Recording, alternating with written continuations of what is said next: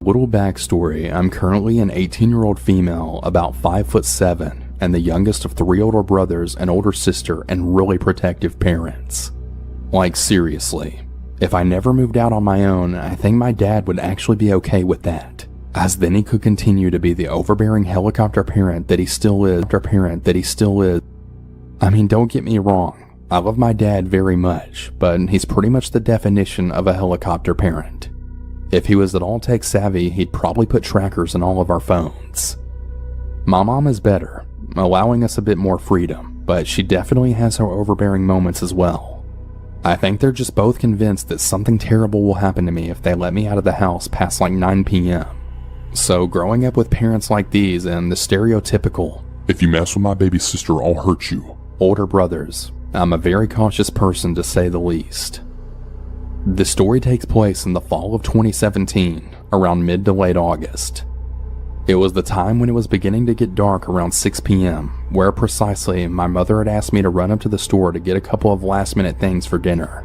She had me do this because she had forgotten to get what she was shopping for earlier in the day. I'm pretty much convinced the only reason she asked me to go around the time that it was getting dark was because she basically had no choice, and she had already began cooking and she couldn't leave. And my dad was also out of the house, which pretty much left me as her last option.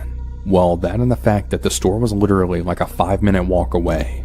So handing me a $10 bill and making sure I had my phone on me, she sent me on my way. Growing up in the same house my entire life, I had made this walk probably 1,000 times. For some context, my house was essentially right behind the store, you could say. There's several ways to get there from my house, but I always take the quickest way, which much to my parents' satisfaction also happened to be following one of the main roads in my neighborhood. The store that I was going to was in a shopping center that didn't really have much in it, especially on the side I always came in on. Basically, my point is just that unless you lived in that direction, there was really no reason for you to be walking over there. Upon reaching the entrance of the store, I had saw an average-looking guy sitting on the bench right outside the automatic doors. He was wearing the orange shirt and brown apron that was the store's uniform, and he was smoking a cigarette. Now, I've had pretty moderate asthma since I was 4 years old, so I always do my best to steer clear of smokers. But seeing as I had to pass him to get inside the store, I just tried to keep as much distance between us as possible. As I was passing him, we had made eye contact, and he said a seemingly friendly hello to me. I offered a wave and a small smile in response, then walked through the doors. One thing that really struck me as odd was that me and my family frequented this store at least like 2 or 3 times a week, and I had not once seen this guy in there. I just did my best to brush it off though, as I grabbed a few things my mom needed, thinking that he might have just gotten hired, or maybe we just coincidentally happened to come in on the days that he doesn't work there. That thought quickly slipped my mind as I then texted my mom that I was on my way home and I left the store, being met with the now dark sky. I noticed the man still sitting outside with his cigarette now long gone, and I could only assume that he was on a break. Once again, he greeted me. This time I said a quiet hi in response. I'm naturally a really fast walker, so within about a minute or two, I was stepping out of the parking lot and onto the cracked sidewalk. It was then that I had heard footsteps coming behind me, and since I'm already pretty paranoid about these things, my heart began to beat a little faster now. We had just recently got streetlights on our street, something that we didn't have during the time this incident took place, so the only light came from the gas station across the street as well as the porch lights from the house next to me. This only added to my feelings of unease. I had stopped walking and then heard someone shout, "Hey!" from behind me. Quickly turning around, I saw that it was the guy from earlier who was smoking outside the store. He was fast walking up to me, so naturally I had took a few steps back. He noticed this, and he then said in a really calm and overly eager voice, "Hey, I just want to talk and get to know you." I was barely 15 years old at the time, and this dude was at least in his mid-30s. It was definitely creepy. Not even responding, I then turned and began to nearly run home, really thankful that he didn't try to follow me. Instead, he just shouted out some stuff to me that I now can't really remember, but in a really annoyed tone. As soon as I got through the front door, I told my mom what happened, and she agreed with me that it was definitely really weird and creepy. We never told my dad about it, and to this day, he still doesn't know. Thankfully, I never saw that guy again, and nothing ever came of this incident. And I'm really glad. For a little backstory, I'm currently an 18-year-old female, about 5'7", and the youngest of 3 older brothers, an older sister, and really protective parents. Like, seriously, if I never moved out on my own, I think my dad would actually be okay with that, as then he could continue to be the overbearing helicopter parent that he still is. I mean, don't get me wrong, I love my dad very much, but he's pretty much the definition of a helicopter parent. If he was at all tech savvy, he'd probably put trackers in all of our phones. My mom is better, allowing us a bit more freedom, but she definitely has her overbearing moments as well. I think they're just both convinced that something terrible will happen to me if they let me out of the house past like 9 p.m. So growing up with parents like these and the stereotypical, "If you mess with my baby sister, I'll hurt you," older brothers, I'm a very cautious person to say the least.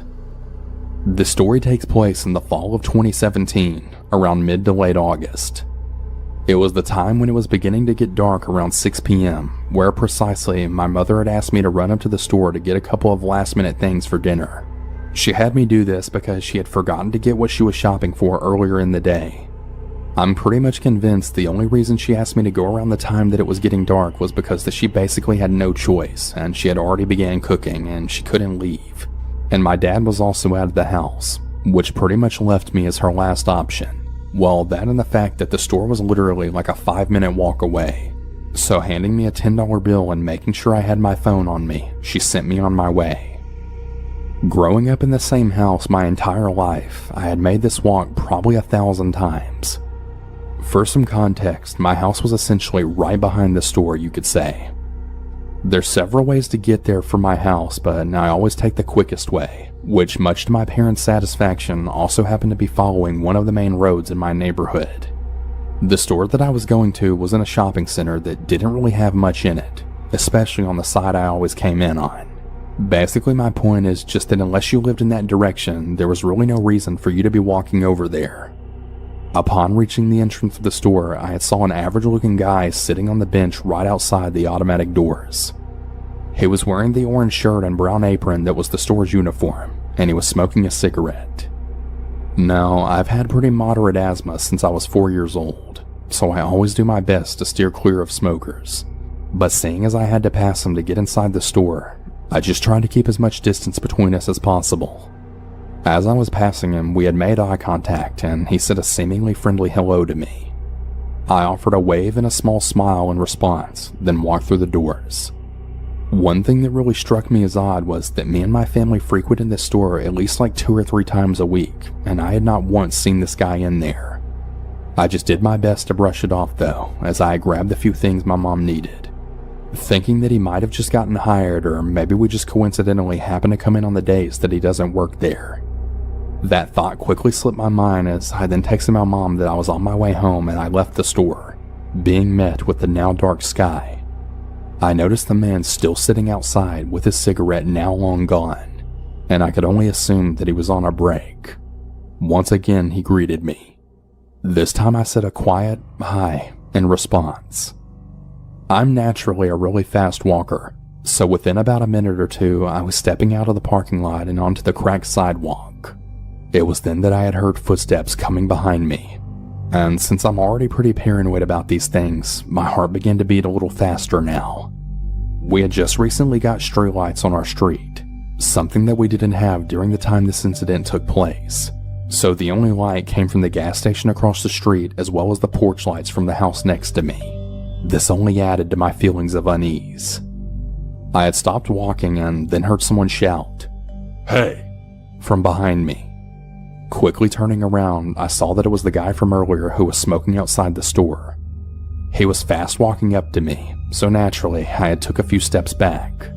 He noticed this, and he then said in a really calm and overly eager voice, "Hey, I just want to talk and get to know you." I was barely 15 years old at the time, and this dude was at least in his mid-30s. It was definitely creepy. Not even responding, I then turned and began to nearly run home, really thankful that he didn't try to follow me. Instead, he just shouted out some stuff to me that I now can't really remember, but in a really annoyed tone. As soon as I got through the front door, I told my mom what happened, and she agreed with me that it was definitely really weird and creepy. We never told my dad about it, and to this day, he still doesn't know. Thankfully, I never saw that guy again, and nothing ever came of this incident. And I'm really glad. So I just moved to California about 4 months ago, and everything's been pretty much a dry run for the worst. My car got rear-ended, my living situation absolutely sucks, and I'm now more broke than I've ever been in my life. I've also had some pretty creepy experiences out here that have definitely forced me to be more on my guard. I come from a small town where you can walk the streets at 2 in the morning and arrive home in one piece. But I now live in a really large part of LA where you have to keep your eyes peeled 24/7. It also doesn't really help that I watch a lot of crime shows and have now become terrified to leave my apartment after these following events. The first happened to my rental car that I was given due to my car accident. I was a full-time DoorDash driver trying to make ends meet in an attempt to squirrel away some cash, as I knew I'd be relying on Lyft rides and would need basic things such as groceries when my time with the rental eventually ran out. My DoorDash shifts typically ran from early in the morning to late in the evening, as LA gas prices and the fancy grocery rates aren't going to pay for themselves. All of that along with my rent to my crazy roommate. Anyway, fast forward, and I dragged myself and my silver Sentra to a grocery store that wasn't too far away from my complex. The incident was short, simple, and very common. I was pulling into a space at the same time as another car.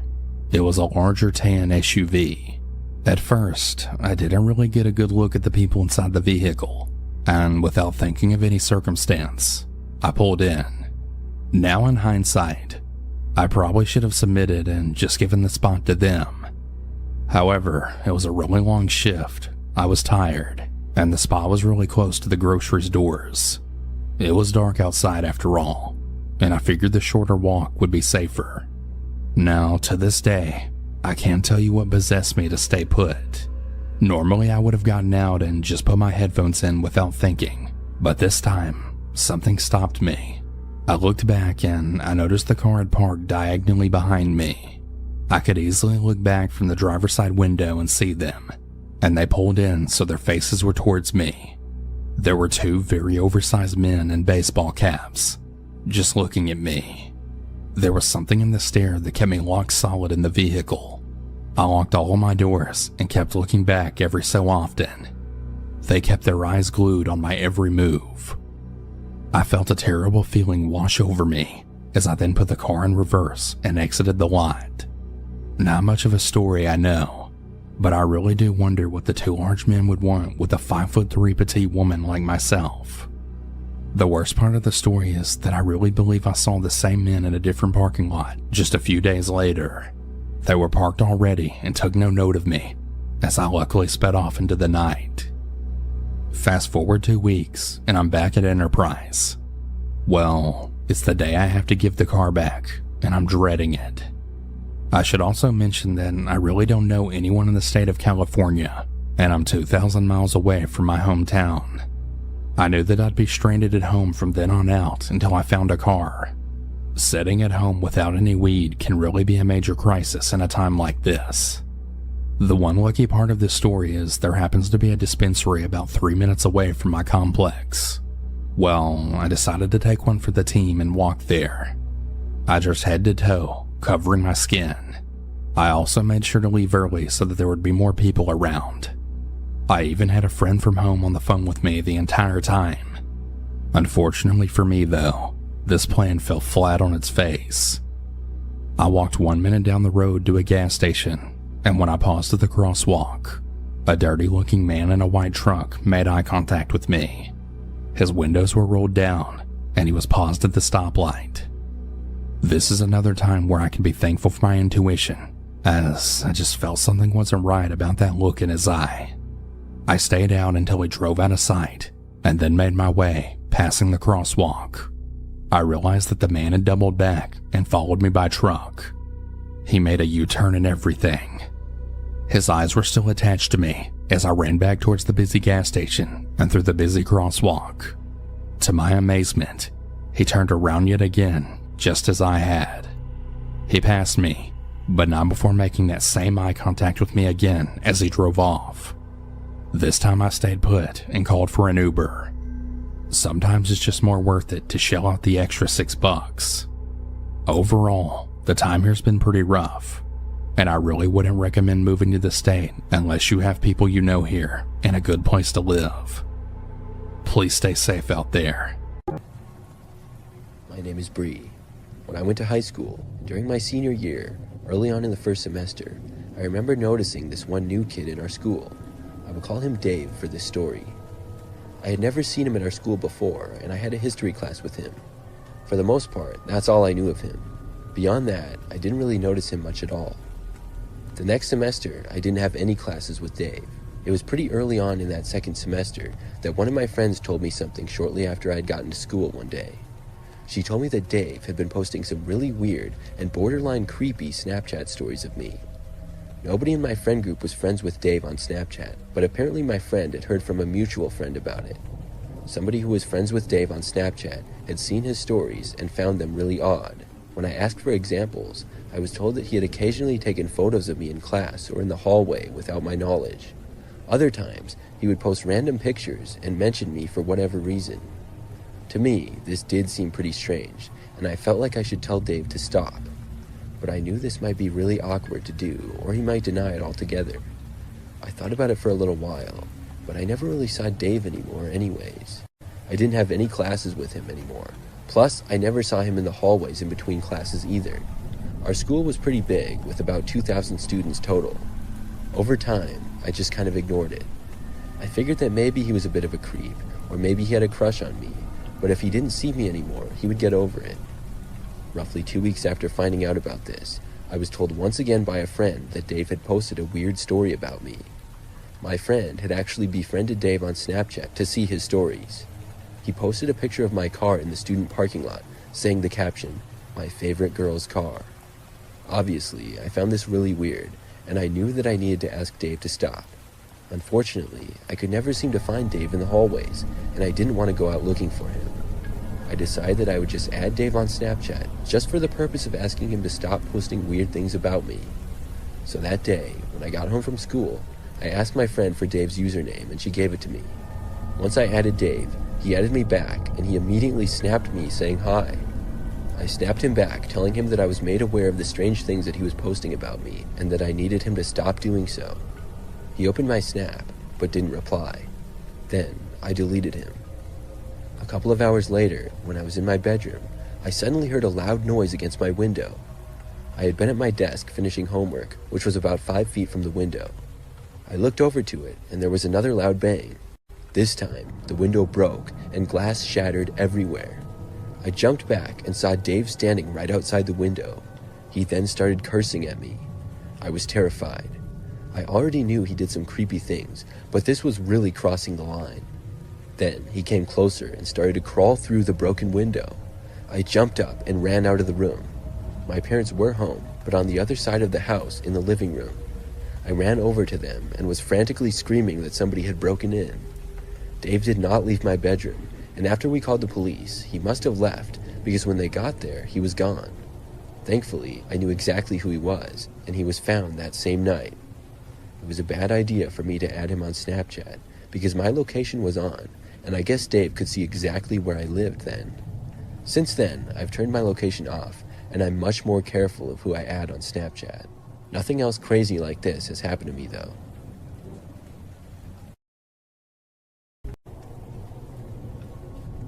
I'm a female and in college. This all happened about 6 months ago. I've had a Snapchat since I was in middle school, and have more friends on that app than I can even count. I get added by new people all the time, and I usually accept the people who add me, but that has since changed. I would post stories occasionally when I was with friends or whatever. One time, a guy screenshotted my story who I didn't know. I didn't really think much of it though, until it happened again.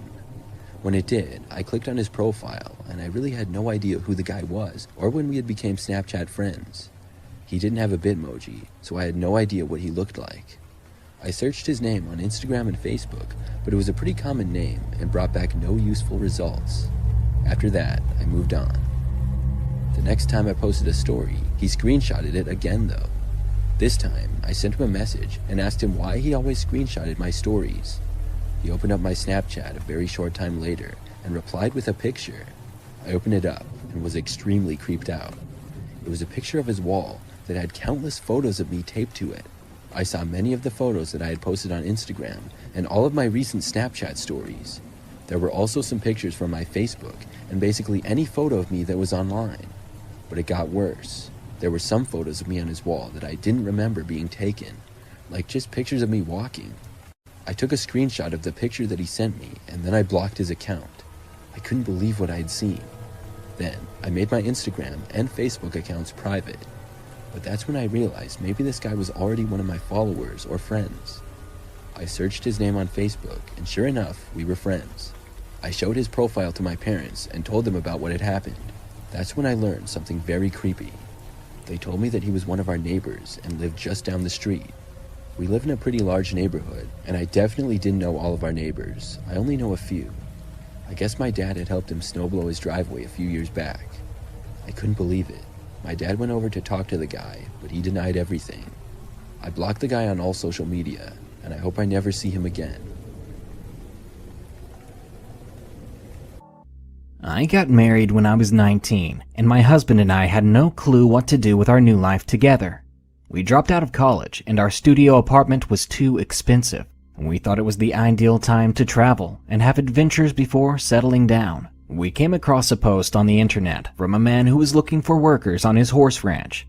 He would provide all meals and lodging in exchange for labor around the ranch. It looked like just the solution for us. He claimed to be very knowledgeable in trades and would teach us to build machinery, woodworking, welding. We actually did learn to weld, which is pretty cool, etc. The pictures were beautiful. The log cabin he built was spacious, and we would have a nice big bedroom. There were lots of other people in the photos, and in our correspondence with him, he always mentioned other people and referred to himself as we. He advertises on multiple platforms, and everything looked really legit. We booked our flight. There was nobody else there. He was in his 60s, but mentally and physically very fit. One of the first things he said to us was, "I never judge people based on their past. Do you believe people can change?" I sure do. It seemed harmless enough. He took us grocery shopping and told us to pick whatever we wanted. We immediately got the vibe that his kindness was forced and that he was being over-generous. I'm going to get right into listing the weird stuff we noticed. He built the house himself, and his bedroom had a door to the only upstairs bathroom, which he didn't lock from the inside. He would invite us into his room, and on his table was an old video camera with about 30 little tapes strewn about. He would always talk about how much he loved the Japanese, how he specifically marketed toward them, and had a few Japanese ladies in the past. He often brought up people who had stayed with him before, and all of them had left suddenly, and maybe unexpectedly. One day he told us to get in the truck, because we were going into the city. We were way out in the country, so it was a long ride, but he was really excited about going. He asked us to walk around and ask young people to come with us and work on the ranch. This made us super uncomfortable. We are introverts, and it just felt very odd to approach people and ask them to get in the truck. He got upset by our disapproval, so we got out and pretended to look for people to talk to. He went to talk to people on his own. As the days went on, his welcoming nature began to give way to a very temperamental and aggressive one. I didn't really find him creepy, but intolerable. I didn't like him at all. He seemed extremely socially inept and said inappropriate things. It was also extremely apparent that he did not view women as equal, or anywhere near equal, to men. He had had military training and was a big, strong man, cunning, always thinking. Now, our parents never wanted us to go. They realized it to be a potentially dangerous situation, but we thought we had done our due diligence. However, we never even thought to Google this guy's name. I get an email from my mom one day freaking out and telling me to do a Google search, then get on the next plane home. A quick search showed us his arrest record: strangling and sexually assaulting a young woman, followed by headlines reading, "Do not go to this horse ranch. This man is dangerous." We were thoroughly creeped out and booked a flight home. We were then presented with the dilemma of how to tell a potentially dangerous man that we wanted to leave. I forgot to mention that he would tell us daily about how we could live there permanently and start a family. He would fantasize about Christmases with our future children and raising them on the ranch.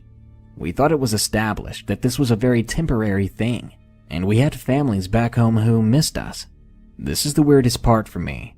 I made up a lie about an emergency back home, and when I told him, it was like he could see right through me. I'm convinced that he not only knew I was lying, but he knew I was going to lie about needing to leave before I ever opened my mouth. This look came over him that I have never seen on a person before. He was angry, but hiding it. He was hiding so many thoughts and emotions that I couldn't tell if I should be frightened or relieved. Before I finished my sentence, he said, "When do you need to go to the airport?" Monotone. I told him right now. He took us and put on his friendliest personality and told us that if we ever wanted to come back, he would buy our tickets. We said we'd be in touch. Just recently I googled his name again and discovered a page, a forum, for people who had gone to his ranch, mostly couples like us with eerily similar experiences. They spoke about how he says not to judge people on their past, the grocery store, the bathroom, and how they heard him listening behind his door during their midnight bathroom trips, the videotapes, and how they watched them and saw young Japanese girls flexing their arms. Looking through his search history and seeing nothing but Japanese pornography, they talk about how he would make rude remarks to the girlfriends and about creepy rituals in the woods, which we experienced. It was like a full moon ritual inside a circle drawn on the ground. They spoke about being driven to the city and asked to jump out when thin young ladies walked by, and tell them to come back to the ranch. I could go on and on. He is still operational. This forum I found was aimed at gathering stories and preventing future visitors to the ranch. The police do not have enough evidence to convict him of anything. I know I left a lot of creepy deeds out. I didn't want this to be too long, and I'm not a great storyteller. I'm unsure whether it'd be appropriate to name the man or the ranch, but the blog where all the others have written about their encounters is probably much creepier than my story. We got away with much less weirdness because I don't believe I was his type, and he may have feared my husband. If anyone is interested, I may be able to give a few hints so it can be found. I lived with a friend of mine, who I'll refer to as Nick, in a small house for a few years during college. He was my roommate for the first year, and then we decided to move out of the dorms and share the rent on a house since we both had decent enough jobs. This was both of our first times renting a place, so we didn't really know how to budget properly. After a few months, everything was okay, but it was almost a year in when we realized that this place was eating up both of our bank accounts. So the obvious solutions were to either move out or find another roommate. Neither of us wanted to leave, so we started the search for a roommate. We started by asking all of our other friends, but none of them were interested, so really the only option was to put up a post online. I made a post on Facebook Marketplace, and Nick made a post on Craigslist. Again, neither of us have ever done this, and it felt kinda weird, but we knew we didn't have much of a choice. A few weeks went by, with just a couple of responses, but none of them seriously considering moving in, before Nick shows me an email he got from someone named Sam, replying to his Craigslist post. The guy seemed legit, and the following day he came over to view the house. I should mention, he was a couple years older than us, and had just graduated, but he seemed pretty nice, and looked clean and everything, so we were glad to have him. He agreed to the split of rent, and moved in the next week. In the few months following, Sam would hang out with us a lot, and we actually got to know him pretty well. But then all of a sudden, he became very closed off for some reason. Nick and I would barely ever see the guy, and when we did, he wouldn't even talk. He would sit in his room for the most part, with his door shut, and would only come out to get food or to go to work.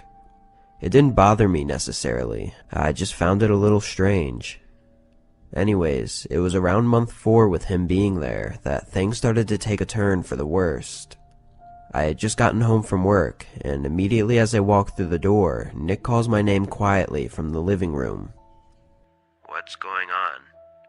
He mentions that Sam was home, so to not talk too loud. Then he tells me about a strong smell he noticed when passing his room today. I told him I hadn't noticed it. He points down the hall towards Sam's room and tells me to quietly walk past and see if I notice. So I got up and made my way quietly down the hall towards Sam's door. I didn't even have to get very close to smell what he was talking about. It was awful and really disgusting. I had no idea what it was, and had definitely never smelled it in the house before. Nick suggested we ask him what it was, and I agreed. We both went to his door, trying not to breathe in too hard, and knocked. Then knocked again and again, calling out to him. He didn't answer. Nick said he was sure that Sam was in there, but after a couple more minutes we just gave up and figured we'd ask him tomorrow. It was already pretty late at this point, so we both made a quick dinner and then ate while watching TV in the living room, and then we both went to bed. The next day, I caught Sam on his way out of the house and asked him what the smell was last night. I was just taking out the trash." He quickly left and drove off. That answer didn't really make any sense to me, but I didn't want to press him too hard. I told Nick later that day, and he agreed that it was weird, but didn't know what else to do, so we left it at that. Another couple weeks go by. Again, Sam barely talked to us, but the smell had gone away by now. I got home from work late one night, and Nick and Sam were both in their rooms, already asleep probably, so I pretty much went straight up to my room and fell asleep as well.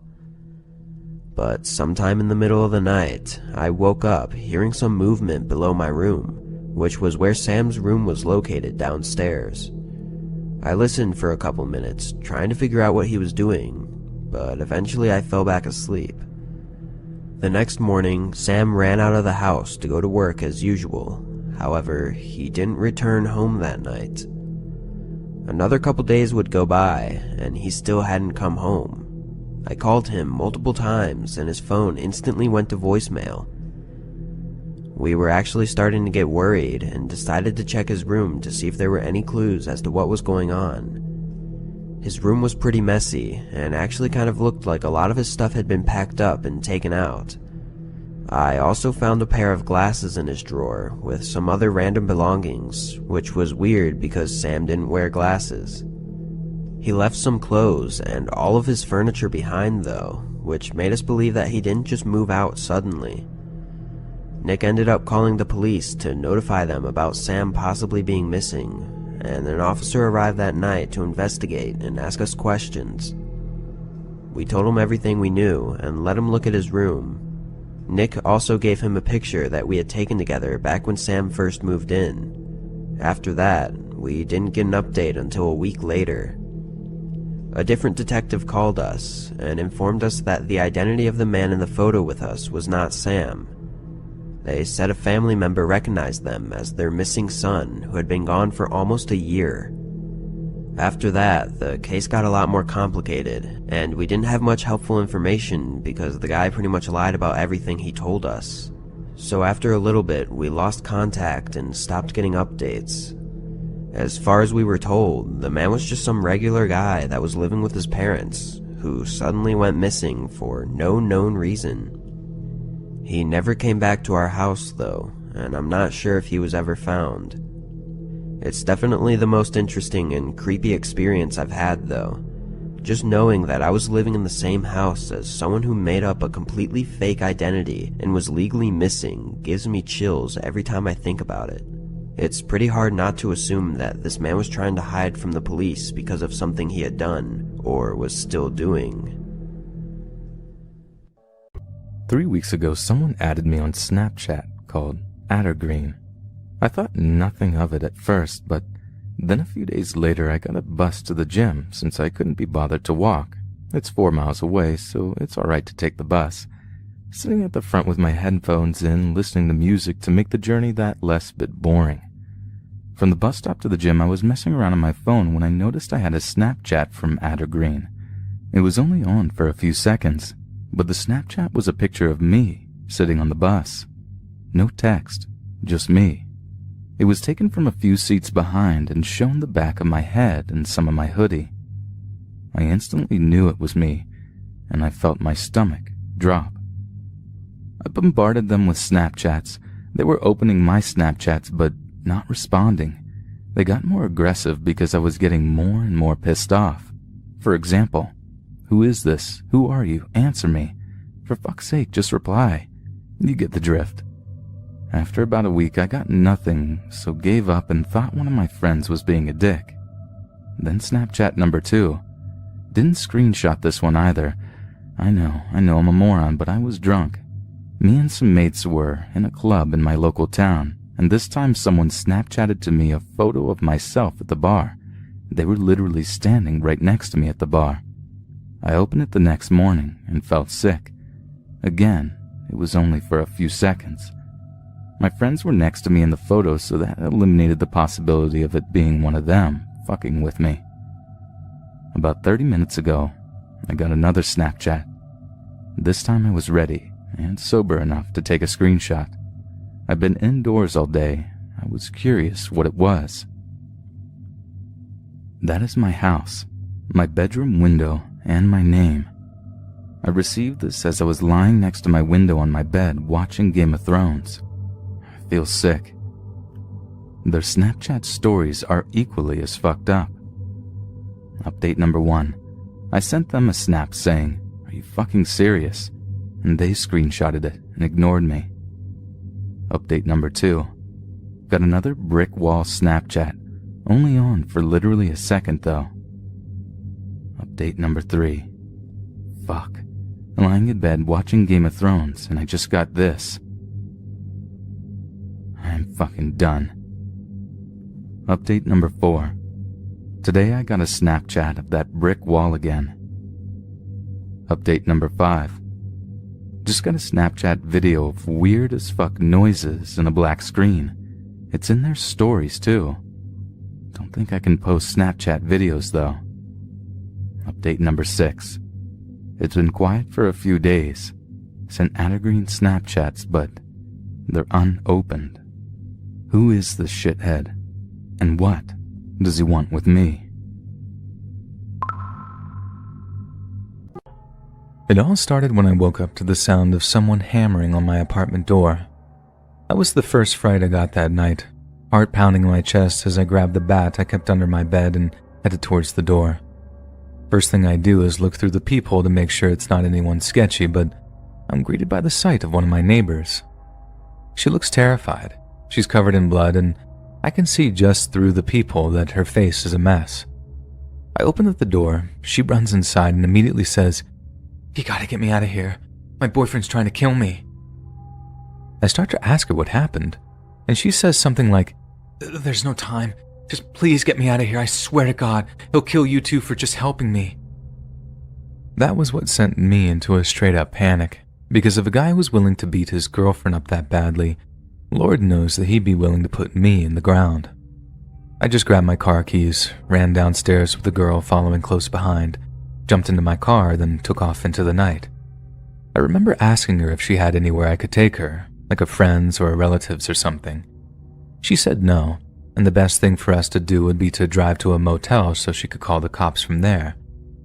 So that's exactly what I did. I drove us to a motel and booked us a room. The clerk was obviously just as concerned as I was, but all it took was to explain that her boyfriend had tried to off her, and they were like, "Jeez, make sure you guys call the cops at least." The girl, whose name I didn't know at that point, I just knew she was a neighbor, said that she'd go up to the room and call them, then asked me to get her some ice from the ice machine so she could deal with the swelling on her face. When I got to the room, she said the cops would be there ASAP, took the ice, put it on her face, then just burst into tears. I tried my best to reassure her, telling her she was safe and stuff. Then when she finally calmed down, I asked her what actually happened back at her apartment. She told me her boyfriend was abusive and that she'd been planning on leaving for a while, but that night was the night she'd finally got the courage together to announce it to him. She said he walked into their bedroom to find her packing a bag, and not long after that, everything went to chaos. She started helping herself to the little bottle of liquor from the minibar, but not after promising she'd pay me back for them once everything had blown over. I had no reason to disbelieve her at the time. I mean, I felt like we had a kind of bond established already, but I abstained because I thought I'd be driving back to the apartment pretty soon. I asked her if she was good to wait on her own while the cops drove out to her, but she asked me if I'd stay to keep her safe. She then made the point that if her boyfriend found the blood on my apartment door, she assured me that she'd left some on there while hammering on it, that he'd know she'd been there and he'd try to attack me, or worse. I'll be honest, I thought it was a pretty good point at the time. I hadn't seen the blood myself, but she was so covered in it that I believed her when she said that there was some on my door. Anyway, about an hour goes by and the cops still haven't showed up, and the motel rooms were arranged in a horseshoe shape, so we'd have seen them rolling into the parking lot if they had. I asked her to call them back to see what was going on, because obviously it was a really urgent situation, and I know that there was basically no way for the boyfriend in finding us, but I was still really paranoid that he would somehow. That's when the inconsistency started, because she gave me some lame duck of a reply like, "I'm sure they'll be here soon." If that was me, I'd have called 911 again if they hadn't shown up within like 10 minutes.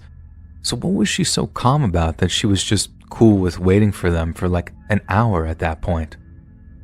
I put it down to booze, and at that point I was okay with waiting too. It wasn't like I had anywhere to be. I sure couldn't just go back to my apartment with that psycho supposedly just a few doors down. But that's also about the same time that I started checking out the amount of blood on her nightshirt. She had like an oversized t-shirt and girl boxers on, and like I said earlier, they were drenched with blood, but also with some blood splattered too, like little spots here and there.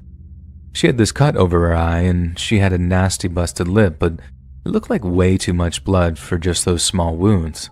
So I asked her if she had any other kind of injuries, like an abdominal wound of some kind that might account for all the blood on her.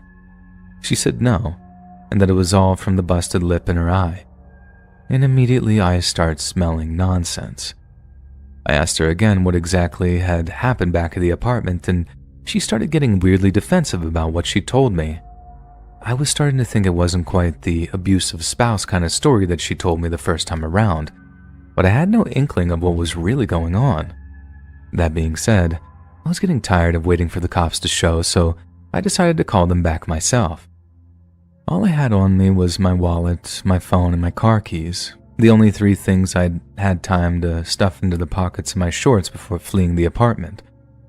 But when I take my phone out to call the cops, she says something along the lines of, "What are you doing?" I state the obvious, that I'm about to call the cops back, and she's like, "Don't." I don't know if it was the way she was looking at me, the way she spoke, or the way she sort of tensed up when I told her that I was about to do that, but the mood in the room just shifted completely. I asked her why not, then just went right back to dialing 911. But by the time the operator spoke down the line, I looked up and saw she had a knife in her hand. She just said, "Hang up, now." So I did. I never had a knife pulled on me at that point, and I can't overstate how terrifying it was. It wasn't even just the knife either. It was the overwhelming creepy sensation of knowing that all wasn't what it seemed. I wasn't hiding from the threat. I was with the threat. I'll be honest here, I basically begged her not to hurt me, and to my relief she said she wouldn't as long as I drove her to the Canadian border. Given this was in Detroit, the border isn't all that far, but I didn't want to catch charges for aiding and abetting or whatever, so I knew I had to think of something to stop that from happening. It's not like I knew I couldn't tell the cops that I'd been threatened or whatever, but I also knew that the longer I spent in this girl's company, the more chances I'd have of being stabbed.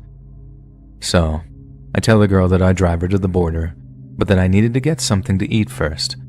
I play it like I wanted to stop somewhere on the way, knowing she'd reason me down to getting something delivered from a 24-hour joint. She also stated that she'd be the one going down to pick the food up, as she didn't want me having the chance to sound the alarm.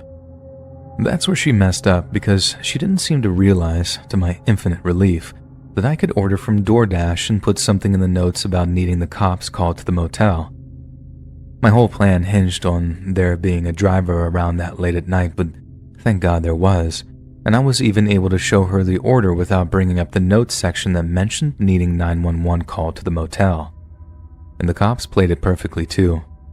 They showed up without any lights and sirens on, didn't park in the lot, walked up to the motel room without being spotted from the window, then just knocked on the door like they were a delivery driver. She walks over, opens up the door, then boom, they had a gun and a taser drawn on her before she even knew what was happening. She had the knife tucked into the back of her girl boxers, but the cops were wise to her drawing on them, and she hit the floor hard after they hit her with the taser. Turned out they'd been looking for her because, get this, she was the abusive partner who'd stabbed her boyfriend almost to death before finding some poor schmuck, i.e. me, to drive her to the border. Dude almost bled to death in their apartment but managed to crawl to another neighbor's place to get help. You should have seen the amount of blood in the hallway when I got back to my apartment building, and the whole place was crawling with cops and forensic gear. I thought I might be able to drive over to a friend's place to stay the night, contaminating a crime scene or whatever, but they had this section of the corridor closed off so I could actually get into where I lived. The cops came to my apartment in the morning to take my statement down and to fill me in on what they thought had happened. That's how I found out exactly what the deal was. It was 100% the craziest, most frightening thing that's ever happened to me, ever in my life. And just the fact that I was part of it seems completely surreal to me. But the thing that sticks with me is how easily I swallowed her nonsense story at first. How I thought it was helping someone I knew, someone I could trust, when in reality, one wrong move, and I might not actually be around to tell you this.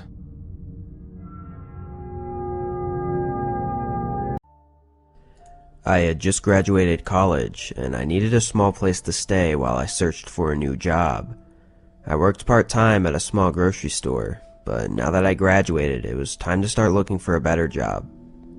Anyways, apartments were way too expensive to rent on my own, so I was mainly looking for places with spare rooms for rent. I knew it would be awkward for a while living in someone else's house, but I didn't have much of a choice, to be honest. My old roommate from college suggested looking on Craigslist, as most other sites at the time didn't let you post single rooms in a house, or maybe it was just really hard to find them. Either way, Craigslist seemed to have a ton of options to choose from, so I stuck with it. After a few days though, I started to get frustrated as none of the people would reply to my requests, and the ones that did would just apologize and say it was already taken. But then on Saturday morning, a new room popped up. It was nearby, cheap, and looked pretty nice. In the description, a man named Tom was advertising it as a large house with a spare bedroom for rent that also had a separate bathroom and closet. This sounded perfect to me, so I emailed him about my interest and then went to work. I knew the listing had just been posted that morning, so I felt confident that I was the first one to contact him. On my lunch break, I checked my emails and Tom had replied, asking me to come and view it that afternoon. I knew I'd be tired after work, but I also really wanted this place, so I agreed and we set a time. After work, I drove straight there, which was only about 10 minutes. From the outside, the house looked really nice. It honestly just looked like a regular medium-sized neighborhood home. I parked on the side of the road and walked up to the door, then lightly knocked. After 30 seconds, I knocked again, a little bit harder this time. A minute later, I pulled my phone out to text Tom, but just before I sent it, he opened the door and invited me in. I immediately noticed he was sweating a lot, as if he had just finished a long workout, and he smelled awful. I didn't want to be rude or anything, so I just ignored it. He began walking me around the ground level floor, showing me the kitchen and the living room. He mentioned that he didn't use these rooms often, so I wouldn't have to worry about getting in his way. From the look of the rooms, though, it seemed as though he used them too often. Old dishes were piled up in the sink, and the couch had stains all over it. I really didn't like how dirty the whole place was, and it was strange that in the pictures it looked like the house was really clean. One thing I remembered specifically was that the living room had a brown leather couch in the picture, but the couch that was actually there was black. I figured Tom had probably used the pictures of the house from years ago before it sold. I was a bit annoyed at the dishonesty of it, but all that really mattered was my room, which was upstairs. Tom led the way to the stairs, then stopped when he reached the bottom of the steps and held his hand out in a gesturing manner as if he wanted me to head up first. I got a weird and uncomfortable feeling as I started up the stairs, as Tom didn't follow me. He stayed at the bottom and smiled, saying that my room would be the first one on the left. I continued to the top and took a couple steps into the hallway before a soft thud came from behind the door to what was said to be my room. I looked back down the stairs at Tom, whose smile was now completely gone. Does someone else live here?" He replied in an annoyed tone, telling me that it was just one of his friends staying the night and not to worry about it, then urged me to check out the room for myself as he was sure that I'd like it. I was definitely pretty nervous at this point, scared even. Why wouldn't he have told me that someone else was here? It seemed like something that I should know. Everything started adding up, and all I wanted was to get out of there right away. I tried to act confident and began walking down the stairs as I explained that the place wasn't going to work out for me. He didn't seem to like that answer, and he moved his body to block most of the bottom of the stairs. I stood a couple steps away and firmly told him that I needed to leave. He asked me again to check out the bedroom to at least see if I liked it, and again I said I was not interested. He looked at me for a moment. Then, to my surprise, he smiled and said okay, stepping aside. I quickly walked past him and straight out the front door. I don't know what was going on in that house, but something didn't feel right about any of it. I even felt lucky to have been able to leave so easily. In the moment, I thought I was going to have to force my way out. I checked Craigslist a couple hours later, and the posting had been removed. I still wonder who and what was in that room upstairs. For all I know, it could have just been an empty room, but something tells me that it was something much worse. My cousin Ethan and I grew up together, but I never liked him very much. His family was rich, so he always had the best stuff. Mine wasn't, and I didn't. On Halloween of 1985, we were going trick-or-treating together. I was the Terminator. He was Freddy Krueger. His mask cost almost $100, and it looked exactly like Freddy's face. The scars, the sneers, everything was just right. I didn't have a mask. My parents couldn't afford one. I had torn aluminum foil taped to the side of my face. It was meant to look like the Terminator after some skin had been ripped off. A few splotches of ketchup on the foil were supposed to look like blood. As soon as it dried, it looked very little like dried blood, and very much like dried ketchup. Despite my terrible costume, I was still excited to trick or treat. We didn't have candy very often at home, except maybe on Easter. My parents encouraged me to go to as many houses as I wanted to get all the candy I would be able to eat. It felt good to know they wanted me to be happy. Ethan and I went out at sundown and visited house after house. Every time the homeowners would gush over Ethan's mask, they would tell him how scary it was, how realistic. Then they would turn to me and ask me who I was supposed to be. I would answer, and then they would say something like, "Oh, of course. How could I have missed it?" I could tell they felt sorry for me. One even handed me a few extra pieces of candy. When we were done, our pillowcases were stuffed with treats of every sort. We began the long walk back home. As we went, Ethan rooted around his bag of loot. I could hear him grumbling and complaining through his mask. Then he started throwing candy on the street, stuff he didn't like. "Go ahead and pick it up if you want it, Bill. I know you can't afford to let anything go to waste," he called out, heaving handful after handful into the gutter. I didn't say anything, but I reached into my pocket and pulled out a lighter and 2 cigarettes I had stolen from my dad. I had been smoking on and off for the last few months. Even at 13, I knew it was bad for me. I just didn't care. It made me feel good. I stayed a few steps behind Ethan as he tossed more candy away. As much as I hated myself for it, I ended up picking up a few pieces off the ground and putting them in my bag. Ethan caught me once and laughed. You're gonna be as fat as your mum if you eat all that. I kept my mouth shut. Is that why she got fired from the restaurant? Did she eat a customer's food? I knew Ethan was joking, as he did often.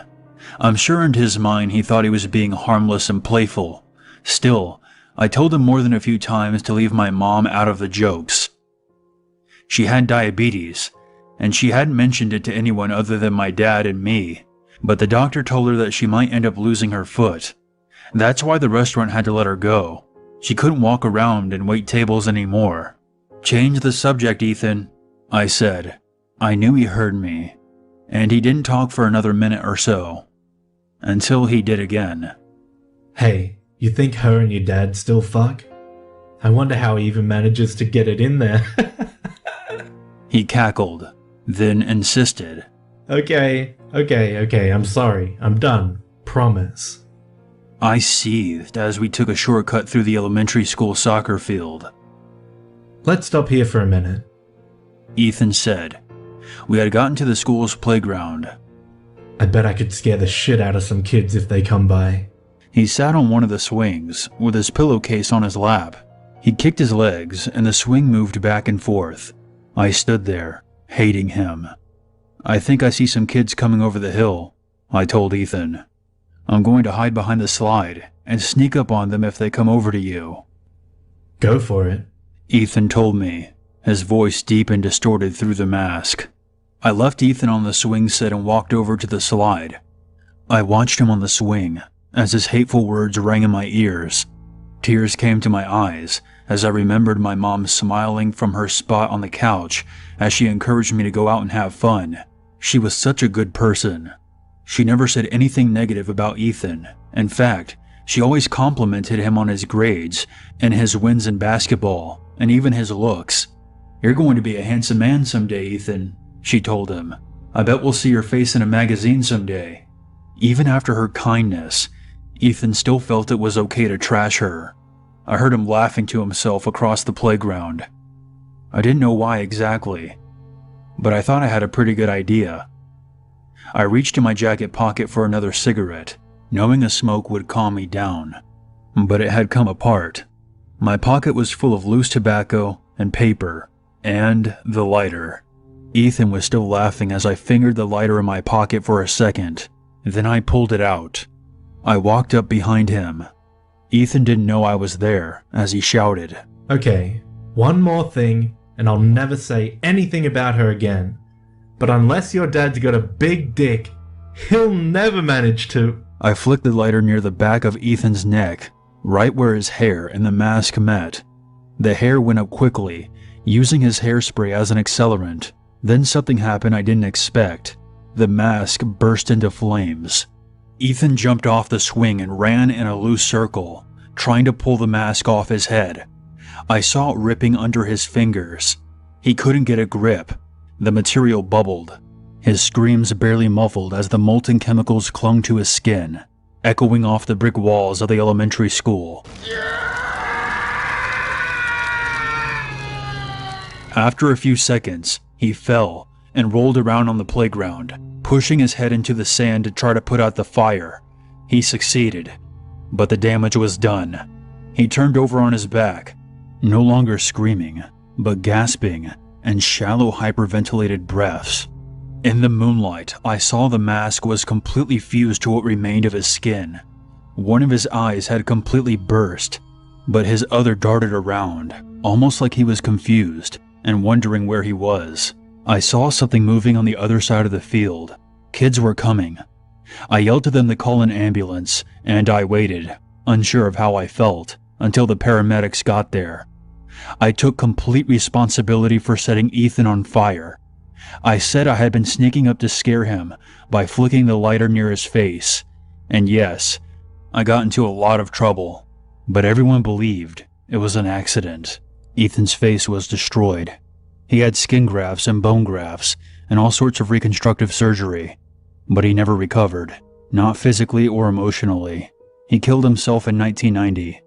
His parents held a very expensive funeral. I was invited. They had forgiven me for my part in his accident years before. In fact, Their subsequent lawsuit against the mask company is the reason why Halloween masks are now made with flame-retardant materials. My mom died a few years before Ethan, but not before complications from her diabetes took her left leg. Dad and I were with her in the hospital. At the same time, Ethan's parents were there to see him through another round of reconstructive surgery. They visited Mom, Dad, and I while Ethan was still recovering after a successful set of grafts. We chatted for a while about Mom's hopes for recovery, and then the topic moved to Ethan. Ethan's mom was gushing about how a plastic surgeon had recently joined the hospital after working in Switzerland. He was the best, apparently. He had taken on Ethan's case earlier in the year, albeit remotely. He wrote a substantial article about the new techniques he would be employing. In the world of plastic surgery, it made a big splash, if only for its ambition. Ethan's mom reached into her purse and pulled out the publication. She flipped it open to the page that showed various photographs of Ethan's burns, along with notes and explanations the doctor had written to accompany the article. I could tell Mom was holding back tears. I knew why, too. Her eyes met mine, and she couldn't hold back any longer. She began to weep. Dad and Ethan's mother held her while she cried. I just watched. Mom was thinking that she had been right all those years ago. She had been right for all the wrong reasons, but right nonetheless. Just like she had predicted, Ethan's face had finally made it into a magazine. One of the worst nights of my life was December 28, 2013. To put it bluntly, and in as few words as possible, a tough Christmas had been rough on my mental health. Then a straight-up shouting match with my mom just kind of finished me off. I stormed out of our family home, screaming profanity and swearing that they'd never see me again. Yep, I was that petulant teenager. Sure, I'd forgotten my phone and wallet, but was I way too proud to go back and get them? You bet I was. So in my fit of only partially warranted rage, I somehow decided it would be a good idea to try to hitchhike to my friend's house so I could stay the night there. I'd never hitchhiked before. I don't think I'd even held my thumb out for a cab at this point in my life. But there I was, stood on a stretch of Florida highway trying to catch the attention of a passing driver.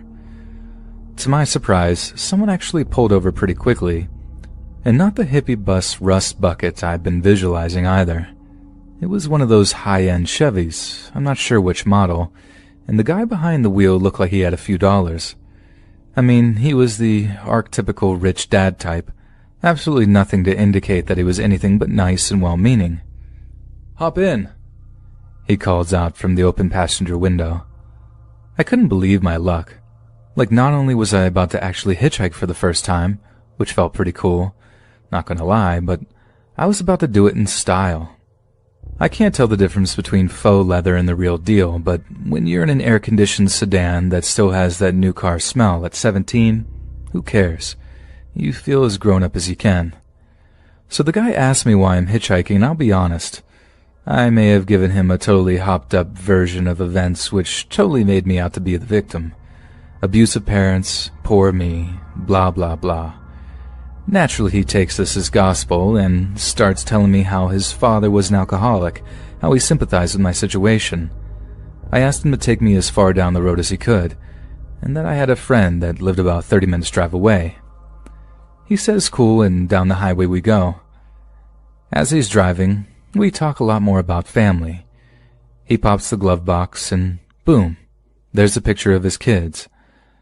As I'm looking at his little girls, he starts telling me how important he thinks family is, especially to those of us that come from less than stable backgrounds. Then he said something that seemed completely out of character. We're pulling into a gas station after he mentions needing to fill up, continuing the family convo in segments, if that makes any sense. 1 minute he'll stop talking because he needs to focus on a turn or a lane switch, then he carries on. So it was almost out of nowhere when he says something like, "We have to protect our families from our true natures." I didn't know what to say to that. Not in the moment, so I just kind of stayed quiet as he gets out of the car and starts filling up the tank. I had a few minutes to process those words, and the more I thought about them, the more I realized that hitchhiking might not have been such a good idea. When he gets back in after paying for the gas, there's a few moments of quiet as I'm still trying to work out just what he meant by his last statement. So I just asked. I straight up asked him what he meant by something so ominous. "It'll be easier if I show you." Ever wonder what it would feel like to tuck and roll out of a moving vehicle?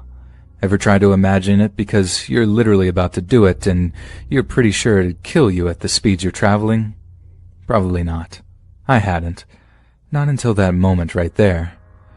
But somehow I convinced myself that I was just being overly dramatic. Too little too late, huh? So I just stayed in the car. I didn't even ask for him to pull over or anything. Christ, looking back at it, I wasn't sure what was going through my head at all. Just that I really didn't want to be around this guy anymore. He'd gone from nice and normal to moody and creepy in light speed. You know, everyone has secrets. He says after pulling into a dark commercial lot and shutting the engine off. So imagine that line spoken as creepily as you can imagine, then double it, and that's what this guy sounded like. I kept my tone polite up until that point, like I needed this dude to get to my friend's house, but I was all out of cool by then, and I'm literally about to ask him what he's talking about. When he puts his hand on my thigh, doesn't just put it there, he puts his hand there and squeezes. Little side note here, I am not in the least bit homophobic. An older cousin of mine came out as gay long before this ever happened, and aside from a great uncle whose mentality seems to be firmly rooted in the 1920s, everyone in the family just accepted him for who he is. So this isn't me like, oh god, it was scary because a gay dude touched me, because really I don't think this guy was even gay. Like I said, he had pictures of his kid, mentioned his wife, even complained about his in-laws a little during our little family talk. Not that that rules out him being in the closet. Look, what I'm trying to say is, he did what he did because he was a predator. He saw someone vulnerable, he apparently had a rough childhood or family background, and saw someone he could manipulate. It was the look in his eyes, man, not this vulnerable I like you look. It was like a hunger. That's the only way I can describe it. Like an excitement before a feast. I just hit him. I'm not some tough guy. I don't do MMA. I don't think I've even landed the punch properly, but I threw it hard enough to let him know that he was not about to have his way with me in a dark parking lot in the middle of winter. Then I tried to undo my seatbelt. Tried being the operative word. I pushed the little red button and absolutely nothing happened. No clicking or catching of mechanisms, nothing. You should have seen this guy smile when that happened. I will never, ever forget that look in his eye. Pure predator. I'm not even ashamed to admit that I started screaming for help like a little kid. But ever have a nightmare where you try to scream but your voice keeps kinda catching in your throat? It's so scary because it can literally happen. And it happened to me, right there in that dark parking lot. I'm not even entirely sure what happened next. I remember slamming my fist into the glass window and it popping all over me. I know I must have gotten the door open somehow, too. There were headlights behind us, someone shouting as they intervened. The predatory driver reached under his seat, and I thought for a moment that he was about to pull out a gun or something. But then the seatbelt felt kind of loose, so I just kind of rolled out of the car as it sped away. In retrospect, I think the guy had a way to unbuckle it like jury-rigged under his seat, if that makes any sense. I mean, it was incredibly tight, and then it just wasn't. Then the cops are there. My rescuer must have called, and I'm just numb. Not only because I couldn't believe I'd almost gotten myself kidnapped or whatever. I mean, I have no idea what that guy was planning for me, other than it wasn't good or innocent. But it was the fact that my own foolish pride, my own self-pity and lies, could have been the things really responsible for what could have easily happened, an untimely death.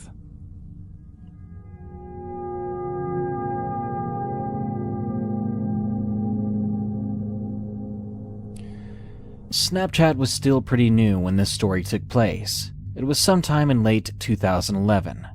During my freshman year of high school, I had one really close friend. Her name was Samantha. Samantha told me one Friday before the weekend that she would ask for a friend request the next day. She thought it would be really cool if we bandwagoned on the Snapchat trend. The sooner the better, because Snapchat was almost non-existent at our school. And when I got home that day, I got a friend request. The profile picture was of Samantha. This was odd because she told me that she would invite me to her contacts the next day. Without hesitating, I accepted it. I figured she just got to it sooner.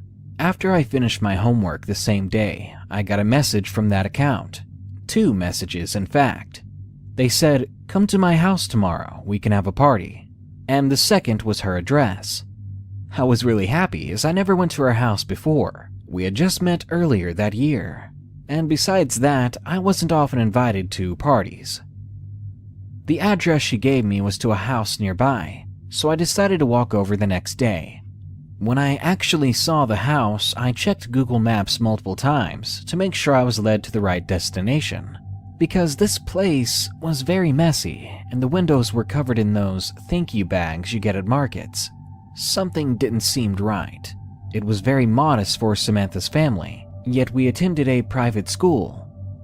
I realized the address was correct, so I knocked on the door, although I was a bit hesitant. It opened very quickly, and a man greeted me, almost like he was expecting me. He was about 6'3" with blonde hair. He really didn't look anything like Samantha, who was a short, black-haired girl. I asked if they were related. He simply said, "Yes." It was in a very plain and odd voice. Then I asked him about the bags in the windows, and he said it was because construction workers were still renovating the house. Before I could ask or say anything else, he beckoned me inside, moving aside so I could go through the doorway. I entered the small house. Sitting near a frayed couch was a large terrier, which he said they just bought a few days before I arrived. He told me to sit down while he went to get something. I checked the time on my phone, but the moment I grabbed it, it vibrated with a message. It was a notification from Snapchat. It was Samantha. It said, "Here is my Snapchat." And I thought things couldn't get weirder. She'd already sent me a request. Did she make another profile? Why would she do that? So immediately, as confused as I was, I messaged her back. "Your house is so weird. Where are you?" I said. "House?" she asked. "I have an apartment." My heart sank in my chest. Surely she was pulling my leg, just making a joke on me or something, I thought. "That's not funny," I messaged back. "Your dad's home. Where are you?" She didn't answer for a few seconds. Finally, after what felt like an eternity, I got an answer. An answer that confirmed everything. "What are you talking about?" it said. "My mom's been single for a while. I'm waiting for you by the door. Where are you?" I lower my phone, eyes wide and breathing funny. What do I do? Did I really just walk into a stranger's house? A stranger that had laid bait for me? That's when I hear whispering from another room. The man stepped out of the room with 2 other men. One was holding a thick black bag with his hands. Fully assuming the worst, I sprinted out of the house as fast as I could. Not once did I look back, even as I heard the footsteps behind me. Eventually, they faded away. I didn't stop running until I got back home, until I was inside the house with the doors locked. Once I finally got a breather, my chest never burned so bad before. My mom and dad looked worried when they saw me, and they needed an explanation. In between breaths, I tried to tell them. They got the gist of it, and they called the police. When the police got there, they were gone. That house had been abandoned. There should have been no one living there. The argument started the same way every time. "You'll never catch me dead in the national park. They're full of nothing but fat tourists and RVs. I'm from the old school, and I like it that way." Old school was a kind description of how he camped. If it was made from anything other than canvas or leather, he considered it newfangled junk. My mother tried on multiple occasions to introduce things as common now as nylon tents, but he wasn't having it. He'd rather carry that big, musty wall tent everywhere we camped and Don't get me started about the stinking cans of kerosene that always leaked all over everything. He was certainly a man born too late. The term roughing it had to have been coined with him in mind. We continued to suffer through his archaic ways of experiencing the outdoors until the near death of my younger brother showed him the error of his ways. Throughout the early 80s, my dad would drag us out to the national forest during Thanksgiving. The weather was relatively mild for this time of year, and the forest was beautiful. I can still smell the pine trees. These retreats always seemed to coincide with the hunting season for some reason. I remember hearing Dad used to hunt before meeting our mom. I think she forbade him from doing it anymore, so this was his way of sticking it to her. Either way, gunshots near camp were a common sound. I guess because our parents grew up with very little oversight, me and my brother Mike's childhood was the same. No one considered that it may be dangerous with a bunch of trigger-happy guys around to let two young boys play in the woods alone. It was normal for the two of us to leave camp at dawn, play all morning until lunchtime, then go back out until supper. We've been doing this as long as I can remember, and no one batted an eye. On one specific Thanksgiving, we had been running and crawling through the underbrush all day. This was during the time G.I. Joe and Rambo movies were at the height of their popularity. Mike and I loved dressing up in our camouflage clothes and playing war. Mike's birthday had been just a few days before, and he got a pair of G.I. Joe walkie-talkies. Looking back, they were junk, but we loved them. After lunch, we returned to the woods. I can't remember exactly what I was doing at that moment, but I know Mike was trying to sneak up on me. I was sitting on a fallen tree and suddenly heard a loud bang, quickly followed by a whistling go by my head. I dropped flat on my stomach and waited for another shot. I wasn't sure what was happening, but something told me to stay where I was. No more than 30 seconds had passed when I heard faint moaning in the distance. Since Mike was missing at that second, I called him on the walkie-talkie. No answer came, but I heard a new noise. This sounded like my name, so I called to Mike again. No answer. Now I was getting scared. Without any other ideas, I yelled out his name. I told him the game was over and he needed to answer me. I wasn't sure if he was still trying to trick me or was in real trouble. I listened very intently, but nothing but the faint rustle of leaves could be heard. I walked in the direction of the rustle and listened again. Nothing. So I called out again. The rustling repeated, followed by another moan. I ran in that direction about 20 yards and stopped. The rustling came again, just to my right and very close. I couldn't see anything, so I dropped my stomach and scanned the ground. About 3 feet away, I spotted the bottom of a Nike. I knew it had to be Mike's. I ran to the bush he was laying under. The sight I came upon still breaks my heart to this day. There was Mike, staring up at me with a terrified look on his face. Just under his arm was a hole with blood pouring out of it. It shocked me, but I did my best to play it cool. I didn't want to make him any more scared than he already was. Had I been older, I may have known better how to move him, but I just reached down and scooped him up in my arms. He was too heavy for me, but I was going to do my best to save him. I made it about 100 yards before I had to set him down. He must have been in considerable pain. He asked me to leave him there and go get help. His voice sounded very weak, and I almost broke into tears right there. Somehow, I held myself together and ran another mile or so without stopping. Mom must have known something was wrong. She yelled out in a panicked voice for my father. My dad came out of the tent, took one look at me and said, "How bad is it?" I was too winded to speak. I just pointed him toward where I'd set him down and he took off. By the time I'd caught up, Dad was already picking him up and headed for camp. The entire ride to the hospital, Mom kept talking to him, telling him to hold on. I rode in the back seat, holding my shirt against the wound the whole way there. What would have normally been at least a 30-minute drive took us just under 20. Dad handed him off to the doctors. They had him in surgery within the hour, and the next 3 were a long, living nightmare. More shocked at what had happened to my brother, I was in amazement at how calmly my parents were handling everything. Having become a parent since, I realized they were far from calm, but they handled it well either way. It was after midnight when the doctor gave us the news. They had been touch and go for a long time. I only found out much later that Mike had died more than once during surgery, but Mike had a good chance of recovering completely. The police, having been notified of the shooting, arrived soon after dawn to question us. Now that the urgency of the situation had passed, I broke down several times during my recollection.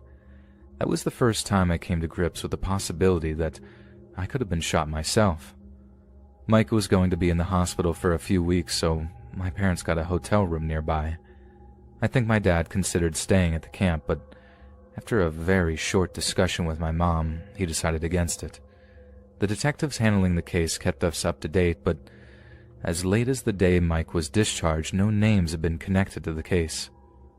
The most widely held theory is that a poacher mistook the movement in the bushes for a deer and fired. It accounts for the red flags during the search through hunting licenses. It wasn't the first time this happened, and sadly won't be the last. Mike was one of the fortunate ones. 34 years have passed since then, and nobody has been decisively connected to the shooting. Mike did make a full recovery and went on to start his own business and family, just like any other normal person. Something great did actually come out of this mess.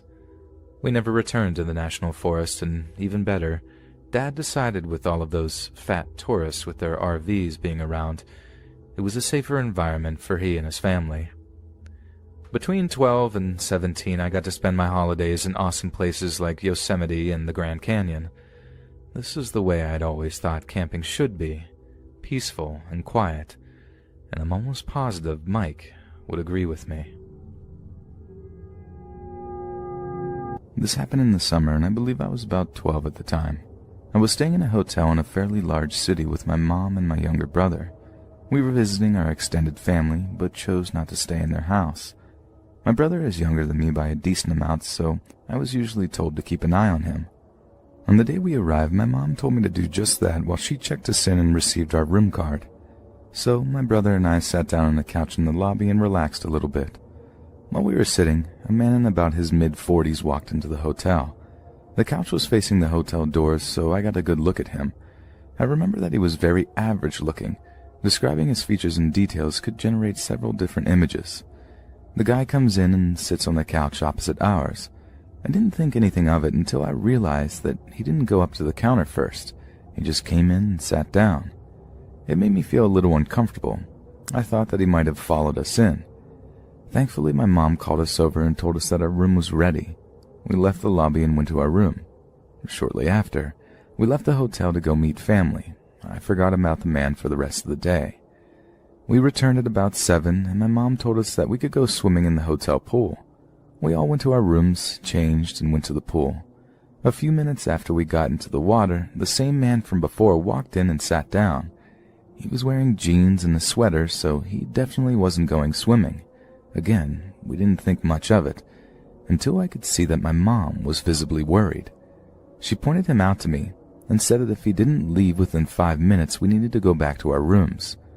5 minutes passed and he was still there, so we got our things and left. By then, it was close to 8. We had brought a rented movie to watch, so we planned to watch that and go straight to bed. I noticed that my mom was a little on edge because of the man watching us, and I got a little more worried myself too. Halfway through the movie, my mom got up to get in the shower. While she was in there, someone knocked on the door and said, "Housekeeping," in a high-pitched voice. I thought it was weird that the cleaning staff would come this late, but we needed another towel, so I answered the door. I wish I hadn't been so stupid. It was the creepy man. He gave me a smile and a little wave. I just stood there, kind of motionless. My mind automatically went to the worst possible situation. Kidnapping, torture, etc. I heard the water in the shower turn off. He stood there as well for a moment, and then he spoke. "How was your swim?" At that moment, my mom came out of the shower, saw the man at the door, pulled me back, and slammed the door. She locked it, then she called the front desk from our hotel phone to report the guy. I told her to just call the police, but she didn't listen. She then requested we switch rooms. I then heard footsteps stomping down the hallway away from our room. Thankfully, the guy had left. After that, we switched hotel rooms and didn't see the guy again during our stay. I'm a female who used to work at Chick-fil-A when I was in my late teens and early 20s. Overall, it was a fun place to work and I made lots of friends. Everyone who worked there was super nice, which is why I stayed working there for so long. However, at one point, we hired a new guy named Justin. From the day he started working there, Justin just seemed like a jerk.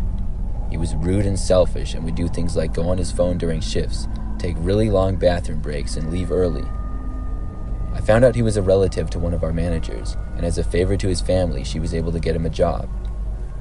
He was a somewhat troubled guy who had gotten into some problems before, but it was thought that the job would help him out. For the first few weeks, though, it didn't. For the most part, when I first met him, though, he was rather nice to me. Shortly after that, he asked me out during a shift, though. He basically asked what I was doing and if I wanted to hang out or go someplace with him. I really didn't want to and told him that I was busy. Over the next few times that we worked together, he remained persistent and would ask me to hang out after work or something like that almost every time. When I would say no or come up with excuses, he would seem to grow increasingly angry. I also heard from another female worker that he had been doing the same to her. He was a bigger guy, almost looked like a football player as he was over 6 feet tall with very short hair and strong looking. One night, he asked me to hang out after work because he saw me clocking out for my lunch break. I told him no again, but this time he grabbed my arm. He asked me why in a very serious and frustrated tone. I told him I was sorry, but I just really didn't want to. The way he aggressively grabbed me made me kind of worried, and I decided in that moment I would have to talk to my boss because I had really had enough of him. The rest of my shift was really busy, and as it was time for dinner, we had a big rush. I didn't get a chance to speak with my boss, Christine, and I even forgot about the situation. Finally, after things quieted down and we were no longer busy, my shift was over and it was time for me to go home. I clocked out and then got my coat and headed for my car. As I approached my car, I suddenly saw somebody jump out from behind it. Where I was parked, it was at the back side of the restaurant that was bordering a grassy area with a couple of trees. I saw the person who had jumped out was Justin. I was really surprised to see him. He said to me that I had no reason to dislike him and asked me what my problem was. I told him I really didn't have a problem with him, I just wanted to go home. He was standing blocking my driver's door, and I knew it would be hard for me to get around him. I asked him if he should get back to work. He then told me that he was off and he had been off for 2 hours just waiting for me. Obviously, this creeped me out even more. He then stepped towards me and grabbed my arm again. When he did, he shoved me in the opposite direction. There was a car parked 2 spaces away, and I guess it was his because I heard it unlock. He then shoved me to the car and told me to get inside. I asked him why. He said he just wanted to talk. When he said this, his voice seemed to lighten up. I figured maybe I could have an actual conversation with him and let him know he needed to leave me alone and these things are not okay. I reluctantly got inside the car. Justin shut the door and then walked around and got inside to the driver's seat. But instead of talking to me, he immediately started up the car and began backing out. He also locked all of the doors in the process. Right away, I got a terrible feeling. I asked him what he was doing. He said to shut up and then cursed at me. He then went on a short rant about how he hated working and how he had just quit. As he did this, the car started to speed up and he merged onto a busier road. I knew I was in trouble and took out my phone from my pocket and immediately went to dial 911. Justin saw me doing this, and I was just barely able to hit call on my phone. I could hear the ringing on the other end, but no more than a couple of seconds of this, and Justin reached over and grabbed my phone. He yelled at me and we wrestled over the phone for a couple of seconds. Unfortunately, I wasn't able to pull it away from him fast enough. He got control of my phone and then rolled down his window and tossed the phone out onto the side of the road. He then kept on driving. I was terrified. I knew that I could no longer call for help and decided that I had to try to think of something to do. Justin just kept on driving down the road at a really fast speed. None of us said a word for several minutes. I was just doing my best to think about what I could possibly do to try to escape. Then, Suddenly, I saw the amazing sight of flashing lights behind us. Justin started yelling and cursing, and eventually he pulled over. The police pulled over with him, and as soon as the car stopped, Justin opened his door and took off into the woods. I saw the police officer run after him, and I got out of the car. The officer told me to stay put, and then he called for backup. Eventually, more officers arrived, and a short time later, I heard that they had caught Justin after a foot chase. The police told me they had received a 911 call from my phone, and even though I didn't talk to anyone, they decided to investigate the area the call was made from. They only originally pulled over Justin because he was speeding, but after he took off running, they went after him. I was so grateful that I was all right and got out of that situation. After that, I took some time off of work and eventually returned to work there for a short time more. To start, both my parents and I have grown up in a small southeastern town in Kentucky. The landscape is quite rural, and the actual city seat only has one stoplight in it, even in 2019. For the most part, the area is peaceful, and it feels as if everyone knows each other. While this story doesn't involve the paranormal, it is extremely terrifying. A real-life nightmare, if you will. The story begins on September 18th, 1989 in the county's only high school. Both of my parents were teachers at this said school. My mother happened to be in her planning period and was sitting in her teacher's lounge with a few other personnel. Their planning was cut short when a fellow female teacher ran screaming immediately into the teacher's round, stating, "He's got a gun! He's got a gun!" Understandably, the teacher was too distressed to explain in detail and immediately ran screaming out of the lounge. Everyone immediately scrambled to escape or hide from the gunmen. My mother, a fellow teacher and teacher's aide, ran into a small closet and attempted to hide.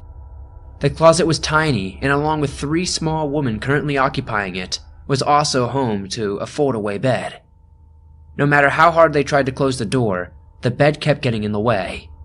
They were afraid to open the door and shove the bed out, as it would be a dead giveaway that someone was in the closet. After the initial shock, things began to quiet down in the school. They could hear a few shots fired, but had no idea how close the gunfire was in proximity to them. They literally crammed like sardines in a hot closet, unsure when or if the shooter would come for them. Though they tried to remain silent, my mother did make a plea for their salvation, as it was almost certain they wouldn't make it out of the school alive. The time ticked away slowly, and after an hour of being in the closet, they began to hear footsteps. The footsteps were slowly coming down the hallway toward the room they were in.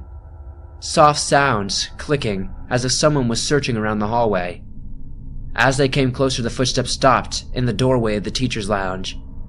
It was almost as if they could feel a pair of eyes searching the room from top to bottom, looking for any sign of life. My mom and the other woman had their hands on the doorknob, trying to keep it closed as much as possible. They were almost certain this was the end.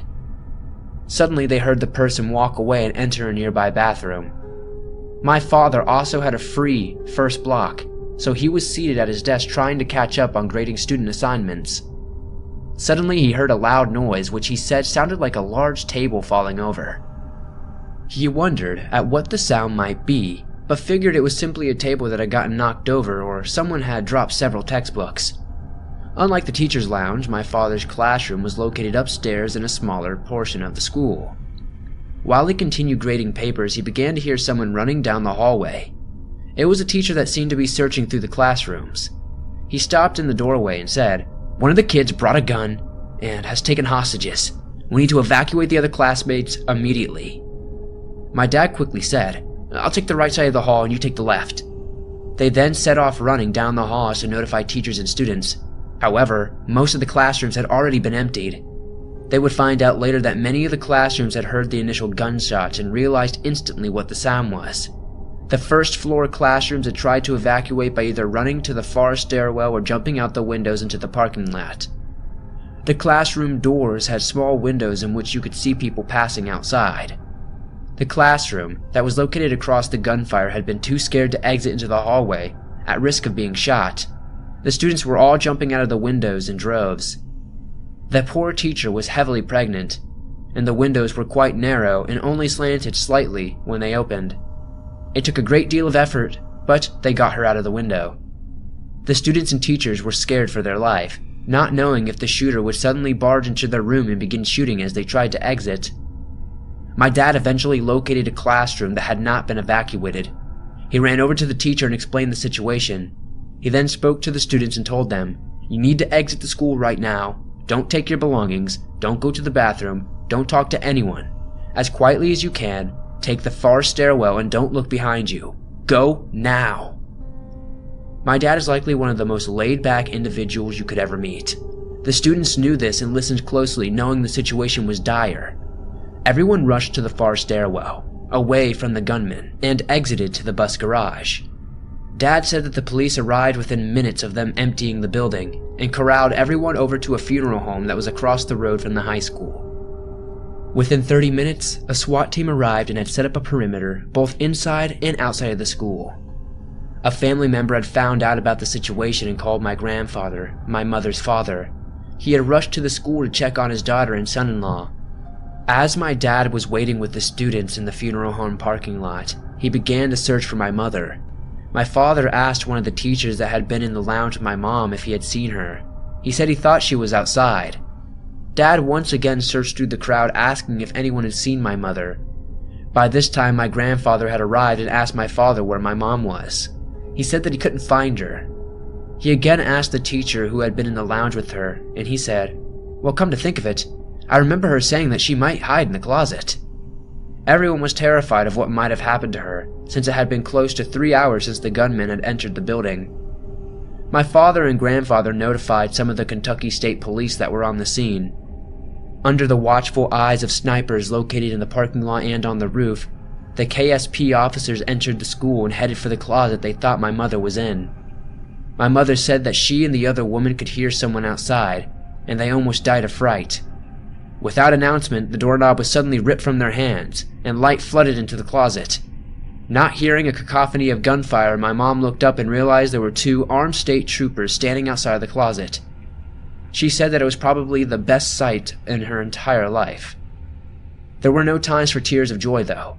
The officers told my mother and the other 2 women, "You're going to be okay, but we need to get you out of the building ASAP. We need you to rush down the hallway, and when you come into the lobby to exit, you need to run." After a count, my mother was ushered from teacher's lounge toward the high school lobby. She said when she rounded the corner, there were multiple snipers set up in the hall along with a .50 caliber machine gun pointed at the classroom where the shooter was.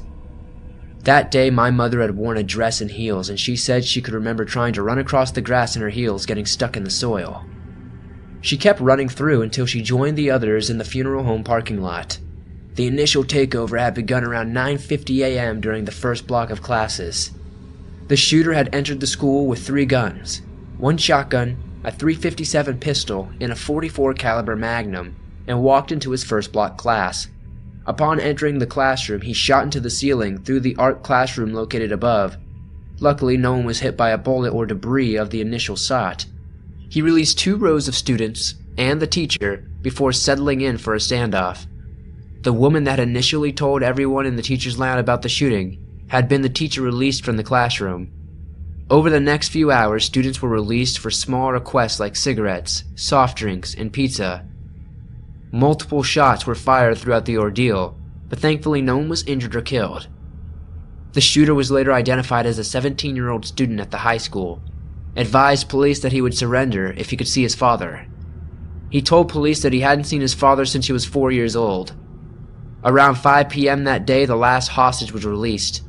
The Kentucky State Police eventually negotiated his surrender before his father could arrive from Florida. While most people never know the reason behind such an insane act of violence, upon questioning, the shooter referred to the Stephen King book Rage as his inspiration for the shooting. Crazy enough, my dad didn't think the student served any prison time. It was his belief that while the boy was initially taken to jail after surrendering, he was never tried and was instead released out of the county and told to never return. I guess 1989 was a different time. My dad says that word had quickly spread after the takeover, and that many parents had arrived to the scene and were looking for their children. One of them asked my father where his son was, and my dad wasn't for sure, and that's what he told the parent. However, he had been too afraid to tell him that he thought he was currently being held hostage. It turns out he was. Many of the students held hostage suffered from PTSD and had to undergo counseling for many years. Fortunately, no one was physically harmed, though. Once my parents were finally released from the scene, they had driven straight to my babysitters to pick me up. Being less than a year old, I was oblivious to the chaos that my parents had experienced that day. They say when they saw me, they picked me up and prayed that the little girl would never have to experience anything like that.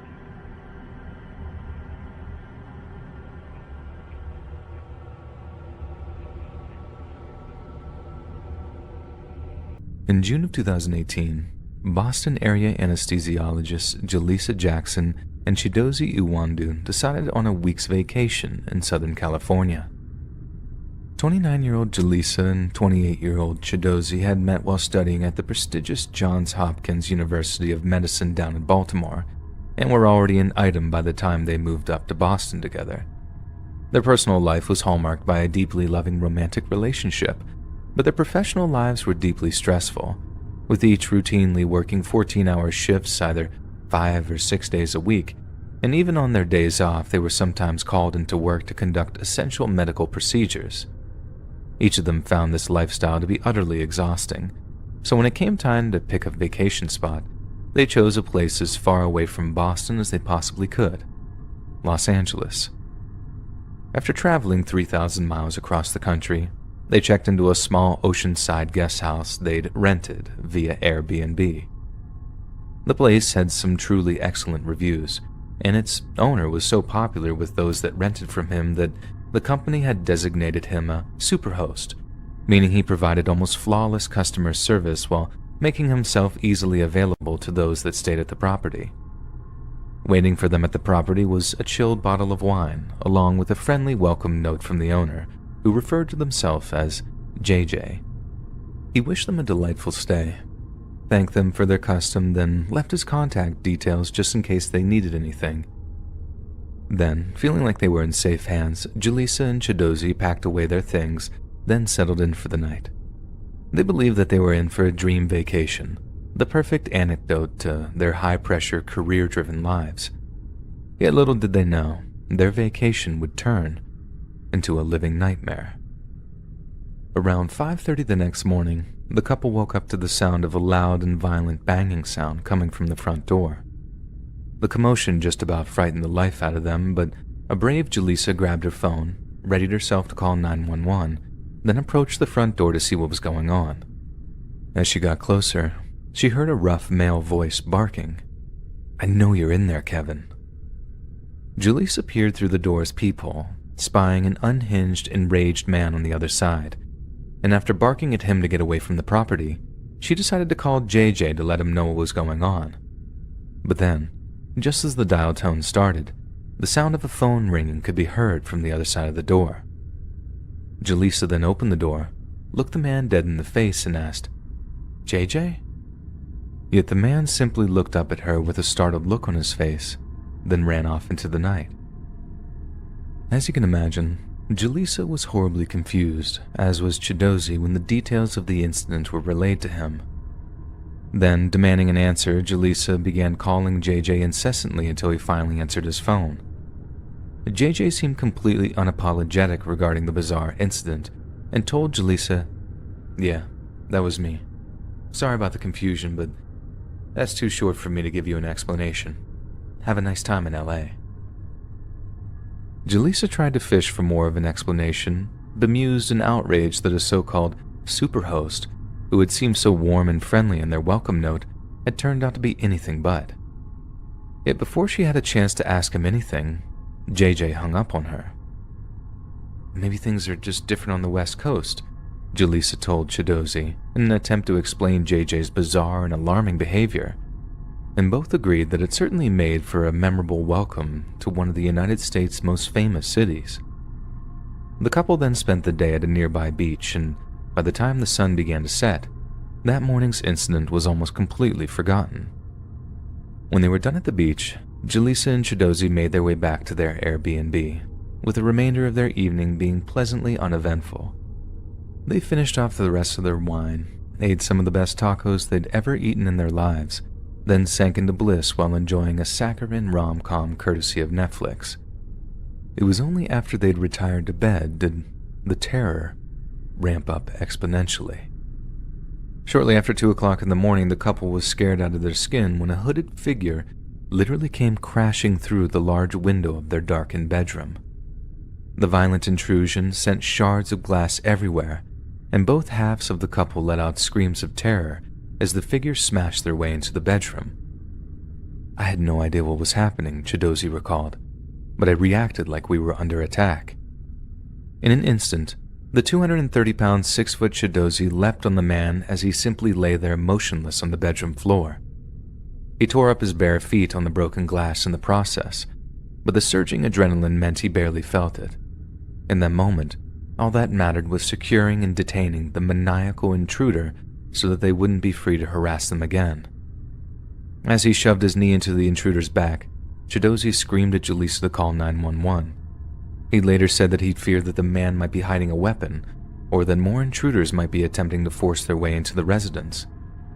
As Jaleesa grabbed her phone and rushed to call 911, her boyfriend barked at her to hide under the table, just in case any other armed men were about to burst into the bedroom. As she did so, Jaleesa made a mental note of the man's attire, the goal of which was to provide as accurate a description as possible to the emergency dispatcher. Yet when she tried to get a look at his face, and as the hood of his jacket began to work its way back from his face, she noticed something that instantly sent chills through her. "JJ?" she called out, recognizing their so-called superhost as the man who had just smashed his way into their bedroom. Chidozi was so shocked by his girlfriend's cry that he took his knee off of JJ's back, turning him over to confirm that the person terrorizing them was actually their apparent benevolent landlord. Yet the moment he loosened his grip, JJ tore himself free, then bolted from the building as fast as his legs could carry him. Minutes later, Jaleesa Jackson was telling the police that they had just been attacked by their own Airbnb host, and that he had gone crazy, and that they needed assistance as soon as possible. Then, while awaiting the arrival of armed officers, Jaleesa and Chidozi armed themselves with the biggest kitchen knives, then hunkered down in preparation for another assault. Yet while they waited, they suddenly heard the sounds of a helicopter hovering overhead. Then moments later, the courtyard between the guest house and the main house was awash with flashing lights. Jaleesa then noticed 2 police officers leading a handcuffed man back towards the property.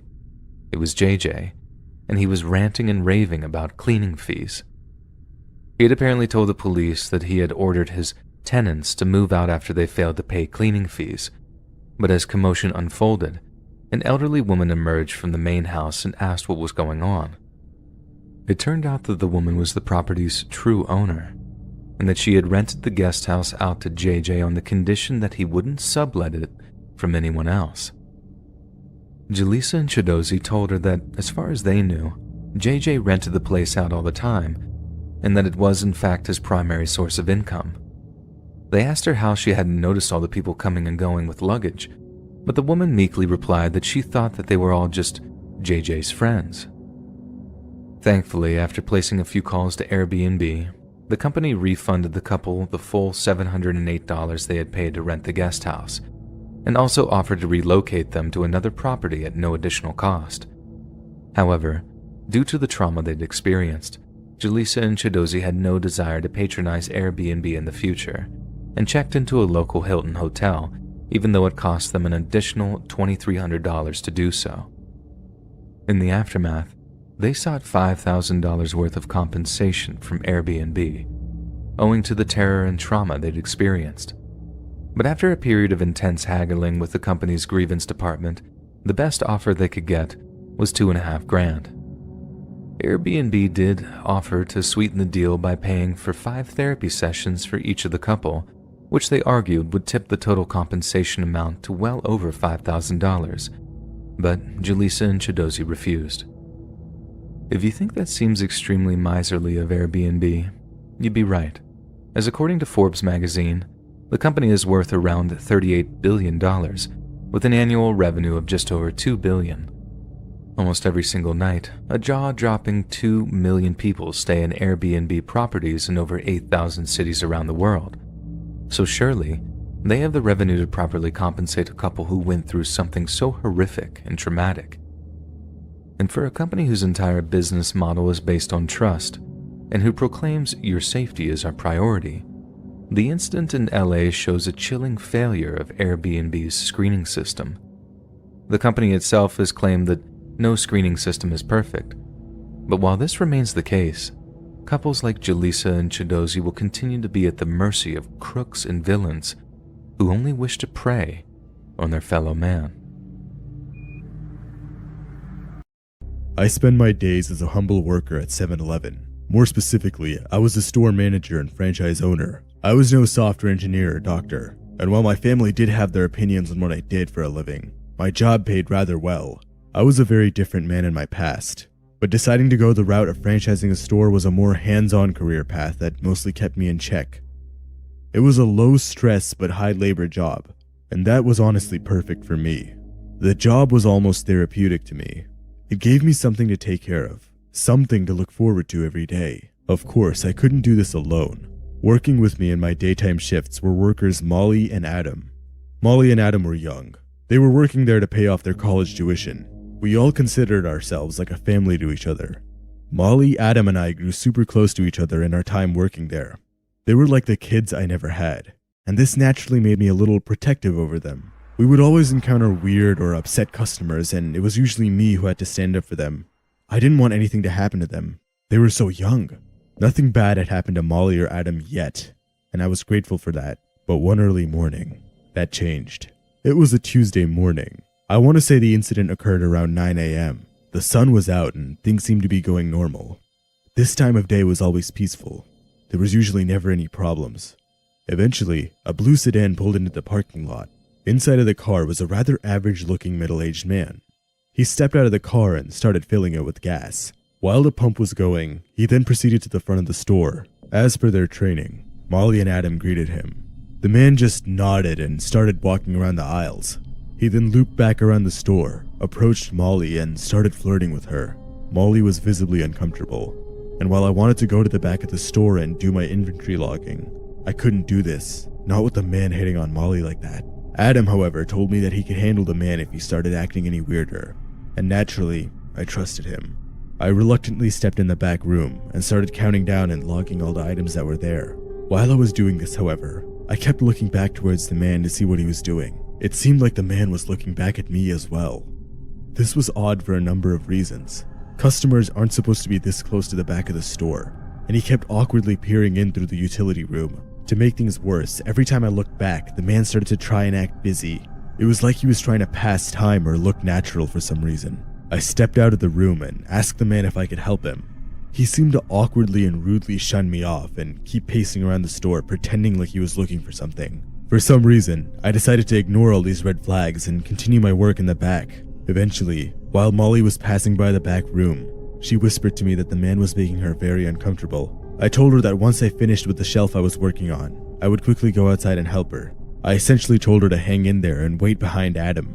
It was super confusing what the man even wanted. He seemed to have stopped flirting with Molly completely and was instead focused on trying to peer through the back door for some reason. As annoying as this was, I just wanted to get through my work.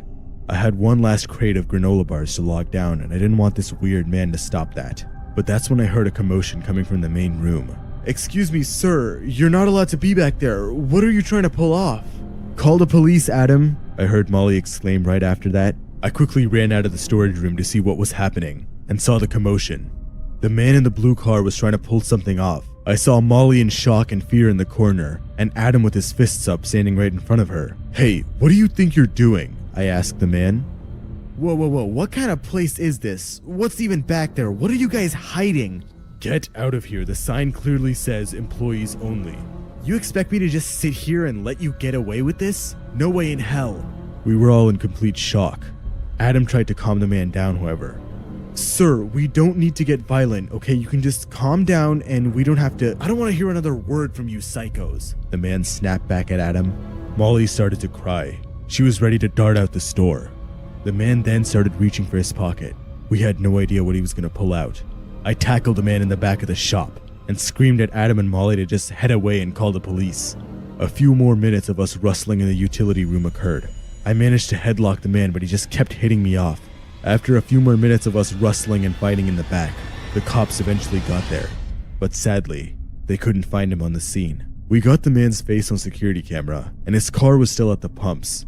We had both his face and his license plate on camera. Despite all this, the police just left. They couldn't find any sign of him, and they assumed that he just ran out through one of the other back doors.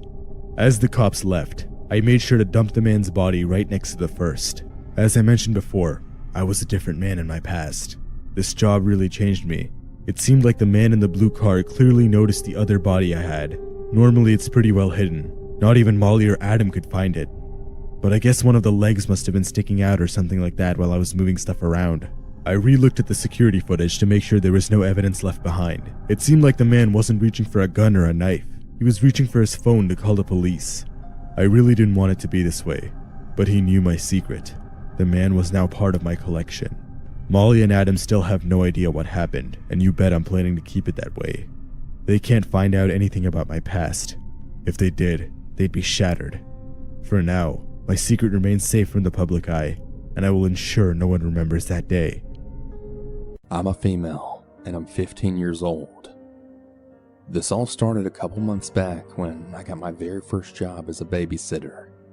I babysit on Sundays, Mondays, and Tuesdays. Keep that in mind. The people I babysit for don't even live that far away from my house. Their house is like a block away from me. So by now you've probably guessed that I walk to work. No, I've always been a very cautious person, and also a paranoid one, so keep that in mind too. The first time it happened was after a month of doing my job. One day I got done babysitting and I just walked to my friend's house that's a couple of blocks away from their house. So as I'm walking there, I hear someone behind me. I should also mention that I was Snapchatting my friend to let her know how far away from the house I was. Anyways, I hear someone behind me, so I turn around and see this guy on a bike right behind me. I didn't think too much about it, but I was keeping him in mind. I don't pay much attention to him and I keep Snapchatting, just in case he tries something. I then turn to the left, and so does he. At this point I'm really aware now of what this guy's doing. I'm pretty sure he's following me. The guy looked tall as hell, and I'm only 5'5". So again I make a turn, and so does he. By now I'm getting pretty panicked and I'm very much aware that this guy is following me. Anytime I slowed down, so would he.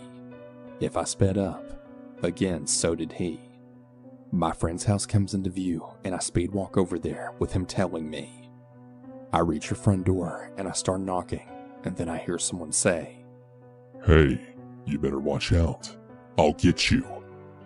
And I turn around and the guy was right behind me in front of her house. By this point I'm very panicked, but I just keep knocking, and before she answers, this guy then pulls something out. At first I didn't know what it was until I looked a little closer, and you guessed it. The guy literally pulled out his penis. Right as he does that, I pull my phone up and I catch him in the act, and my friend then opens the door. She lets me inside and she asks me why I'm shaking.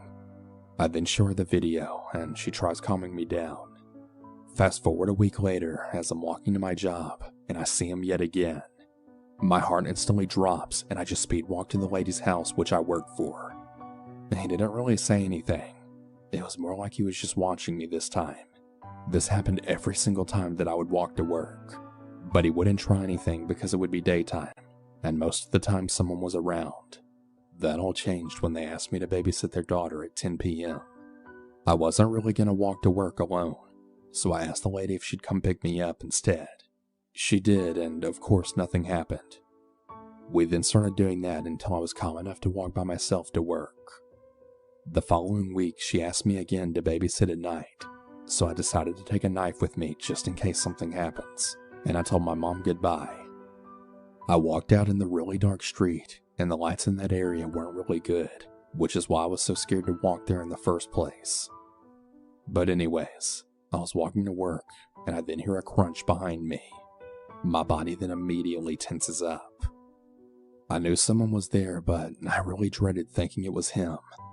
I decide not to look back, but instead just speed walk again. For a few minutes I didn't even hear anything, but I then turn around, and there he fucking is. I don't say a single word and just straight up bolt to their house. I tell them what happened and she told me not to worry and that he wouldn't do anything, then left me to babysit. Fast forward the second day and I walked to work and nothing happened this time. I was checking all my surroundings like a really crazy person, but no one was there. I then turn and knock on their door, and from the corner of my eye, I see movement. I look and this guy's leaning out from behind trash cans, and I barely caught him. My heart started going crazy. I then knocked harder on the door, and I saw him from the corner of my eyes just looking at me. He probably didn't even know I saw him, but I did. Fast forward the next day, and the walk to work wasn't really that much. I didn't see him, but the walk back, that's a different story. I was walking back, and I think it was about 12 a.m. I texted my mom that I was on my way home, and she told me to stop by the store. Now, this store is like right across from our house, so it wasn't really a big deal. This weird creep follows me, all the while making kids noises and saying really weird things like I love you over and over again. I just walked to the store and this guy literally stands right in front of the store. I get very angry at this point and I tell the cashier what's going on. He then looks at the guy for a minute and then tells him to leave. He says he wants to buy something, but the guy just tells him to leave. Well, he doesn't leave and he just keeps on standing there. So I then say to him, "Why are you following me?" He then says back, I'm not following you.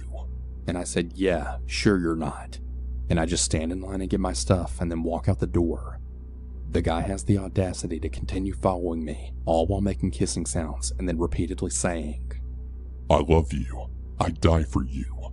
I was just so fucking mad at this point that I snap back and say, "Look, fuck off you creep. Leave me the fuck alone already," with a very angry tone. This doesn't even have an effect on this guy, and he just keeps repeating the same shit. I then tell him, "Look, I know where you live, and I'll tell your mom about this, because I've actually seen him leave the apartments that are near the store." Anyways, he doesn't even care what I'm saying, and he's making eye contact with me the entire time. I just walk to my house, and I finally get there, but right before I get inside and slam the door, I then say to him, "If you ever follow me again, you're gonna fucking regret it." He responds to this by laughing, then saying, Oh yeah? What the hell are you gonna do? and proceeds to blow me a kiss. I then just walk inside, feeling very numb. I had just finally got home and I just started sobbing. My sister asked what was happening, and I told her everything. She's extremely overprotective with me, and she got really pissed off after I told her. She tells me that she's gonna walk me to work and that if we see him, she's gonna kill the guy.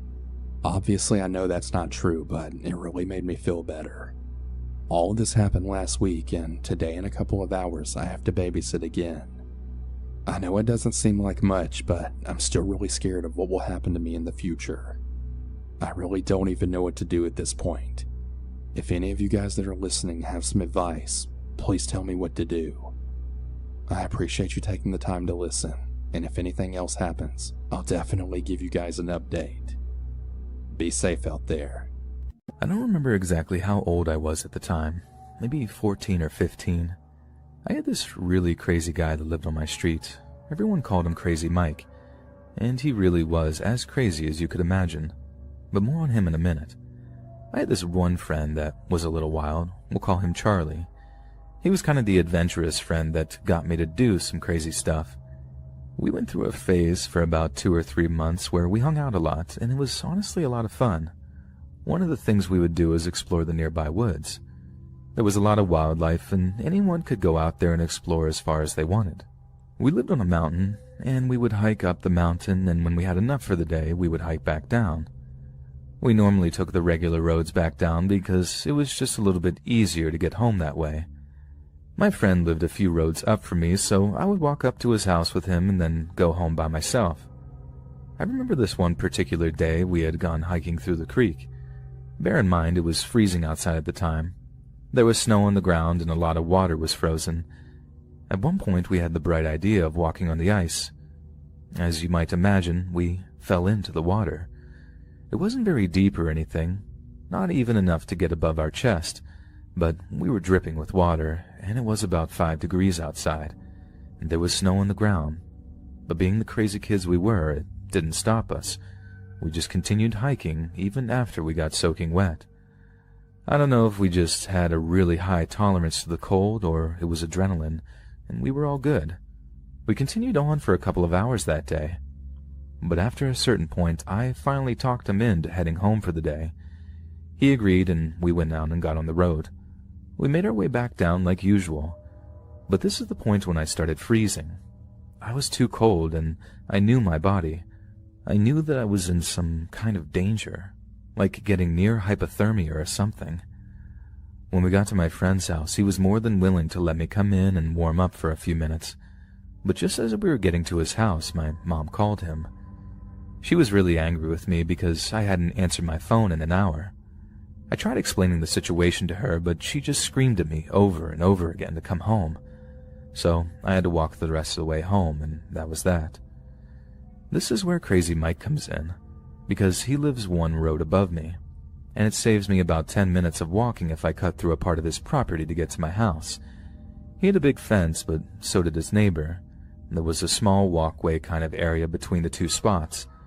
I was obviously in a rush to get back home and warm up. In fact, I was jogging most of the way. I hadn't heard anything about Crazy Mike by this point, so I figured it would be okay if I cut through his property this one time. I started going through, and that's when he came out of his house with a rifle. He pointed it at me and started screaming at me like a maniac. Of course, I turned around and sprinted away. I ran all the way back home and told my mother. She thought I was exaggerating and that I shouldn't have been cutting through people's property anyway, and that was when I started asking people around the area about him. I heard some stories about Crazy Mike and some of the things he would do. I heard that he was a conspiracy theorist, a drug dealer, criminal, felon, and a bunch of other nutty stuff. If I had to sum it all up in a single phrase, he was a bad guy. Whoever I asked never had anything good to say about him, and the part that freaked me out was that I still had to pass Crazy Mike's house on my way home. I didn't have to cut through his property, but I did still have to walk in front of his house on the road to get to my house, and that made me terribly uncomfortable. Because now I was constantly worried that I was going to get shot or something. I still would go hiking with Charlie and all that, and after a couple of times of going home, there was no incident, so I thought that was going to be the end of it. However, I noticed something else. He had video cameras on the outside of his property looking out onto the road. I'd never noticed them before, but now that I was aware of his insanity, I paid a little bit more attention. Whenever I walked by, the cameras would follow me. What freaked me out the most was that they were manually operated cameras. They weren't the kind of cameras that just followed motion around. He was sitting there operating those cameras every single time I ever walked by, watching me. I'm not sure if he was recording all the footage or not, but he made me uncomfortable either way.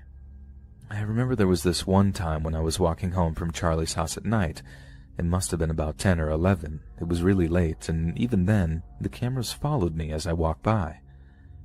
I thought that was going to be it, that nothing else was going to happen between me and Crazy Mike. Well, I was dead wrong. It was still during the same winter season, and I was walking home during a blizzard. And that was just the kind of guy I was. My mom was going to order pizza that night, and I didn't want to miss it. I passed by Crazy Mike's like I always did, and that was when something unexpected happened. He had this giant fence, and it had to have been 15 feet tall, and it was this really thick wood. Part of it opened up, and a dog ran out after me. I couldn't tell what kind of dog it was, but it was angry and barking at me really loud, and ran after me, and I could tell that it was going to bite me as hard as it could. I got a seriously violent vibe. I was lucky that I was in really good shape and managed to sprint away, having a head start. Didn't slip or anything else either. That situation could have turned out really bad, really fast. But either way, my family ended up moving a few weeks later for unrelated reasons. My mom actually got a new job in a different state, and that was the end of my experience with Crazy Mike. Even now I wonder what his problem was. Was he some kind of drug dealer or criminal? Why was he so paranoid about some kid walking in front of his house or cutting through a piece of his property? I've asked my friend on Facebook a couple of times if he's heard anything about Crazy Mike, and apparently nothing has changed. So make of that what you will. I guess the moral of the story is that you should avoid crazy people as much as you can. Sometimes, just walking in front of their house. When you go off to college, a lot of people warn you about the dangers that can occur on campus. But what no one warns you about is the ride home. While I'm sure most people have fun and possibly even memorable rides home from school with their family, mine was only memorable because I made it home with my life. It was the beginning of December and the fall semester had just ended. And at the time, I had made plans with some friends back at home to go see the midnight release of a movie that was coming out instead of taking my exams and then driving home the next day. I planned to drive home as soon as I finished my schoolwork.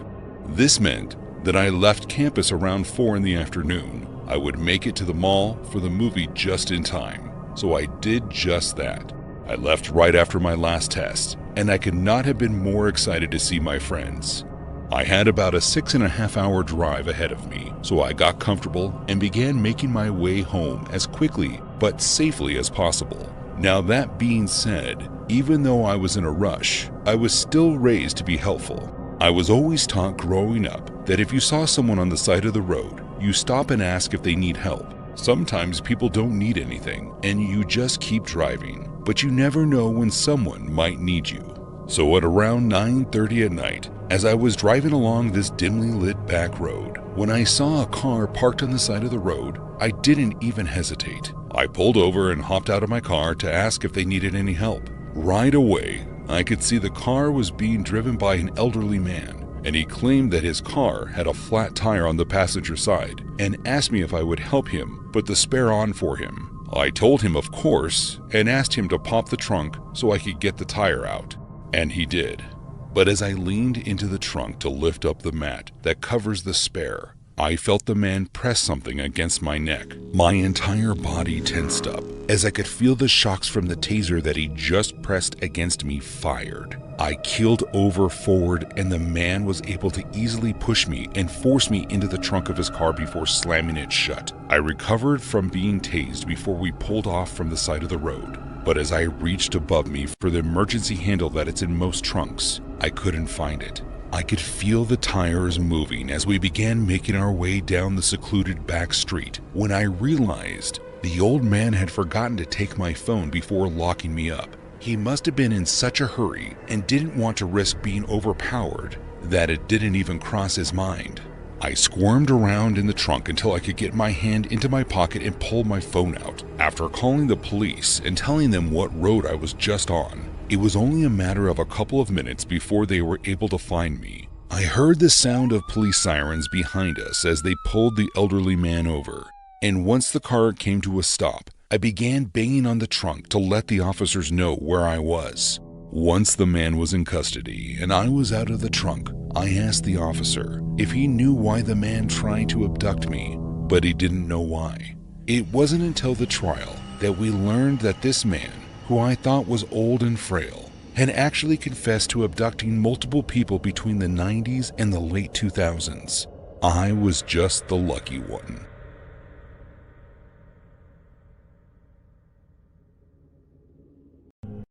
Worst field trip I ever went on was a day that would also turn out to be one of the worst of my entire life.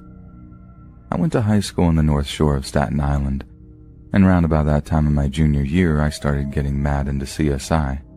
Not just like, oh cool, I like this TV show. I mean, I wanted to be one of those guys. That show taught me that being a total nerd could be kinda cool. Everyone I know that was into the show had this super glamorous idea of what being a forensic investigator entailed, and for the longest time, I really wanted a part of that. Which is why I jumped at the chance to join my high school's forensic science club. We didn't do anything all that cool at first, just played around with fingerprint powder and did some pretty fun but pretty basic chemistry experiments. But I didn't join for that. I joined because the teacher in charge of the club had promised a field trip to the country's coroner's office, which would include a tour of the morgue.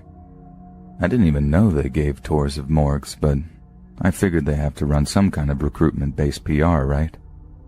So on the day in question, we all load onto one of the school buses and head off to the coroner's office. We'd been warned that we were going to be seeing some pretty graphic stuff, and despite having already collected permission slips, the teacher wanted to give us one more chance to back out while we still had the chance. We all just sat there all smug, and personally, wild horses couldn't have dragged me off that bus. But if we had any idea of what we'd be seeing in that morgue, if a glimpse into a crystal ball had shown us how that day was going to go down, not a single person would have remained on that bus, I guarantee it. Anyway, we get to the morgue, and obviously we don't get to the good stuff right away. We go through the day-to-day routine of a mortuary worker, what it's like for those on the lowest rung of the ladder.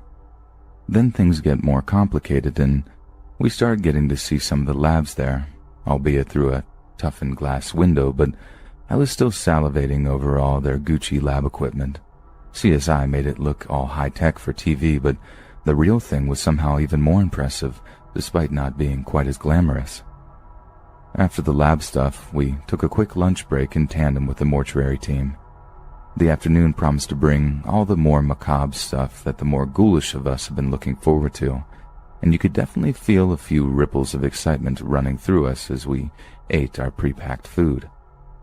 When we returned, the excitement was only ramped up when one of the staff gave us yet another warning concerning what we were about to see, because he was going to share some organ samples with us. From what I can remember, the way it works is this. Say you die in a pretty distinct way, like cancer attacks a specific organ. The medical examiner will sometimes remove this organ for preservation, so they can continue to study the cause of death long after a person has been laid to rest. What that means is that the coroner has a storage space with literally hundreds of organ samples in it. I mean, it is wall-to-wall organs in there, some of which are in a pretty gnarly condition, and we were going to get a chance to look at every single one. At first, it was every bit as fascinating as I imagined it would be. Sure, it was morbid, and once or twice I had to remind myself that everything in there had once belonged to a living, breathing person. It also made me think how fragile we are as people, how there's so much that can go wrong with our bodies. Honestly, it's kind of a miracle we can even get out of bed in the morning. Then, right as I'm musing all that over, the gentle hum of whispering among the students was suddenly broken by a distinct, "Oh my God." It wasn't like a scream or a horrified OMG. It was more like a disgusted surprise, which is why I initially thought someone had just found a particularly gruesome specimen. But it was worse than that. Much, much worse. Another person yelled in disgust, only this time it really does sound horrified, and instantly I'm on my way to the source. Two girls are standing in front of a shelf full of specimens, staring in horror at one in particular. I couldn't quite make out which one, and the next thing I know, the girl who shouted this lets out the most blood-curdling scream and goes hurtling out of the room, followed by her friend. Before I can get a chance, other kids are crowding the area trying to work out which specimen had the girls freaked out. Slowly, they start to see it too, and the group starts buzzing with exclamations and chatter until our teacher demanded to know what was going on. The group goes silent before turning to look at our teacher. Then, as they slowly made space so the teacher could see what they were looking at, one of the kids pointed to the offending jar. It was a brain, just floating there in isopropyl or formalin or whatever they were using as a fluid preserve. It didn't look all that gross, freaky sure, but it didn't have any of the tumors or necrotic tissue that some of the others had. In fact, it actually looked relatively fresh compared to the others. But the issue wasn't so much the organ, but who it belonged to. See, the brain belonged to a kid who died in a car crash. The vehicle he was driving got plowed into an SUV coming the wrong way, and his little sister was in the car with him when it happened. She survived, thank God, but she had to watch her brother die, right in front of her eyes, before rescue could arrive to pull her out of the wreckage. The medical examiner put the cause of death as blunt force impact wounds to the head, hence why his brain was of interest. But this kid wasn't just some random kid. This kid went to our high school. The girl who ran out had been a close friend of his, and the crash was only 2 months before the field trip. She was only just getting over his death, only just becoming able to get out and socialize again. The forensics field trip had been the first big thing she'd been excited about since her friend's death. And then she shows up and finds his brain in a jar. It was like something out of a bad horror movie. I mean, people were just messed up. The girl who screamed went completely AWOL with her friend. I think her mom went to find her after talking with the teacher because the bus left without either of them. Everyone else was in a sorry state too. Most of the girls were crying. Heck, even some of the guys were too, kinda. I can't blame them though. It was an incredible thing to see. Incredibly terrifying, really. But it was knowing you can just end up as a brain on a shelf, a labeled specimen. That's what got me. I didn't really know the guy, but I knew he deserved better. Obviously, the incident caused a huge stink, and the kids' families said that they were even going to sue the county and school district. Rightfully so, if you asked me.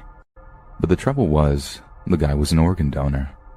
I mean, good for him for being unselfish about it, but that legally meant that after he was dead, his organs basically became property of the state. And at first, anyway, his family were told they weren't allowed to have their son's brain back.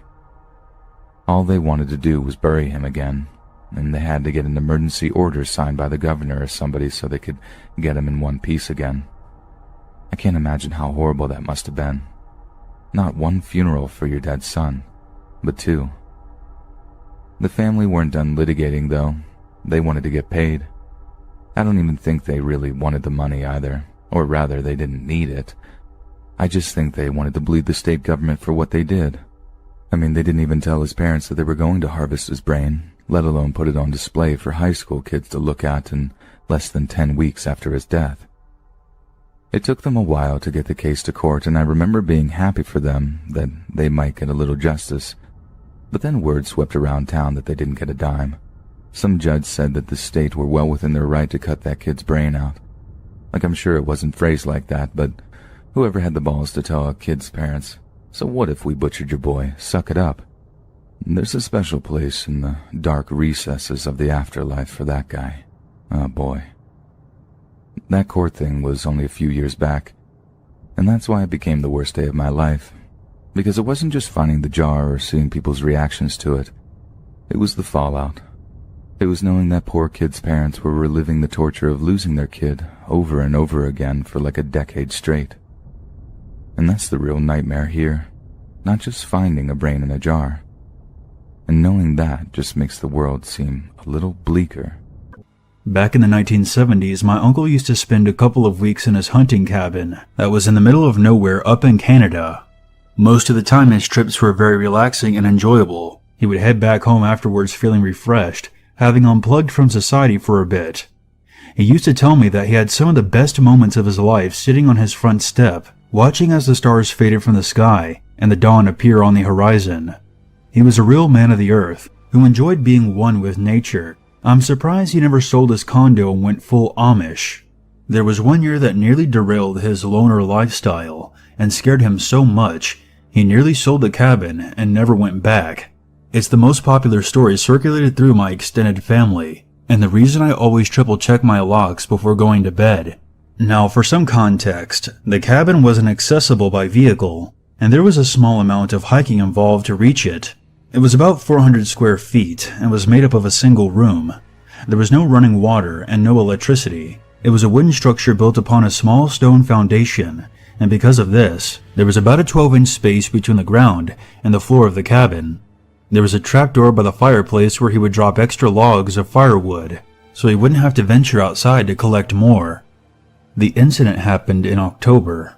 It was extremely cold even by Canada standards. When he wasn't at the cabin, he had the front door locked with a padlock, but upon entering, the first thing he noticed was the hint of tobacco in the air. This confused him, because he didn't smoke, and he hadn't been in the cabin since January. But he shrugged it off and got himself settled in. His first order of business was to get a fire going. He lit the lanterns, unpacked, pulled up his chair to the fire, and fell asleep. He woke up several times during the night, always in a state of panic, as if the chair was tipping over and he was falling. But the wind was roaring so hard outside, and the cabin walls were creaking so much, he shrugged it off as paranoia. He eventually left his chair and got into bed. He He awoke one more time that night. When dawn was just beginning to peek through the window, he shot up in bed when he heard a loud roar of the wind, and through his haze of sleep, he thought he saw a figure outside the window. He scrambled out of bed, knocking over his chair, grabbed his hunting rifle and bolted across the room and flung open the front door. Fresh snow had fallen during the night, but there weren't any signs of footprints outside. He slammed his door shut, put down his rifle and muttered a few profanities as he righted his chair. He opened the trap door, grabbed a few more logs and put them on the fire, and then went back to bed. It should be noted that the lantern was burning low when he woke up, as was the fire, so there wasn't much light in the room. At about 9 a.m., my uncle woke up to the sun shining brightly through the cabin windows. He got up, warmed some water for coffee by setting the kettle down on the shelf over the fire, and then opened the front door. He said what he saw next nearly gave him a heart attack. There were footprints in the snow leading away from the cabin's front door. My uncle, being his normal impulsive self, threw on some clothes and boots, grabbed his rifle, and followed the footprints through the trees with his gun up, ready for confrontation. The footprints circled up the surrounding hills, and my uncle followed them to a spot where the entrance of the cabin was in plain sight. The intruder had clearly crouched for a long while. Then the tracks made off at a good stride further into the woods. Based on the boot size of the footprints, the stranger was just as large as my strapping 6'3" uncle, if not larger, and was clearly expecting my uncle to notice his tracks and come after him, or else he wouldn't have stopped to watch the cabin. He would have continued to run and make his escape. My uncle didn't want to fall into any kind of trap, so he fired a single shot into the air as a warning, and made his way back to the cabin. Once inside, he locked the door and opened the trap door by the fireplace. As he poked his head down, he scanned the area under the cabin with a flashlight and discovered one of his own blankets in a dirty, tangled mess in the corner. There were a couple of empty soup cans he recognized from his own pantry, a single spoon, and several dozen small bones, most likely squirrels or rabbits. What my uncle thinks occurred was that somehow an intruder had broken into the cabin while my uncle was away and had been hiding under the floor the entire time he had been there the previous day. He came to the conclusion that the reason he kept being jolted awake the night before was because half of the chair had been resting on top of the trap door, and whoever was below was trying to escape by lifting the hatch.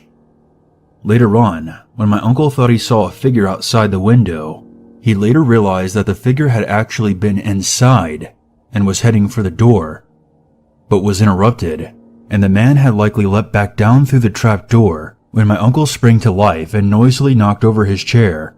The creepiest thing about all of this wasn't the fact that a complete stranger was hiding so close when my uncle thought he was alone. It was the fact he was hiding in the first place. That really calls into question who he was and what his motives were. It was never confirmed how the man broke into the cabin, but was already under the floor when my uncle arrived, which tells me he was going to great lengths to make sure that he wasn't discovered.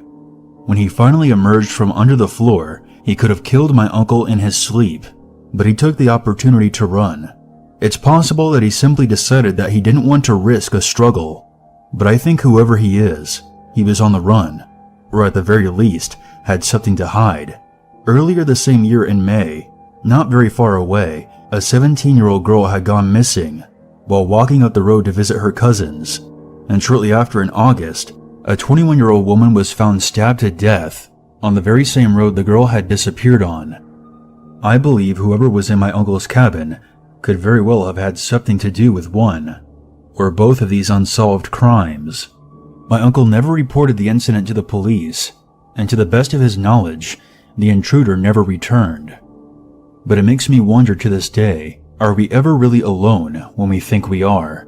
Because if someone could be hiding under the floor in an isolated cabin during the winter, is it really impossible that there could be someone under your bed right now? Subway Spooks. Submitted by Michael T. Back when I was just out of college, me and a friend of mine, let's call him James, decided to eat at a Subway. After all, it wasn't far from James' little apartment he lived at. When we arrived, I could already feel this weird vibe of the place. This was a little normal, since James lives in a poor, run-down part of the city, so I normally felt like this when I drived around this area. Well, we went inside the subway and it was pretty normal. I ended up getting a tuna and James got a steak and cheese. And all of a sudden, this guy walks in. He was really pale and skinny and was wearing a dirty wife beater with ripped track pants. He was balding and looked to be around 40 or 50 years old. He came up to the man working behind the counter, then just stood there staring right at him, doing literally nothing, just staring. Me and James were a little freaked out about this, and we felt a little bad for the guy working behind the counter, but we tried to ignore him while we ate our sandwiches. It was none of our businesses at the time. Around 1 minute later, the men working the counter decided to try and get the man out, since the guy was obviously not there for an order. Besides, the place didn't have much of security, no guards or cameras, so someone this sketchy could have been a liability. The guy came around the side when the creepy man suddenly ran out of the store. I mean, he bolted. But as he ran out, he passed us, and he locked eyes with me. It gave me a very nervous feeling. I just wanted to blend in with the background and enjoy my sandwich. But there this weird guy was, making a scene and looking right at me as he ran past and exited the store. He managed to get out of the store without a hassle. Though he looked at me as he exited, he never even looked in front of him, yet he didn't trip or run into anything. This guy was some kind of freak. 5 minutes later, we heard a car alarm go off really nearby, and maybe 10 seconds later, I realized what was happening. I saw lights coming from the window exactly where I parked my car. It wasn't that great of a car, but it's all I could afford at the time. So I ran out of the store along with James, and we were honestly about to beat the crap out of the person who was trying to break in our car. But when we got outside, nobody was there at my car. So we decided to call it a night before anything else crazy happened. We hopped in my car, not even finishing our food. We didn't even want to at that point, and we were about to drive off. But the moment the car started and the headlights turned on, we saw him. The creepy guy from the subway was in front of our car now. I had no idea where he'd been hiding before, but I swear to God we didn't see him. He was about to jump on the hood of my car. He must have been some junkie or something, since he didn't jump until we backed out.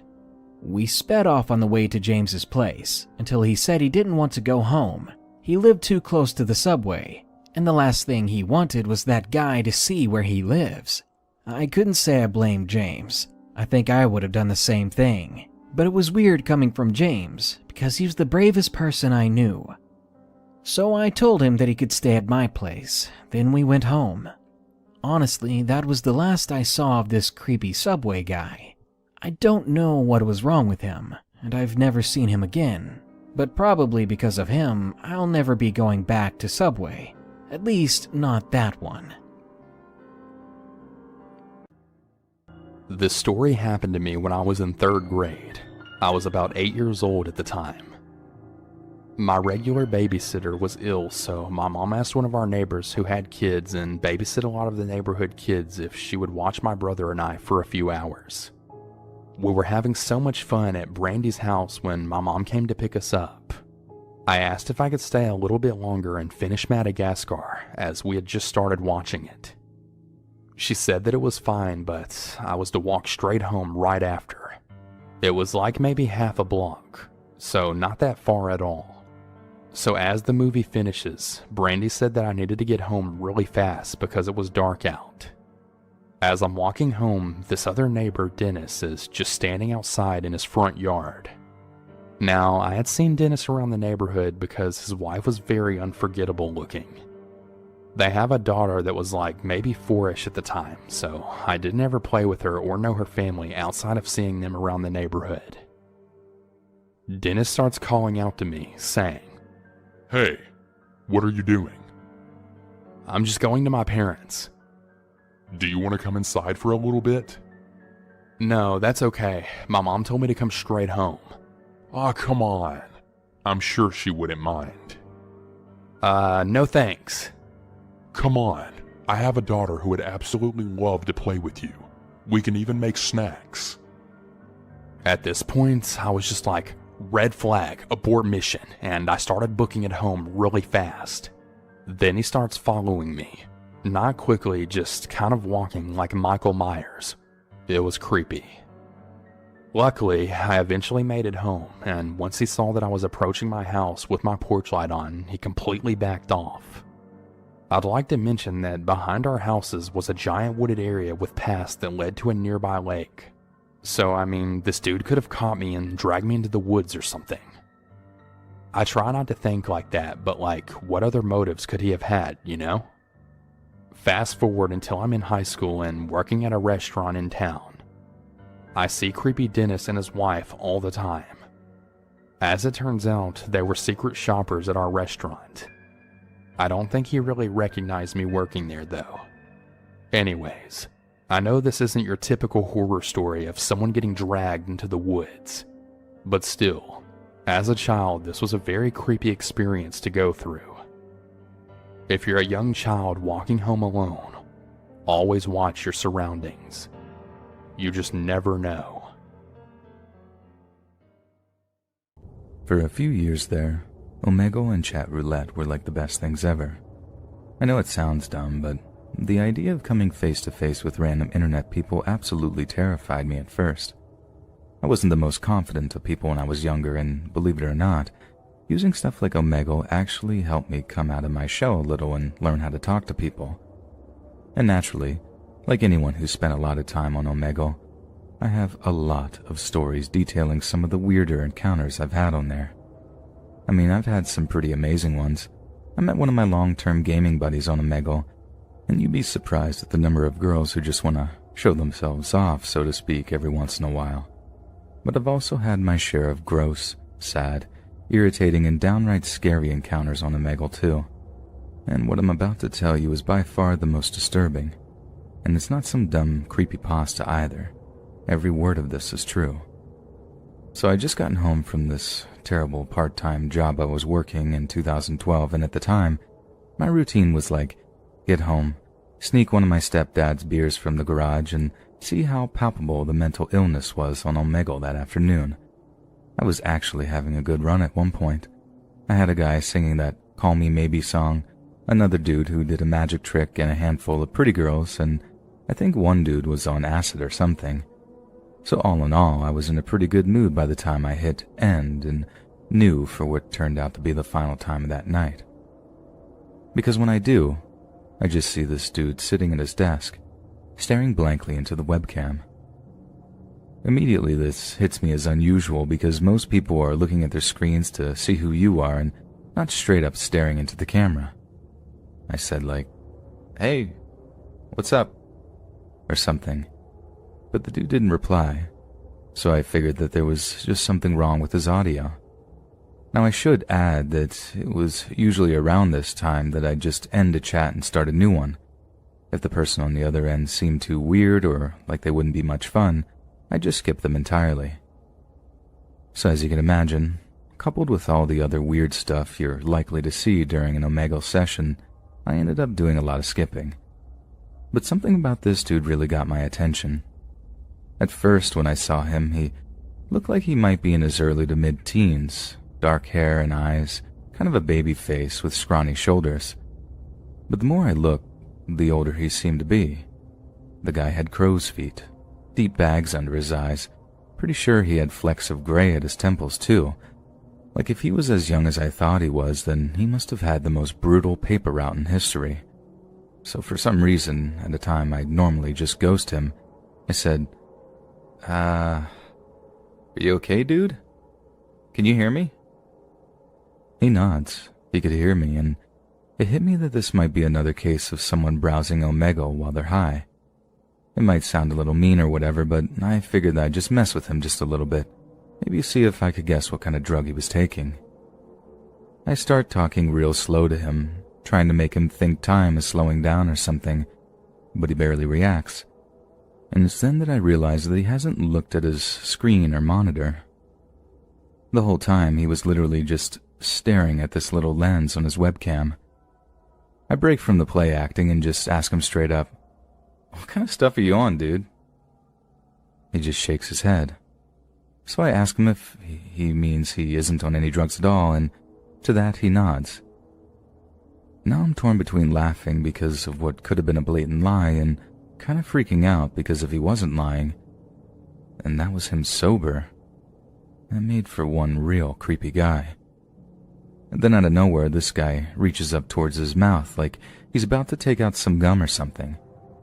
At first, I think he's going to show me some weird root he's been chewing on that made him look all sleepy. I mean, if there is such a thing, I was just kind of speculating. I know people can get some pretty weird South American plants and stuff from shady websites. But then it becomes obvious that he has hold of his own tooth. His front tooth, I think. Like in the grip of his thumb and forefinger. And then he starts to pull. I respond, "Dude, what are you doing?" All calm at first. And then he starts really getting a grip on his tooth, pulling it and twisting it. And I respond, Stop! What are you thinking, man?" This all escalates until I hear like a deep cracking sound coming from this guy's mic. He twists the tooth free from his gum as blood starts to pour out of his mouth, then holds it up to the camera like he's all proud of himself. I am full-on squealing at the computer at this point, stuck between wanting to cover my eyes and turn it off, and not being able to look away because of what this guy is even doing. I asked him in like 100 different ways, "Why did you do that? Was it rotten? Can't you go to the dentist?" He doesn't say a word. He just spends a few more seconds smiling with this gap-toothed grin, mopping at the blood on his chin and holding up the tooth in front of the webcam. Then he disappears and I'm left on the new chat screen, just shell-shocked. Nothing has ever topped that for me in terms of just pure creepiness. Like I have so many unanswered questions about that guy, and each time I think I get close to figuring it out, it just opens me up to 100 other questions. I mean, he would have had to have been on drugs to be able to pull his own tooth out like that. I don't think anyone could stand the sheer agony. And it's also the whole idea that it wasn't his first time doing it. As crazy as it sounds, he seemed to just know what he was doing. That he had to twist it and wrench it. He knew exactly how to grip it. And then the sense of pride at the end. It all just gave me this distinct feeling that he'd done that kind of thing before.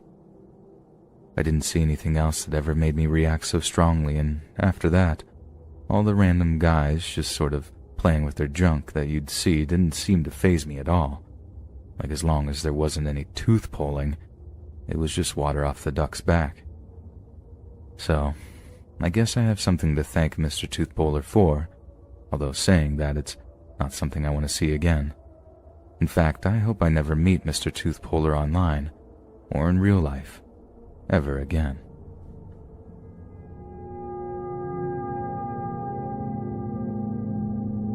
The 36-year-old Australian Ramesh Januzzi was going through a rather rough time in his life.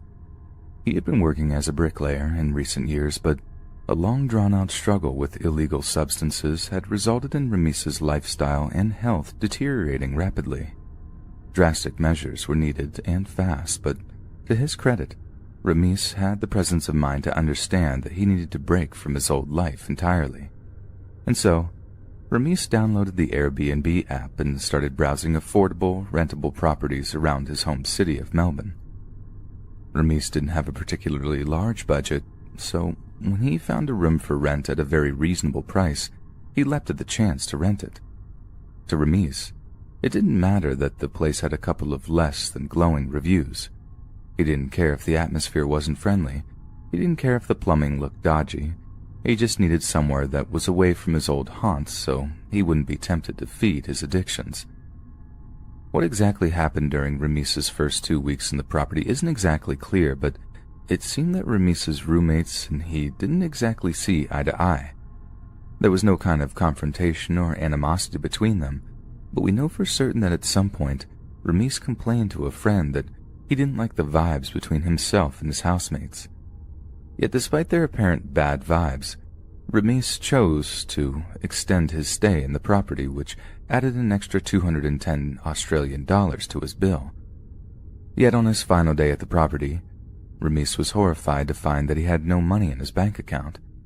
It was later claimed that this was because his employer had forgotten or neglected to pay him, but regardless of the reason, Ramis had to face the music and tell the landlord that he didn't have the money to pay him. The landlord, a man named Jason Colton, was no fan of Ramis. He was apparently extremely suspicious of his demeanor and had long suspected that he would be unable to pay the extra money to stay in the property's spare room. Yet there's no way that Ramis could possibly have suspected the extreme nature of Jason's reaction. He figured they'd be able to work something out, delay payment by a couple of days until Ramis could get in touch with his employer. But it seems that Jason was not in the mood to discuss the matter like a gentleman, and what should have been a simple discussion turned into a living nightmare for Ramis Januzzi. Just as Ramis was planning on talking to the landlord about his current financial situation, Jordan and the two other young men who lived at the property burst into his room to confront him. They had heard Ramis packing his belongings in the bedroom and assumed he was about to do a runner, as one of them later phrased it, which is why they seemed to be heading him off before he could do so.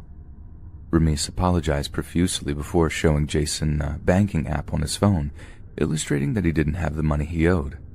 He offered to get in touch with his employer, and that he could probably get the money over to Jason over the days that followed.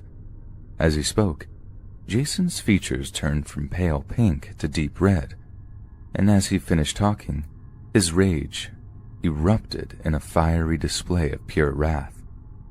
Jason grabbed hold of Ramis by the throat and pushed him up against the wall, choking the young man violently as he tried in vain to free himself. Jason wasn't exactly a giant, but he still towered over the small stature of Ramis, on top of being considerably stronger than him. It was with Ramis being in this completely helpless position that Jason began to pummel him mercilessly, throwing his fists into his face over and over again until his nose and cheekbones were broken. What became clear much later is that Jason simply did not believe that Ramis didn't have his money. The landlord had gotten it into his head somehow that Ramis was trying to somehow get one over on him by showing him an empty bank account, when really he had the money stashed somewhere else. Jason continued to brutally assault Ramis with the help of the two other men that resided at the property, and at some point, the confrontation spilled out into the front yard. The neighbor that had called the police later said that they saw a man limping from the front door of the property, one who was trying to scream but was unable to do so thanks to being choked by the enraged Jason Colton. Ramis tried all he could to escape, but Jason continually dragged him back onto the lawn, demanding that he check his bank account again to prove he wasn't lying. But when Ramis once again showed him an account with less than 10 Australian dollars in it, instead of calming down and figuring something out, Jason's rage was renewed. Only this time, he wanted not just to physically hurt Ramis, but to humiliate him too. The landlord then took a plastic pencil case from Ramis's belongings, stripped him half naked, and proceeded to shove the pencil case somewhere it really didn't belong. But Jason wasn't done yet. He began choking Ramis, demanding he pay the rent money that was owed, but Ramis was in no state to form a cohesive sentence. Instead of letting go to give him a chance to speak, Jason continued to keep Ramis in a chokehold. Ramis passed out, never to awaken again. With Ramis in the mortuary, Jason was charged with first-degree murder. A neighbor of his later testified that the disturbance was so loud that she could hear it from a few houses away, the distinct sound of a man screaming at the top of his lungs. It sounded like aggressive male behavior, she told the prosecutor, and I wasn't going anywhere near that. The prosecution had ample evidence of Jason's guilt, as his police interviews are a disturbing mess of lies and counterclaims until he is confronted with the fact that his victim had actually passed away. At that, Jason stated that Ramis deserved everything he got. But Ramis didn't fight back. He didn't pose a threat to the landlord at any stage. He was mercilessly beaten and choked to death on the front lawn of a small suburban home, all for just a few $100s. The jury saw Jason for what he was, the lowest kind of scum, and convicted him of murder before a judge handed him an 11-year prison sentence.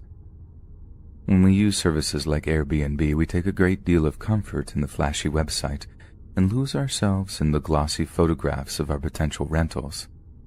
We're quick to forget all the company is doing is hooking us up with other regular people, and that pretty much anyone can post an advertisement. How many other people like Jason are out there? How many other violent psychopaths are renting rooms to unwary strangers who would turn from tenants to victims at the first provocation? We should definitely all be careful who we interact with on websites like Airbnb, because we might be renting rooms we'll never leave.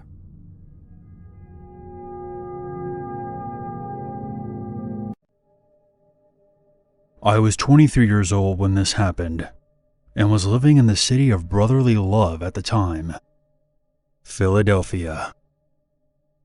The girl I was dating lived about 35 to 40 minutes outside of the city, near West Chester. After hanging out for a while, I left her place around 12:30 a.m. I really shouldn't have stayed out that late because I had an early shift that morning.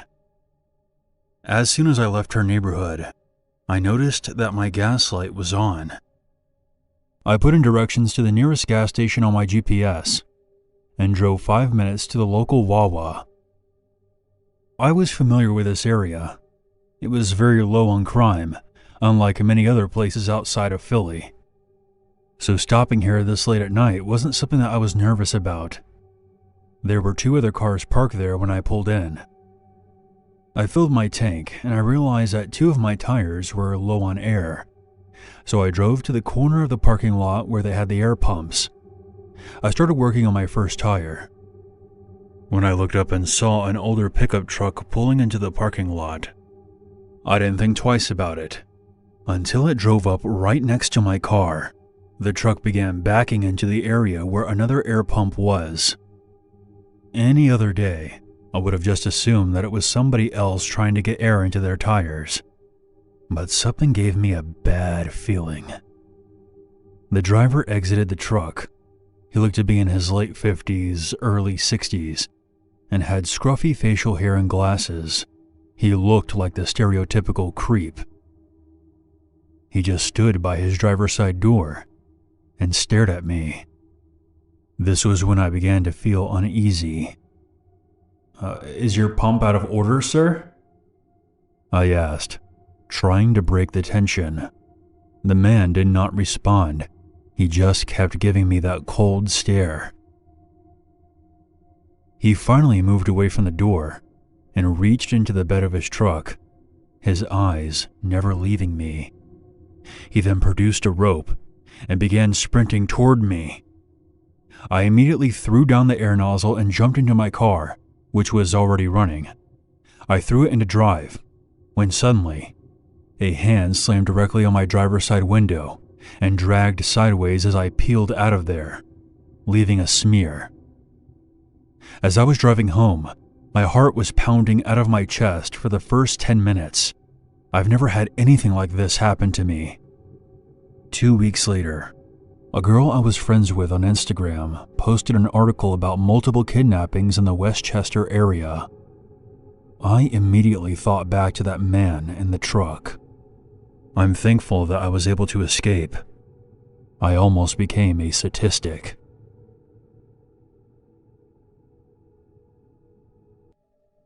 This story happened back when I was in college. Like many college guys, I used Snapchat quite a bit. I had probably over 1,000 Snapchat friends and would communicate with most of my friends through the app. I got to know a lot of my classmates better through snapping them or having snap streaks. Anyways, to get to the story, it all started one night when I was studying in my bedroom. I lived in a house with 2 roommates who were some good friends that I had made my freshman year. I had my own bedroom upstairs in the house, and so did each of my roommates. When I study, I tend to get distracted by my phone quite a bit, and when I looked at it on my desk, I saw somebody had added me on Snapchat. It was a girl named Kaylee. Her username didn't have a last name in it, just a bunch of numbers, so I wasn't quite sure who she was, but I figured that she went to my school, which is pretty large. I added her back, and I snapped her a picture of my face saying hi. She snapped me back, and she appeared to be around my age. We snapped back and forth for the rest of the night, and she told me that she also went to my university. The next night, I found myself home alone and bored.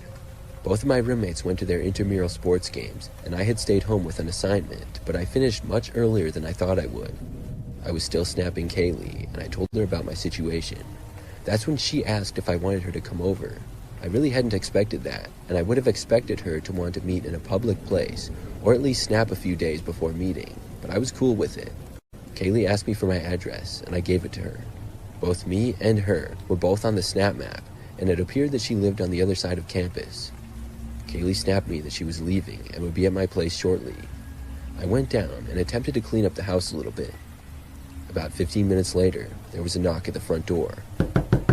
I walked downstairs, expecting to see Kaylee, but instead saw some guy. There was a guy with a jacket and winter hat standing at the front door.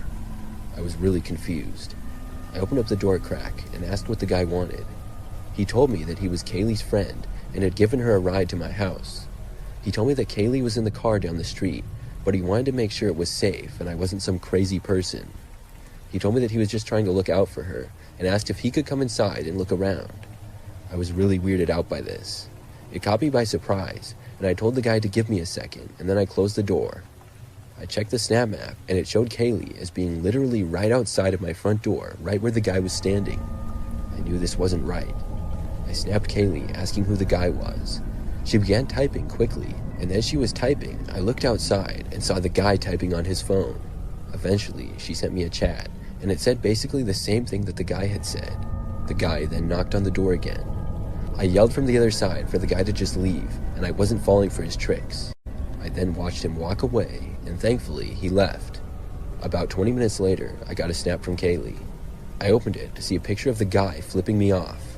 I opened it, but didn't respond. A short time later, I got another snap. This one was of the same guy saying, "You still fell for a fake girl, you effing idiot." I then blocked the account. He was right in the fact that I had fallen for a fake girl, but I had seen pictures of her and wondered how he had done it.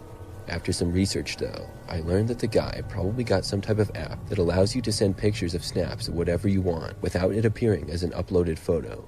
It's complicated, but not too hard to figure out. All the guy needed was multiple selfies of the same girl.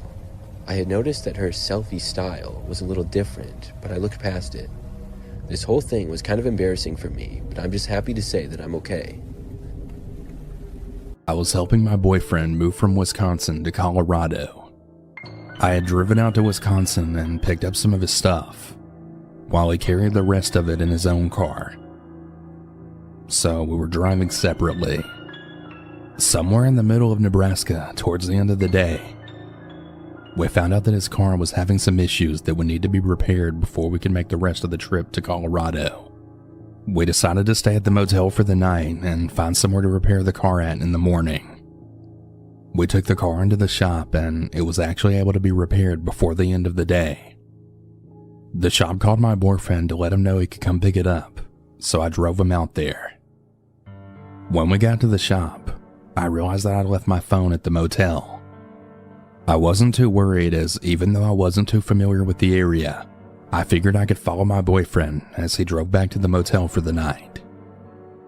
As I saw my boyfriend exit the shop in his car, other cars shortly followed behind him, so I lost track of him. I decided to try and find the way back to the motel on my own, to the best of my memory.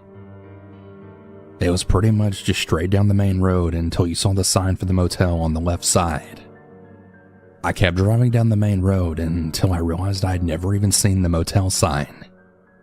I was lost and I really started to panic as I had no phone and I had no idea how to get back to the motel. I began to notice a white SUV that was following my car for about 5 minutes. He eventually pulled into the lane to the left of me. Sitting at a stoplight, I saw the man in the white SUV motion to roll down my window. Being confused and not really knowing how to react, I rolled it down. "Hey, what are you doing?" He said. Nothing," I replied, not really sure why he was asking this. "Well, why don't you pull over and come talk to me for a second?" After hearing this, I quickly shook my head and then rolled up the window. The last thing that I wanted was to be stranded in this town with some weird stranger following me. The light turned green, and that's when I saw my boyfriend's car then pull up right behind mine. I then pulled off into the closest parking lot, to which my boyfriend followed. Luckily, the SUV was nowhere in sight. He said he was trying to catch up and find my car once he didn't see me at the motel. I let him drive me back that night so we could return for my car in the morning. Thank goodness my boyfriend had found me at the right time, as I'm not really sure what would have happened that night if he hadn't have found me, and if that man in the SUV had followed me any further. This took place in 2012 at a 7-Eleven gas station when I was a junior in college. I attended a community college in New York. Not the city, just the state itself. The reason I chose this school was to make it easier for me to transfer to the university I originally wanted. However, every college student knows that college isn't free and can definitely leave you with a large debt in your bank account. I received federal aid from state, but there was still a lot of tuition that I had to pay for. Because of this, I ended up getting a full-time job at a 7-Eleven working as a gas station attendant. It wasn't the best paying job, but it paid enough to help me get by while also paying off school. I've done tons of under-the-table stuff like a bouncer, a cleaner at bars, but I was really surprised that I was working this hard. For reference, I'm a male, and I was 20 at the time of the story. I had mostly worked night shifts, which I didn't mind doing as these were the shifts where you'd commonly have to deal with less people. 10 p.m. was around the time where you'd stop getting customers and traffic would start to die down. Anything past 10 p.m. was your occasional customers coming in for a late night snack or something. I'd say my shifts went relatively well until a night where I had to cover for someone who called in sick. It was annoying to say the least, but I realized it's a bigger paycheck at the end of the day. When working the night shift, we had to go ahead and shut the front door, turn off all of the lights, and operate from the window box. It was a quiet night with little to no cars on the road, and I had just gotten done wiping the counter. With nothing to do, I go behind the counter and decide to play some Sudoku to pass the time when I look out the window and saw a man by the gas pumps. He looked somewhat normal, although a bit lanky, and seemed to have taken an interest in the gas pumps for some reason. He wore a black long-sleeved shirt, cargo pants, and, out of all things, was carrying an empty Macy's bag. He casually walked around the pumps as if he were inspecting them. I wasn't sure what he was doing, but I kept a close eye on him. It also came to my attention that this man didn't have a car, nor did he arrive in one. It was almost as if he just walked up to the gas station. After all, this was located in an area that was notorious to druggies and meth heads, so I guess it wasn't all that uncommon. About a minute later, he proceeds to walk up to the window and says he needs pump 3. He throws his card into the box thing and I pull it in. Our practice for this was that if they gave us their card, we'd let them pump as much gas as they wanted and swipe their card afterwards. We try to go above and beyond for our customers, but the policy sort of changed for obvious reasons. I then see him walk toward pump 3, confused as to what he was doing since I didn't see a car. What I saw him do next is something that chilled me to the bone where all I could do is just watch. He proceeds to take the gas pump and begins to pour all of the gasoline on the actual pump itself while making this insane laugh. At this point, I hit this little pager we have under the desk that alerts the police in case of a fire or robbery. 20-year-old me sees this man take out a lighter and attempts to ignite it.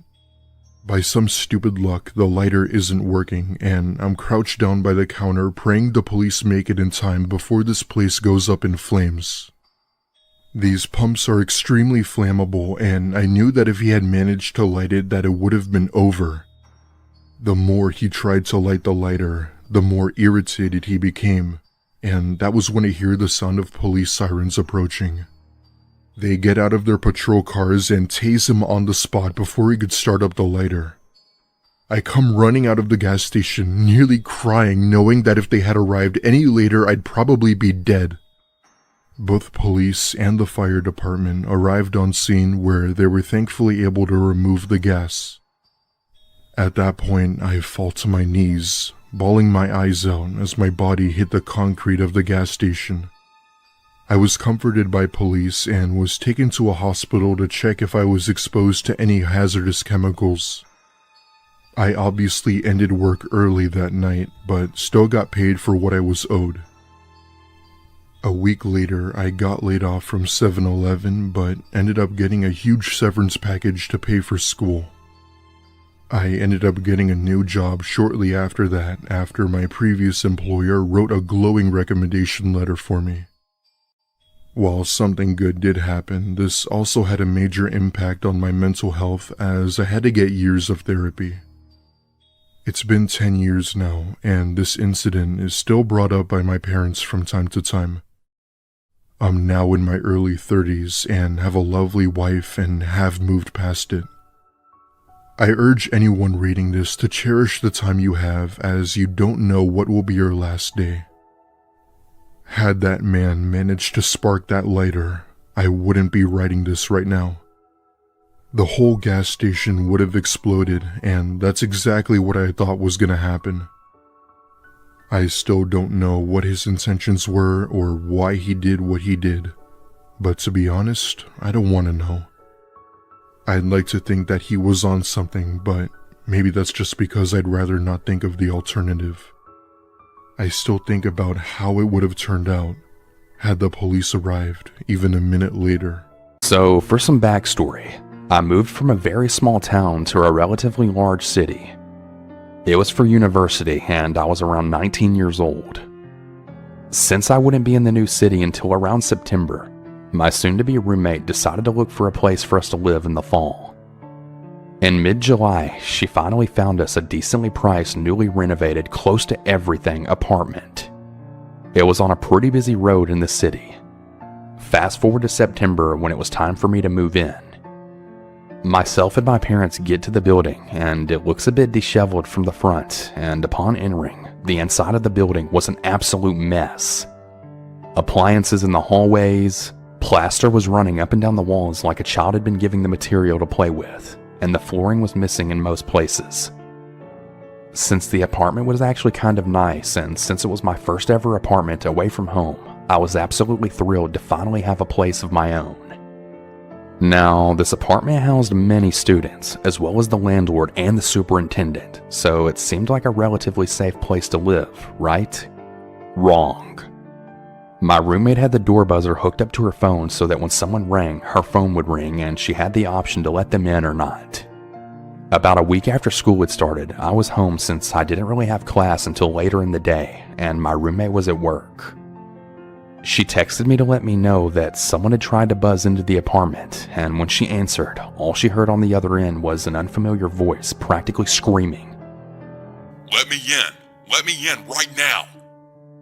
Luckily, my roommate had the sense enough not to let them into the building. About 10 minutes later, someone comes banging right on my door. Without saying anything, they just continued knocking for what felt like hours, although it was probably only about 20 minutes in reality. I stayed in my room the entire time with the door closed because I was absolutely so afraid of who might be standing outside my door. Eventually the knocking stopped, and when I checked the peephole, the person was gone. I felt really relieved that I had avoided what seemed to be some kind of creep looking to get in my apartment for some reason that I really wasn't aware of. Nothing too strange happened again until about 2 weeks later. Again, I was home since I was sick and my roommate was at work. I should note that my roommate was a flight attendant for a small airline, and obviously she wouldn't have her phone if she was already in the air. As I recall, there was no one to buzz the door this time. So it's early morning and not too long after my roommate left for work, and someone came banging on my door. Of course, I didn't get up to answer it because I was still sick in bed, hoping that they would just go away. We weren't expecting anyone, no packages or friends. And besides, how would they get into the apartment if my roommate's phone didn't ring for the door buzzer? When I finally think whoever was knocking at the door has left, someone actually unlocks the door to my apartment and walks right in. I was mortified. I always sleep with my room door closed, so there was absolutely no way that they would have known someone was in there except by opening the door. Since my roommate was a flight attendant, I knew it wasn't her because her flight would have been gone by this time, so there was really no way she could even answer her phone since there's no service when they're up in the air. I was frantically texting her to let her know that someone was indeed in our apartment without our permission. Where we live, our landlord must give 24 hours notice before entering the property. As I lay in bed crying and shaking out of pure fear, the person seemed to have just walked around the living room area and then left again. As soon as I heard the front door shut, I ran and locked all of the locks and put across the chain that would keep anyone from getting in, even if they had a key. To this day, neither me or my roommate know if it was the same person or someone who had previously lived in the apartment. We have no idea who it could have been. We left that apartment building only a couple months after that and moved into a more friendly and seemingly safer neighborhood. Whenever I drive past that building now, I always get the creeps.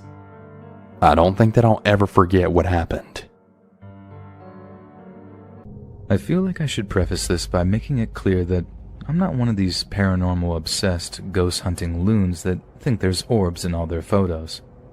And when I tell you that one of my favorite TV shows is Penn and Teller's BS, where they debunk all those nonsense conspiracy theories and whatnot, I think you get an idea of what kind of person I am. And for years, I went around thinking that science and logic could account for everything, with the only restrictions being the limits of our own knowledge. And that was until something happened to me that I genuinely can't explain. And no matter how hard I tried, I couldn't come up with any legitimate explanation. The whole thing freaked me out so much that it kicked off a kind of hyperfixation in me that lasted for months on end, to the point that my rational skeptic friends started to think that I was losing my mind. But I haven't lost my mind.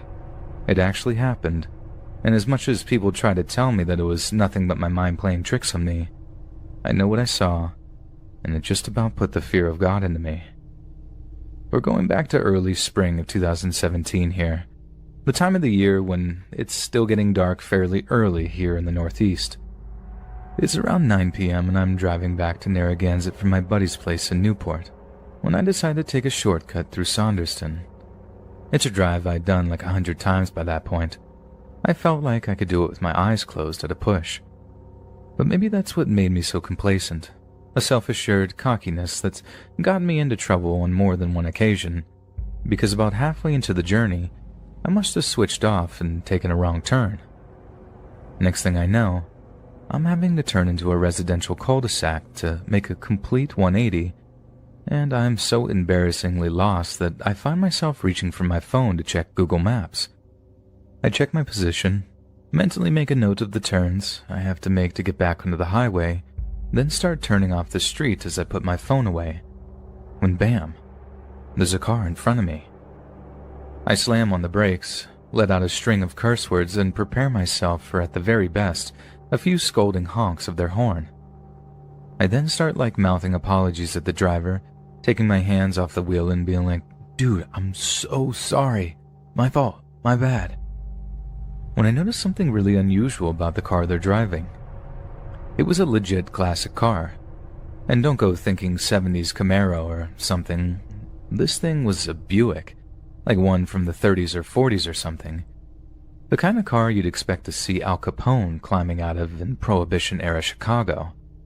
And it was crisp, too. The guy must have sunk some serious cash into that thing because pretty much everything looked brand new.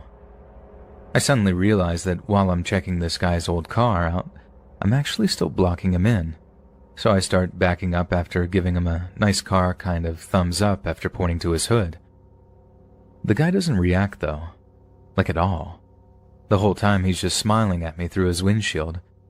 And as I start backing up to let him pass, I remember how he almost looked like one of those old ventriloquist dummies.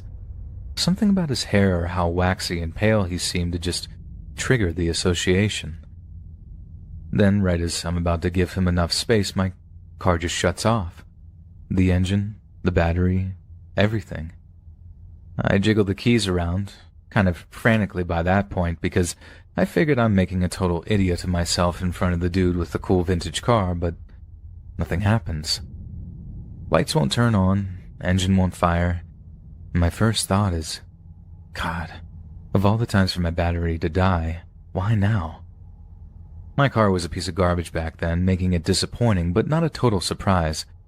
But I'm still blocking in Buick guy, who's surely getting mightily angry after sitting there for a solid few minutes. So I roll my window down, lean out a little, and start yelling over to the guy's car that he has to go around. But he doesn't respond. And all I can hear is this creepy old music coming from his car. I can't see a thing of him because of high headlights. He's not saying a thing, and the freaking song is making the hairs on the back of my neck stand on end. Now this is the part that really freaks me out to recall. As the situation with the guy is turning into something of a standoff, I'm sitting there in the driver's seat wondering why the guy isn't talking, moving, or doing much of anything for that matter. I don't want to honk at the guy. Everything had basically been amicable so far, so I'm just sort of sitting there, waiting, getting more and more anxious as I do so. That's when the lights on my dash start flickering a little, and I think my battery might be coming back on. I don't know much about cars, but I'll take it. So I get all excited thinking I'm going to be getting away from what had been an incredibly awkward situation. I start jiggling my keys in the ignition again, but again, nothing happens. Right until my car radio bursts into life and starts playing the exact same creepy song as the one playing in the other car. It didn't have any lyrics. It was this creepy tritone loop with something playing over it. But somehow it managed to fill me with this feeling of dread as I realized something seriously weird was going on. The whole time I'm basically being blinded by the Buick's headlights while it just sits there. Then suddenly, the thing's headlights cut out, right at the same time my radio does, and I'm plunged into darkness again with my natural night vision having been totally ruined for a few seconds. While I'm half blinded, I try the ignition once again, and I breathe a huge sigh of relief when my car comes back to life again. But that little moment was severely short-lived because, as my own headlights turn on, the old Buick is nowhere to be seen. It came as such a shock that I actually screamed out loud, spinning around in my seat like I might catch a glimpse of it driving away. But no, there's absolutely no sign of that Buick anywhere. It was like it had just straight up vanished into thin air. You think with a big old engine like that, I'd have heard it driving past me even if I was distracted by other things. And the time between the headlights cutting out and me getting my car running again couldn't be anything over 30 seconds. It would have had to zoom past me to disappear from my view so quickly. Have you ever felt super stoned and you don't even smoke? That's what it felt like. I'm putting the entire thing on myself, trying to explain it away as like a mini stroke or something, and it even occurred to me that my buddy back in Newport might have dosed me with something groovy, so to speak. But no, sober as a judge the whole time. And you can bet I didn't drink anything because those Rhode Island state troopers just love hunting DUIs. So like I said, because I couldn't find any way to explain what happened, it kicked off something of a hyperfixation in me. I revisited the cul-de-sac where it happened, looked up potential classic car owners in the Narragansett area, and researched medical papers on blackouts and time loss. The latter had me convinced that I was suffering from syncopal attacks, basically when your heart doesn't pump enough oxygen to the brain, a pretty serious condition, so, as you can imagine, I was only too willing to pony up for a medical checkup.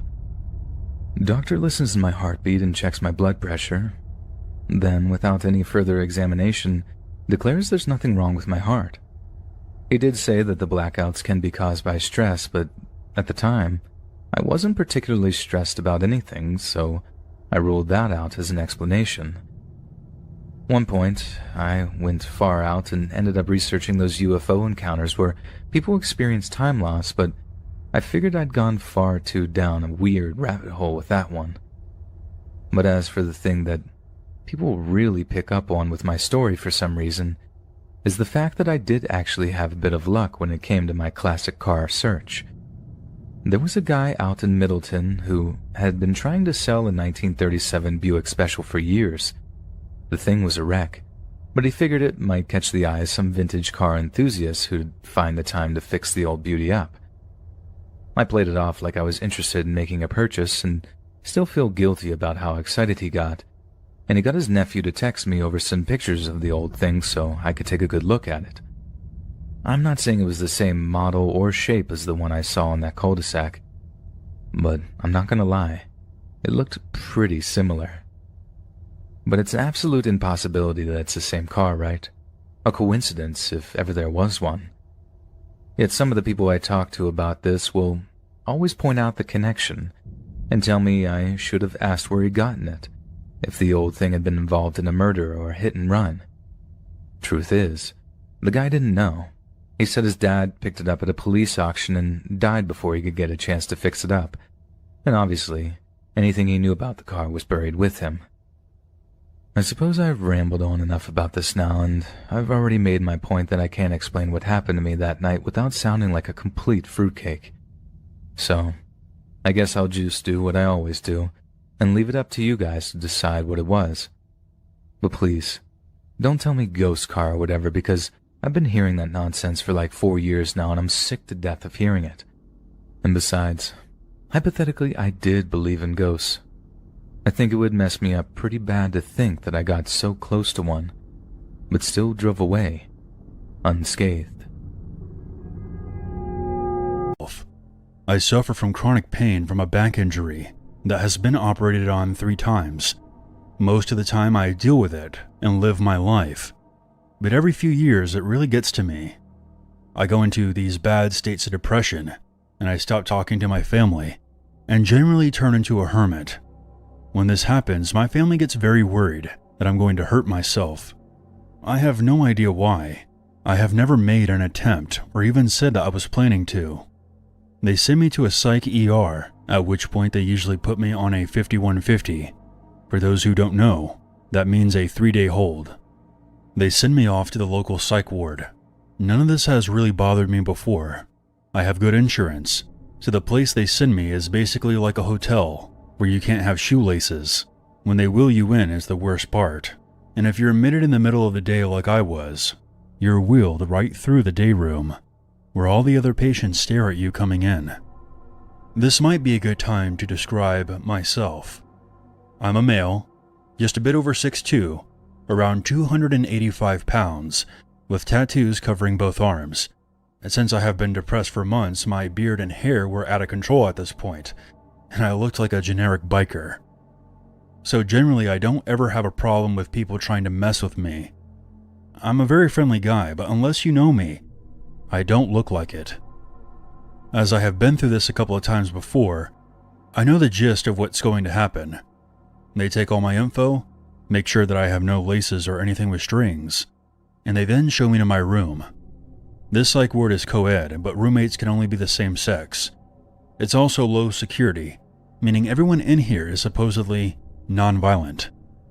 My only problem with this place is that they have people like me with no history of mental illness who are just going through a hard time, mixed in with all different levels of patients.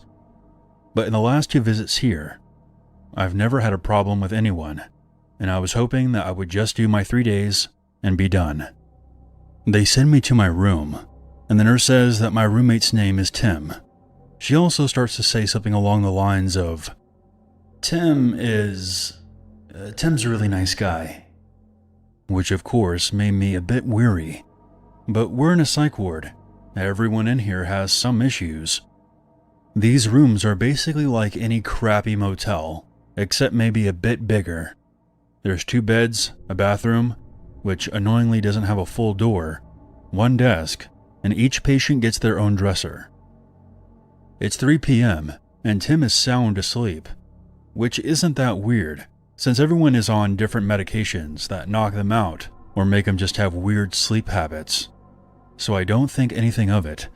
As a matter of fact, after spending hours in the ER and a couple more getting all signed in, I'm dead tired myself, and I decided to fall asleep, which I do almost instantly. I have no idea how long I slept for, but when I wake up, it's pitch black outside, and only the small floor light that you can't turn off is giving the room some illumination. Tim is wide awake and sitting up on his bed. Psst. What's up, man? I'm Brian. I would have said hi earlier, but you were sleeping. Didn't they say his name was Tim? I was trying to be as friendly as possible, since it's just easier to get along with everyone in places like this. Yeah, earlier I was a bit tired too. I try to sleep as much as possible so I don't have to interact with any of the demons. This should have been a giant red flag in my cue to ask for a different room. But Tim was much smaller than me, and they search you when you first come in, so I had no reason to fear him, and I decided to make conversation with him about these demons, which I found out to him were all the nurses and doctors. After talking to him about this, I told him that I was still very tired and needed some more sleep. Okay, and it's really nice to finally have a fellow human as a roommate. I took this as a sign that he was okay with me, and that I didn't have to sleep with one eye open. I woke up early the next morning for breakfast, since I hadn't eaten in 24 hours. After I sit down, Tim comes out and sits next to me. Aside from referring to the nurses and doctors as demons, he seemed pretty normal. We chatted about normal things for a while, until he suddenly stops talking and begins staring at someone behind me. You see her? That's Jessica. She's an angel. I turned around to see a very attractive girl who looked to be in her early 20s, maybe even 18 or 19. She waves and says hello to Tim and everyone else who was sitting in the dining room area. She was one of those social butterflies who goes out of their way to be super nice to everyone. When I looked back, I noticed that he was staring at her a bit too much, and I snapped my fingers. Hey man, don't freak her out. He gave me a very confused look, like I had said the most absurd thing in the world to him, and he got very quiet after that. Honestly, I didn't think much of it, as I had my own shit to deal with. The rest of the day was the usual. In a place like this, you have to go to meetings, talk to your doctor, take your medication, but the majority of the time you're just bored out of your mind. The TV gets like 4 channels. Even if one of them was HBO, it was hit or miss. So I spent the majority of the time reading books in the day room. While I'm reading a book, Jessica comes up to me, introduces herself, and begins asking me all kinds of questions about my tattoos while I'm reading. The story of my life. Like me, she was basically a normal person having a hard time. She just had bad anxiety problems that caused her to have panic attacks, mainly since she had just started college, and couldn't really deal with the pressure too well.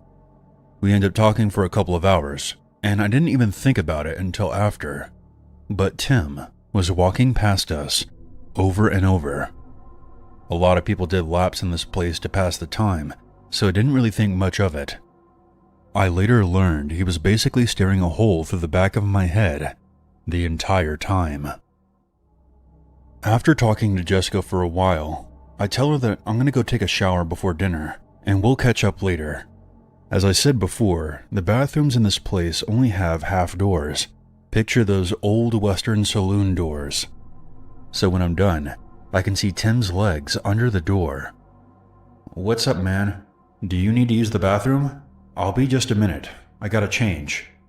He doesn't say anything, and just stands there. You're starting to freak me out a bit. I can hear him breathing heavy, and these doors don't lock, so he could have just pushed it open if he wanted to. Dude, you need to back up, because I need to get out. He then begins shouting at me, "You're Satan! You're Lucifer!" over and over.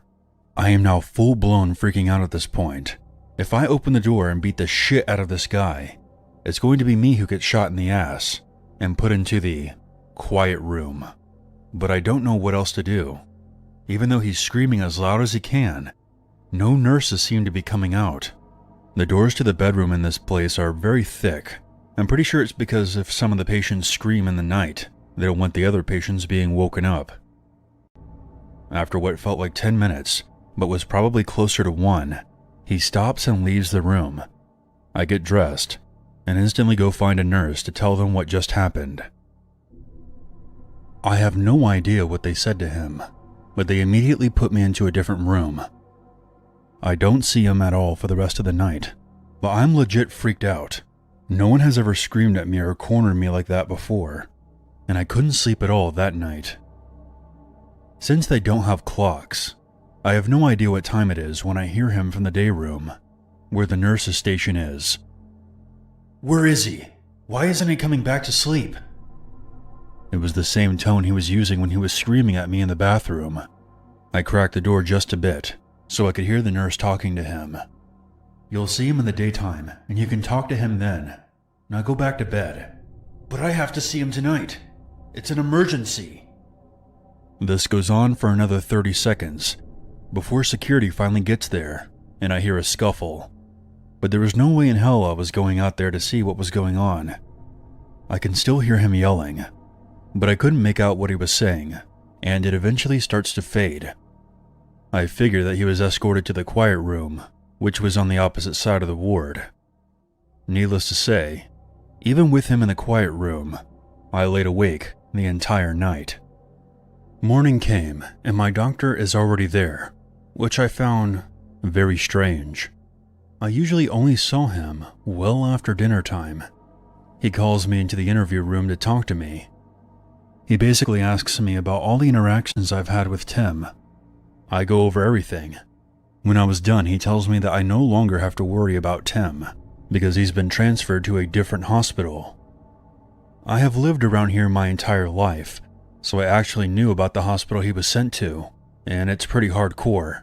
It's the kind of place where they lock you into a room most of the day. I felt kind of bad, because I knew he thought I was trying to steal his angel, and was just angry with me over a misunderstanding.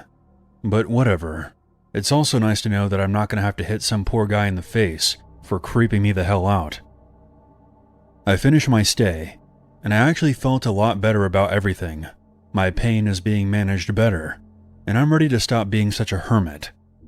My grandmother comes and picks me up, and I think that we're ready to leave, but the doctor is there again very early, and my grandmother is giving me a look that has me a bit worried. I thought that they were going to make me stay longer. Once again, I was brought to the interview room. This is where they tell me what really happened that night, which they didn't want me knowing until I completed my treatment. That night, Tim came out over and over again, asking the nurse when I was coming back. The nurse just kept telling him that he would see me in the morning, and did not tell him that I had switched rooms. Apparently this went on for hours, before he finally started screaming about it. Security came and he was moved to the quiet room, and given a shot to incapacitate him. The nurse got in touch with Tim's doctor and told him about the situation. Tim's doctor suggested that he be moved to the medium security wing upstairs until I left. When they went to gather Tim's belongings, they found a 7-inch piece of metal that he had broke off from a table in the TV room. That room has cameras and also has windows where you can see the nurse's station, so my guess is he waited until they weren't looking and worked on it until he broke it off. I'm 99.99% certain that me asking to change rooms is what saved me from being stabbed to death while I was sleeping. The doctors agreed, which is why he was sent to that other hospital. Since he never actually attacked me, he wasn't charged with a crime, and I have no idea how long he was held for, but I'll be a happy man if I never run into him ever again.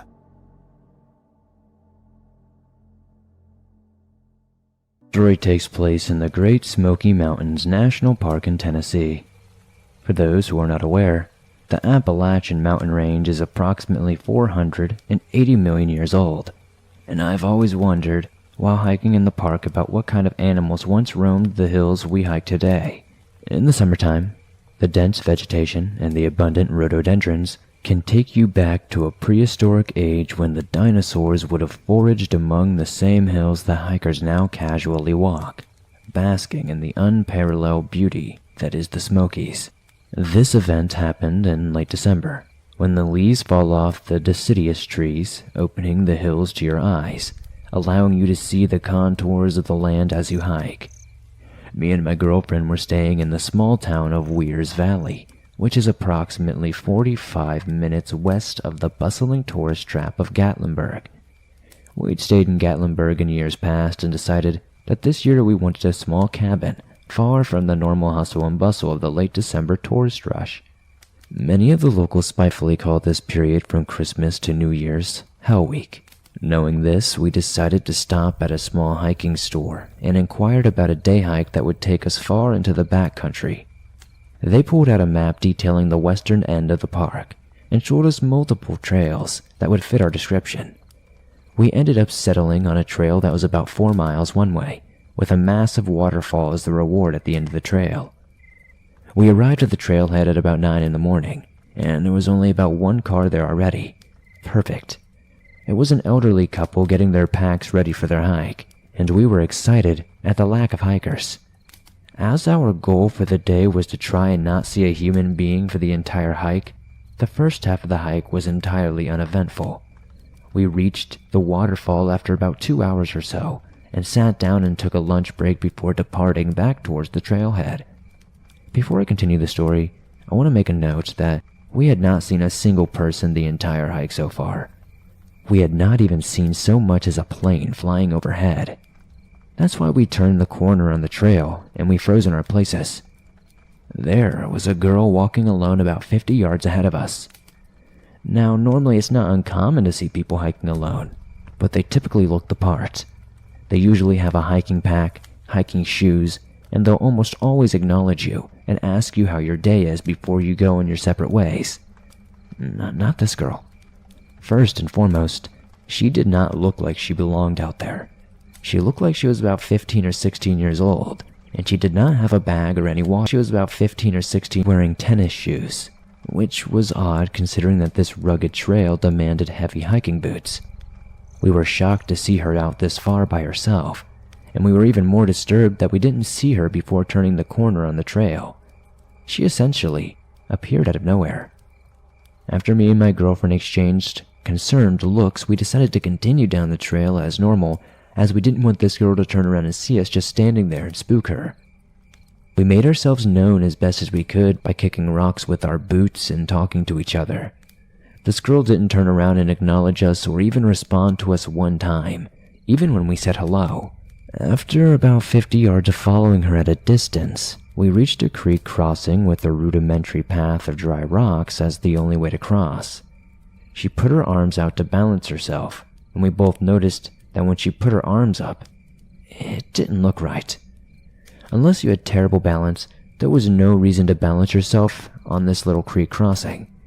Calling it a creek is almost giving it too much credit, as it was more like a gentle stream coming off the hill that crossed the trail and flowed to the river below.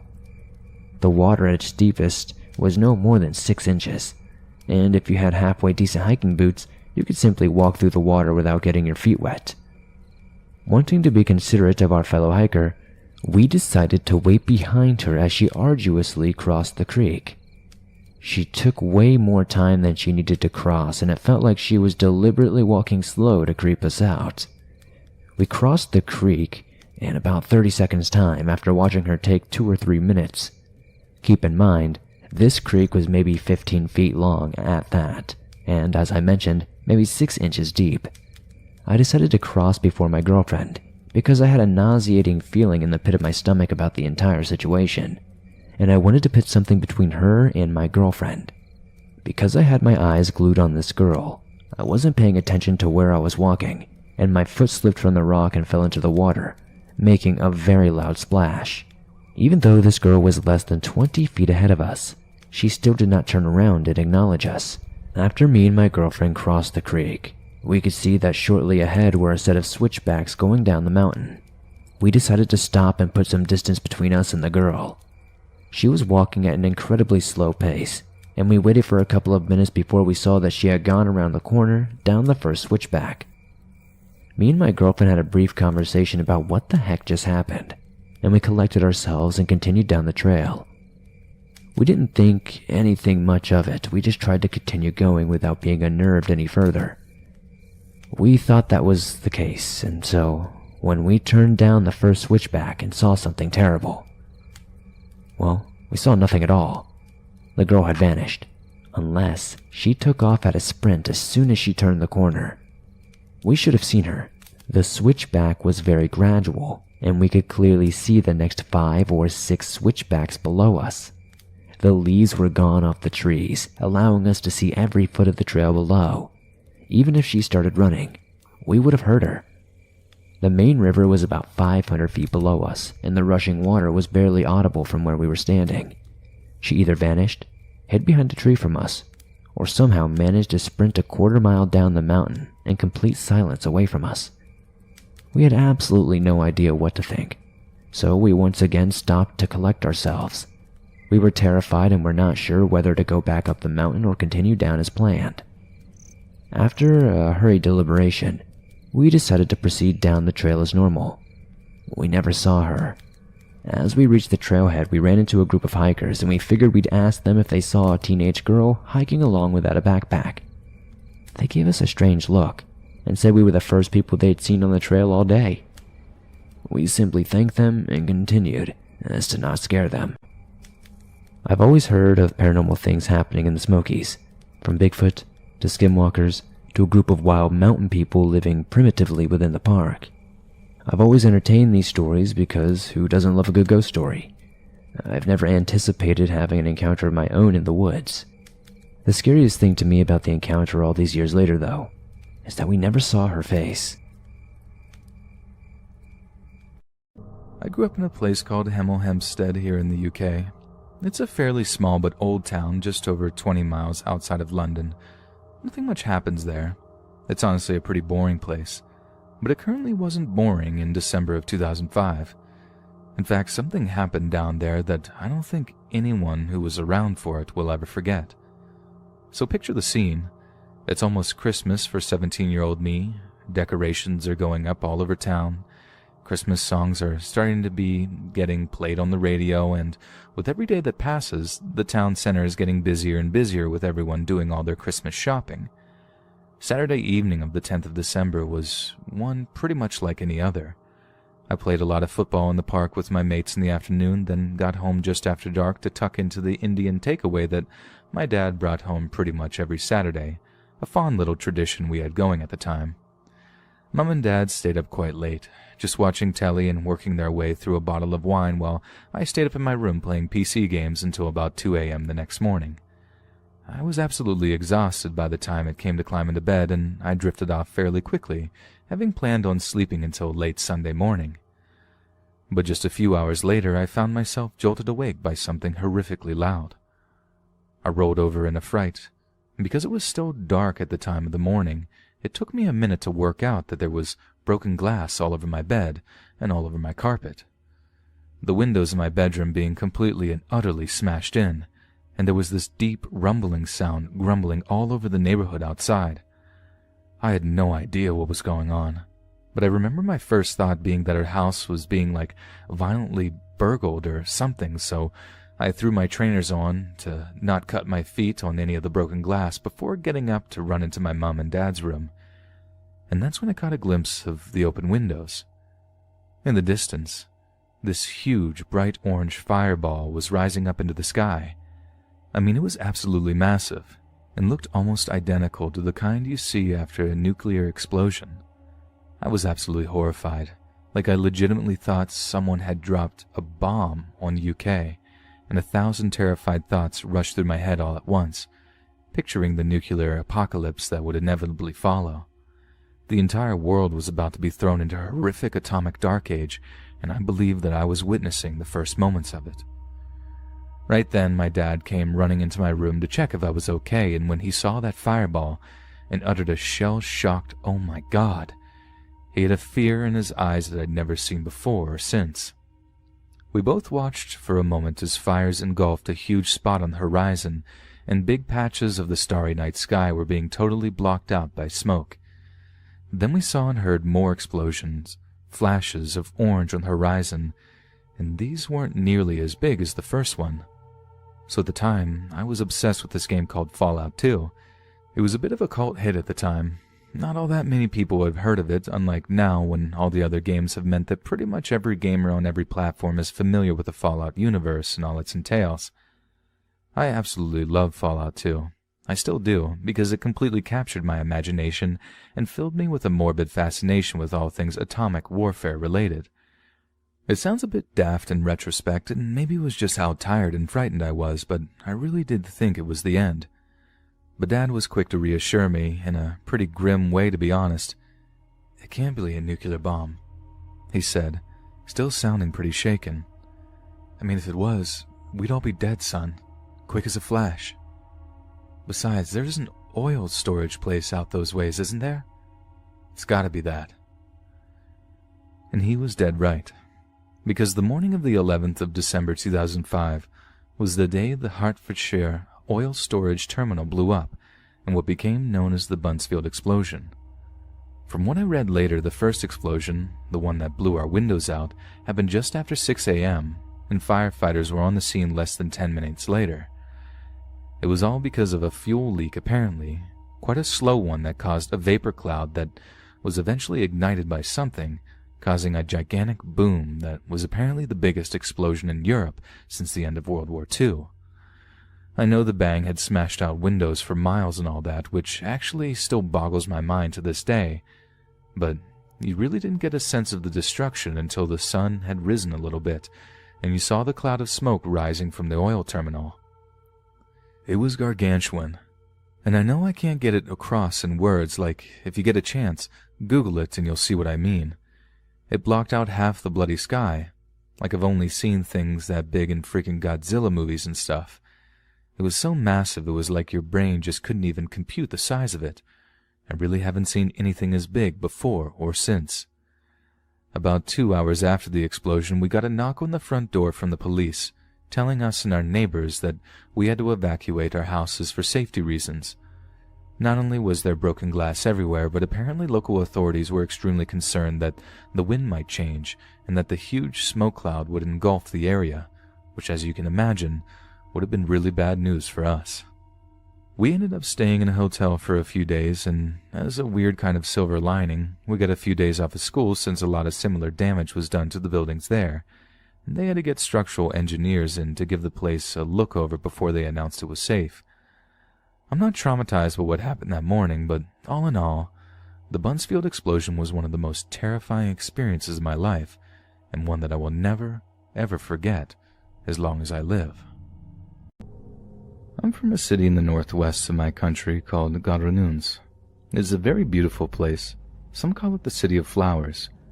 I love Garanuns, but I cannot live there anymore. There are too many bad memories for me, and people accuse me of something which I am innocent of. You see, 8 years ago I lived next to a family called the Negromontes.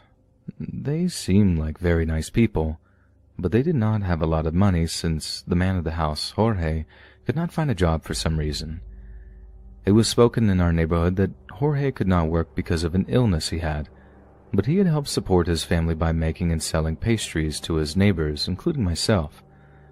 Jorge made the best empadas and salgados, which are traditional Brazilian pastries that we all love to eat, and on more than one occasion, I found him knocking at my door with a tray of delicious empadas for sale.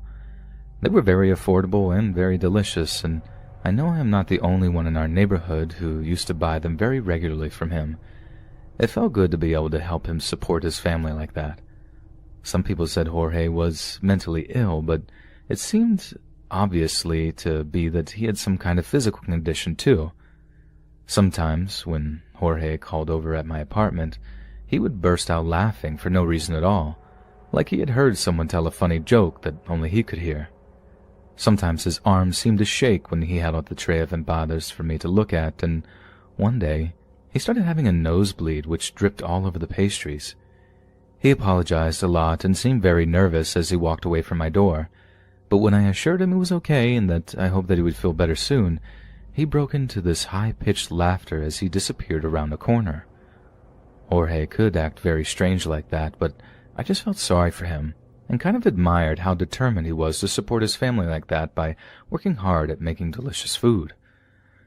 But one day, I came home from my job to see a few police cars outside the Negromante house.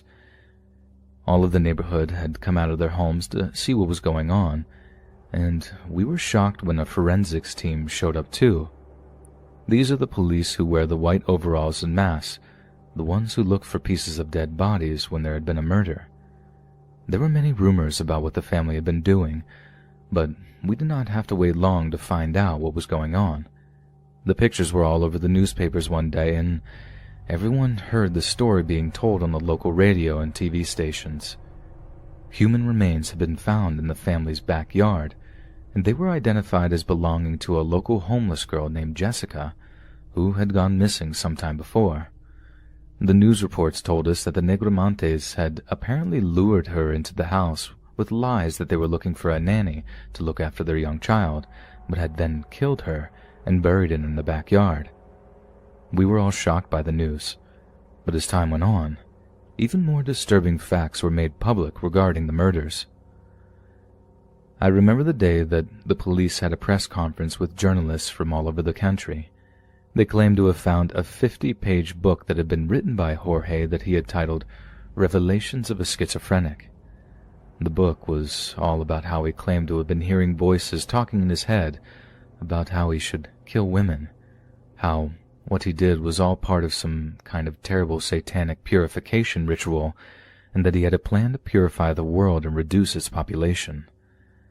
I found this to be extremely disturbing and upsetting, as I would never have imagined that Jorge could ever think like this. He always seemed like such a sweet person, but I guess I was wrong to think that. But somehow, as the weeks went by, we heard things that were somehow even worse, things that destroyed my life as I knew it. Forensics teams had analyzed the entire Negromante house and discovered traces of the murdered woman's body tissue on cooking utensils used by the family. What's more, rather large chunks of flesh had been found to be missing from the bodies most recently buried in their backyard. Police could only come to one conclusion, that the family had been butchering the murdered women before cooking and eating their flesh. But what's more, rumors began to spread that not only had the family been practicing cannibalism, but they had actually sold some of the meat to the neighboring community in their empadas and salgados.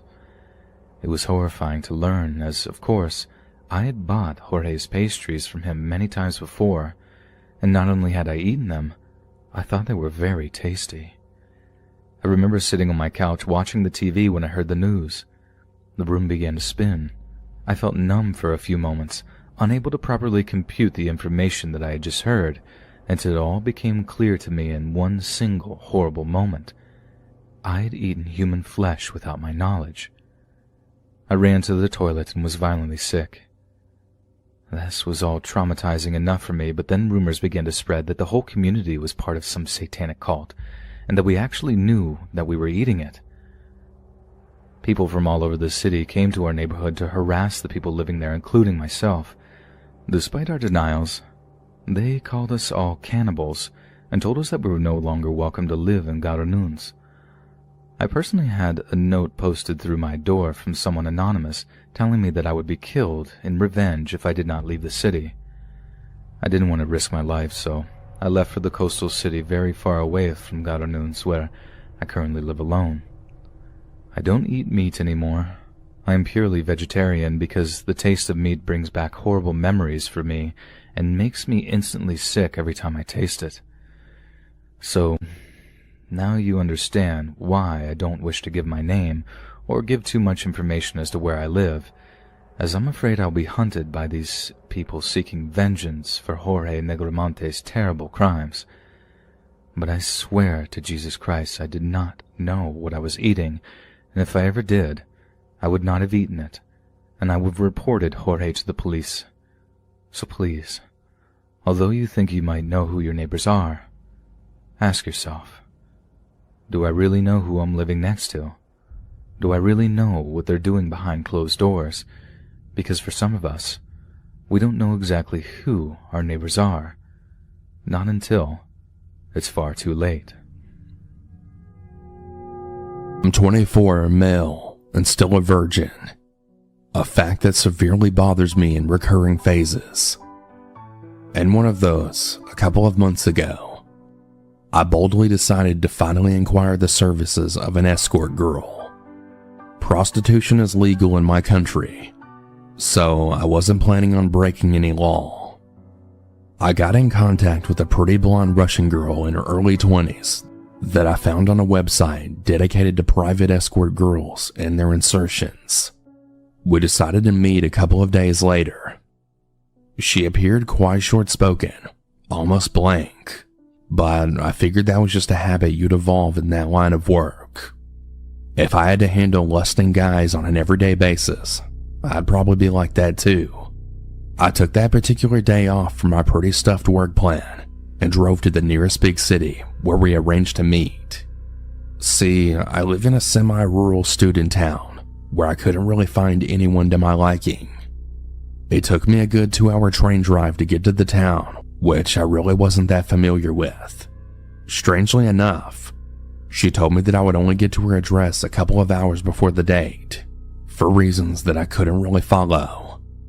So here I was in this big city, pretty lost, and almost 2 hours before my date. I had noticed that my phone battery was almost dead, so I frantically texted my date that I would need the address this minute if she still wanted things to happen. I turned off my phone and restarted it every 10 minutes to check for further messages, yet I didn't get any. The coward in me was satisfied. I'd have enough reasons to back up from this insane plan and just drive home. But before I finished that thought, she then messaged me with the address, which luckily wasn't that far off from the main train station. I started to reluctantly walk towards that location, checking my phone with Google Maps for every turn. After about 10 minutes, I arrived at my destination, according to my phone, but I wasn't really sure on where to go from here. There was a turn into some kind of back alley, an apartment, so I figured that I had to go there. To tell you the truth, I was beginning to sweat bullets at this point. I was beginning to slightly shake. I definitely wasn't ready and felt very uncomfortable. I still had 40 minutes before the appointed time, and so I decided to sort of roam the area before I would note my date. I must have looked like a madman, or as if I had just committed a murder. I walked around the area in circles about 2 times, and then notified the girl. I was being told that I had to get myself a room in a motel that was in that very alley after another left turn, and that she would then go to the respective room after I told her my number.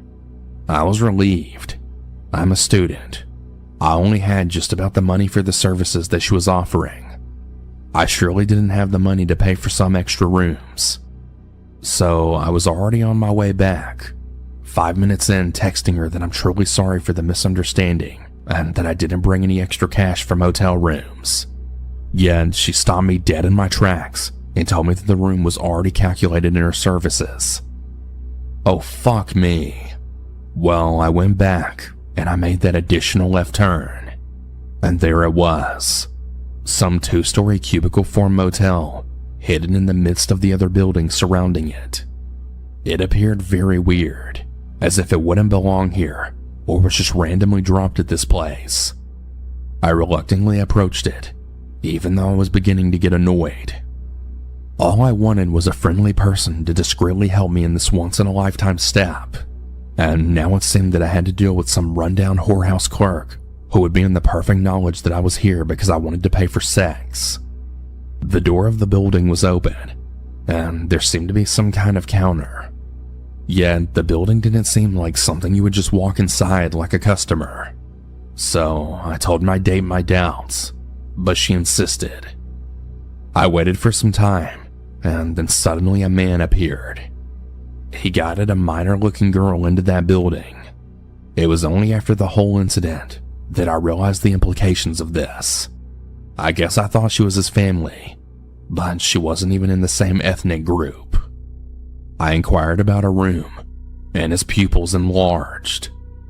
He looked scrawny, nervous, and kind of out of it. As you can imagine hearing this, you might recognize these red flags instantly. But given the fact that I was so scared that I felt like a bag of nerves, my guard was severely lowered. Also, I'm a semi-big and muscular guy, so I'm not necessarily used to feeling physically threatened. The reason that I'm a virgin isn't my looks. I'm antisocial. Weirdly enough, he told me that unfortunately, all the rooms were occupied at the moment. I wrote my date just that, and was told that I should wait a second.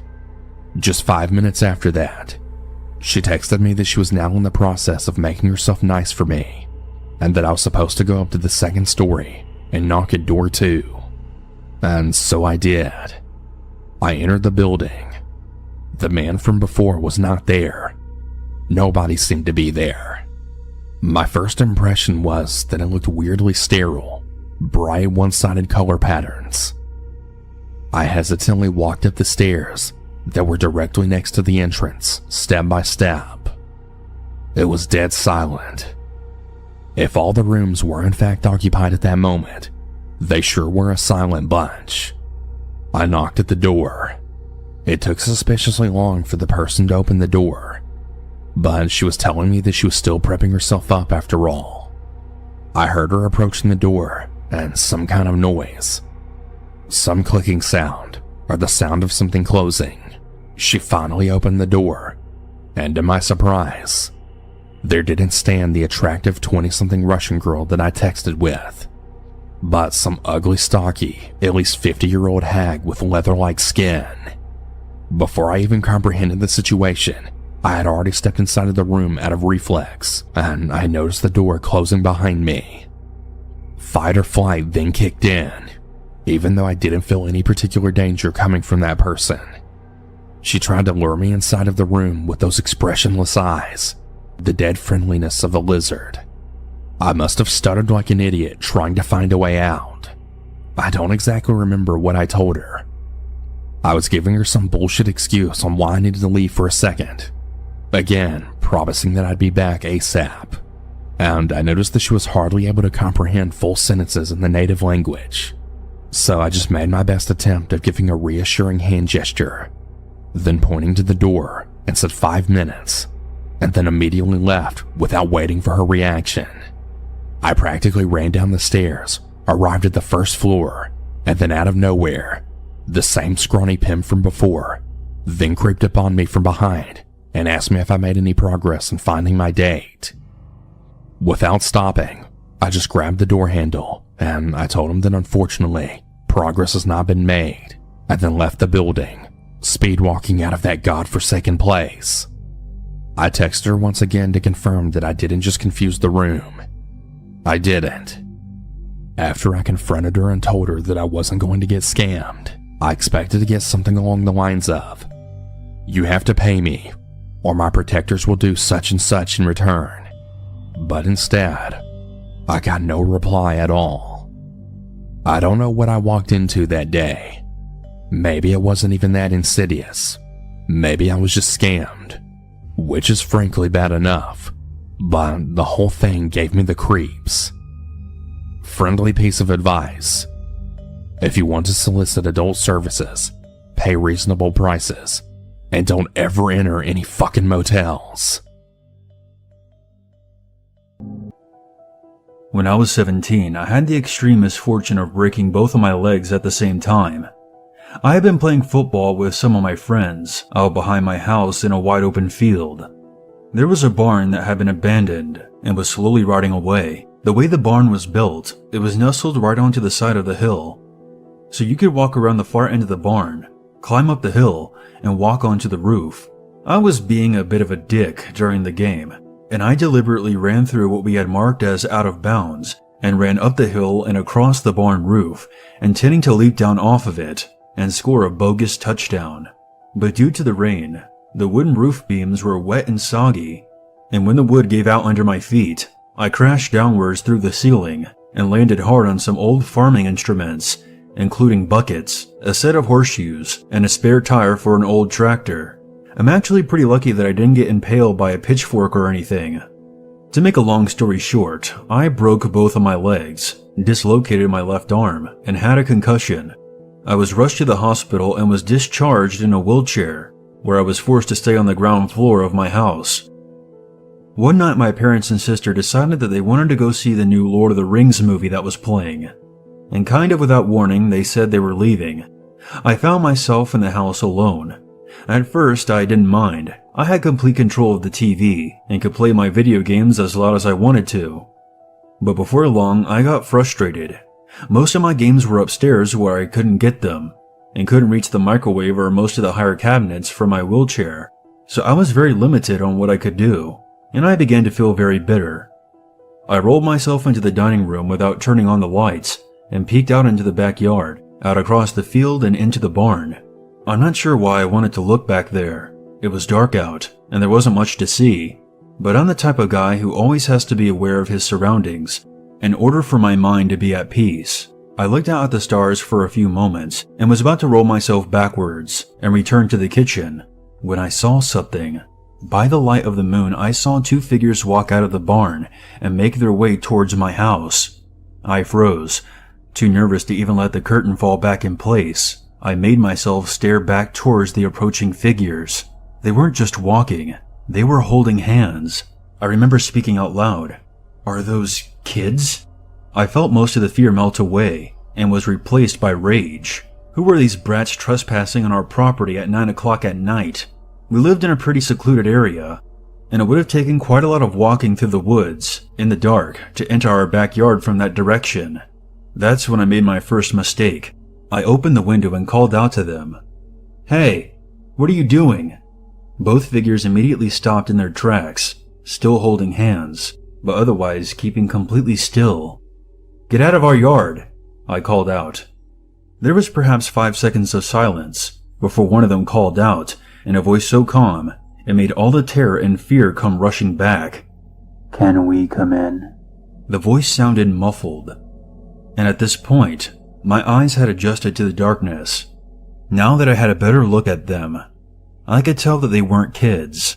I would say that they were probably teenagers, wearing white porcelain masks that had these sadistic painted smiles on them.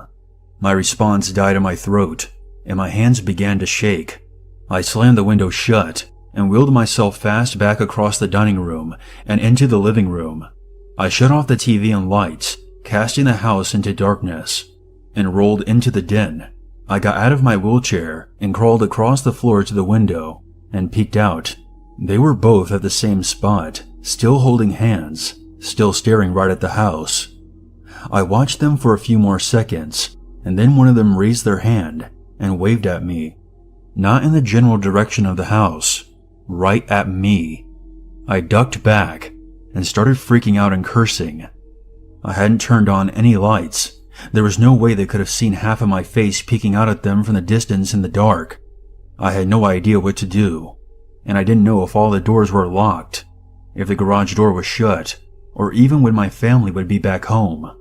I felt completely helpless, knowing that I didn't have the strength or ability to check every room in the house to make sure it was locked up tight. I went to the phone on my desk and frantically called my mom's phone, but her cell was off. She was likely in the movie. Same thing with my dad.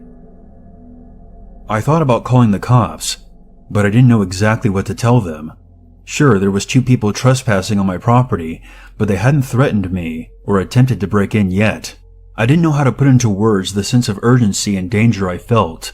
I crawled back to my wheelchair and rolled myself through the darkness and into the hallway that separated the living room and kitchen. That's when I heard a knock at the door,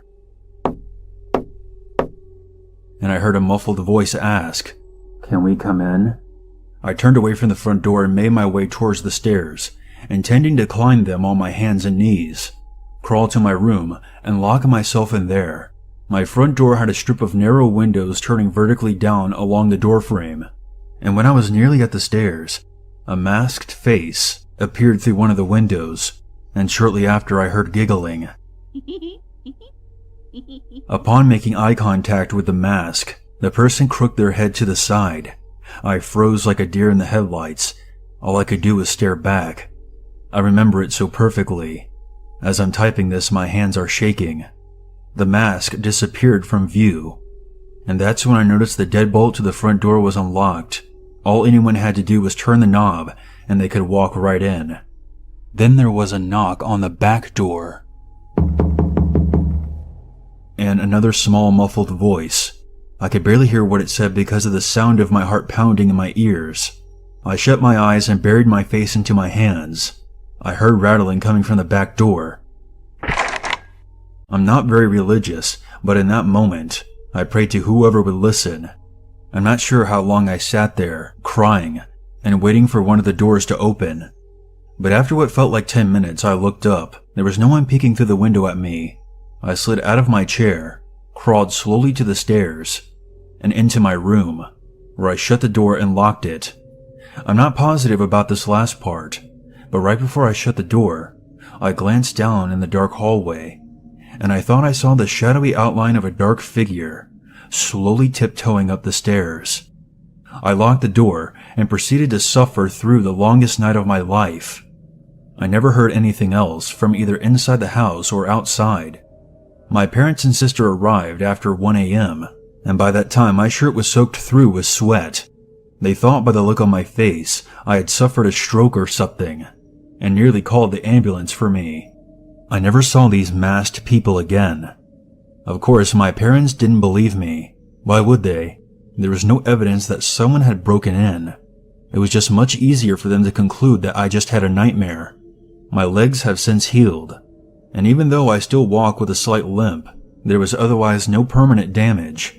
If I had to choose though, I would rather break both of my legs again, just to avoid the feeling of helplessness and terror that I felt that night when I looked into the hollow black eyes of that porcelain mask.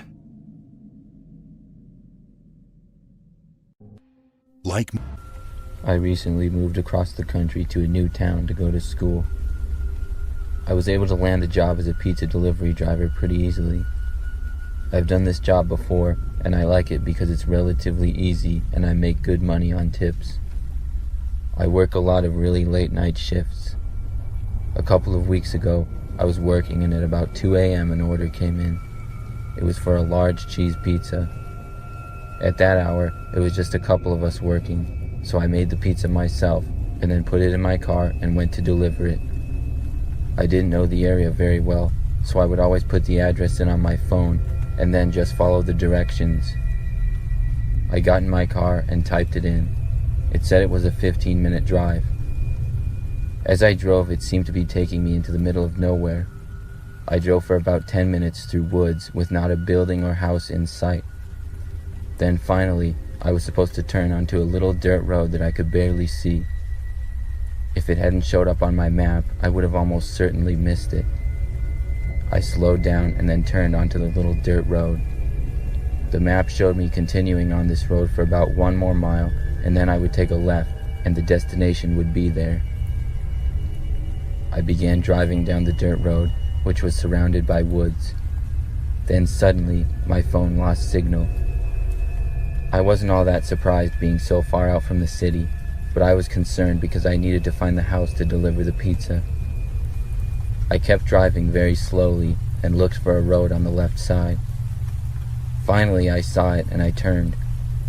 The road was another dirt one, but the woods on each side was even more dense. It was very eerie being out there on that road at that time of night, especially not knowing where I was. I drove down the road very slowly, looking on both sides for a house or some kind of building for whoever ordered a pizza out here. But all I saw was trees from the dense woods and some grass.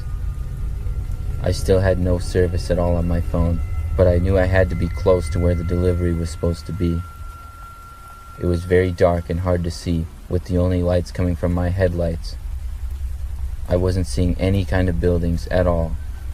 I started to get a really creepy feeling being out there, and after about 5 minutes of driving down that road looking, I decided to turn around and go back, because I could clearly see that there was no buildings. I drove my car back to the other dirt road, and then back to where I had signal before.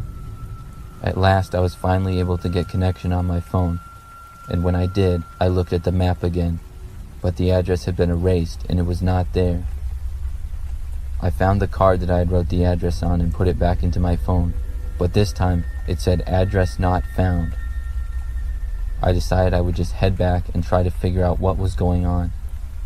When I got back to the store, I showed my boss the address and told him what happened.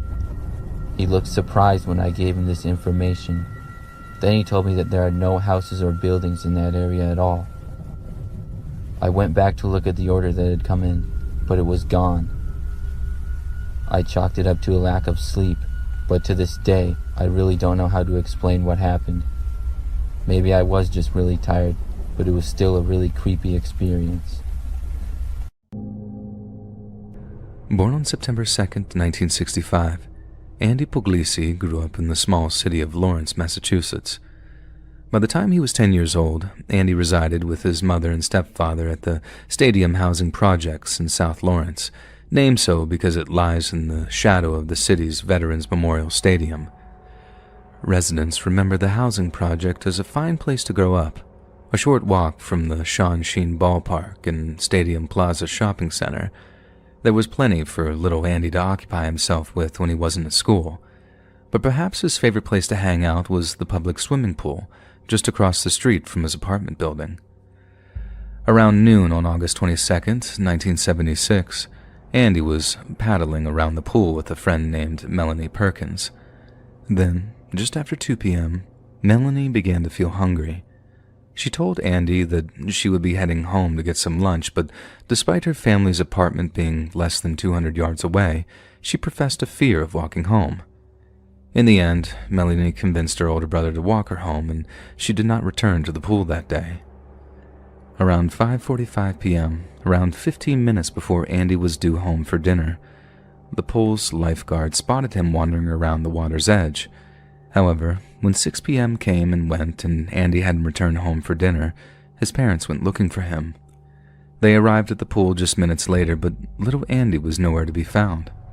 They rushed to contact the police, but initial theories placed Andy as a runaway. Being a child of divorce, the police considered the possibility that he had run off to find his father. However, when they contacted the man, he had no knowledge of his son's location.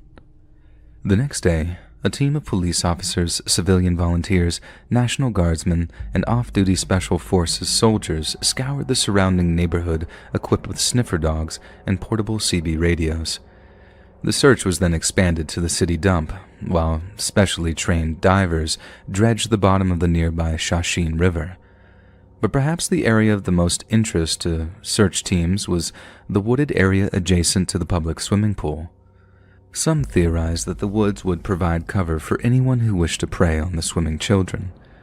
It would also serve as a concealed passageway to the nearby Blue Star Memorial Highway.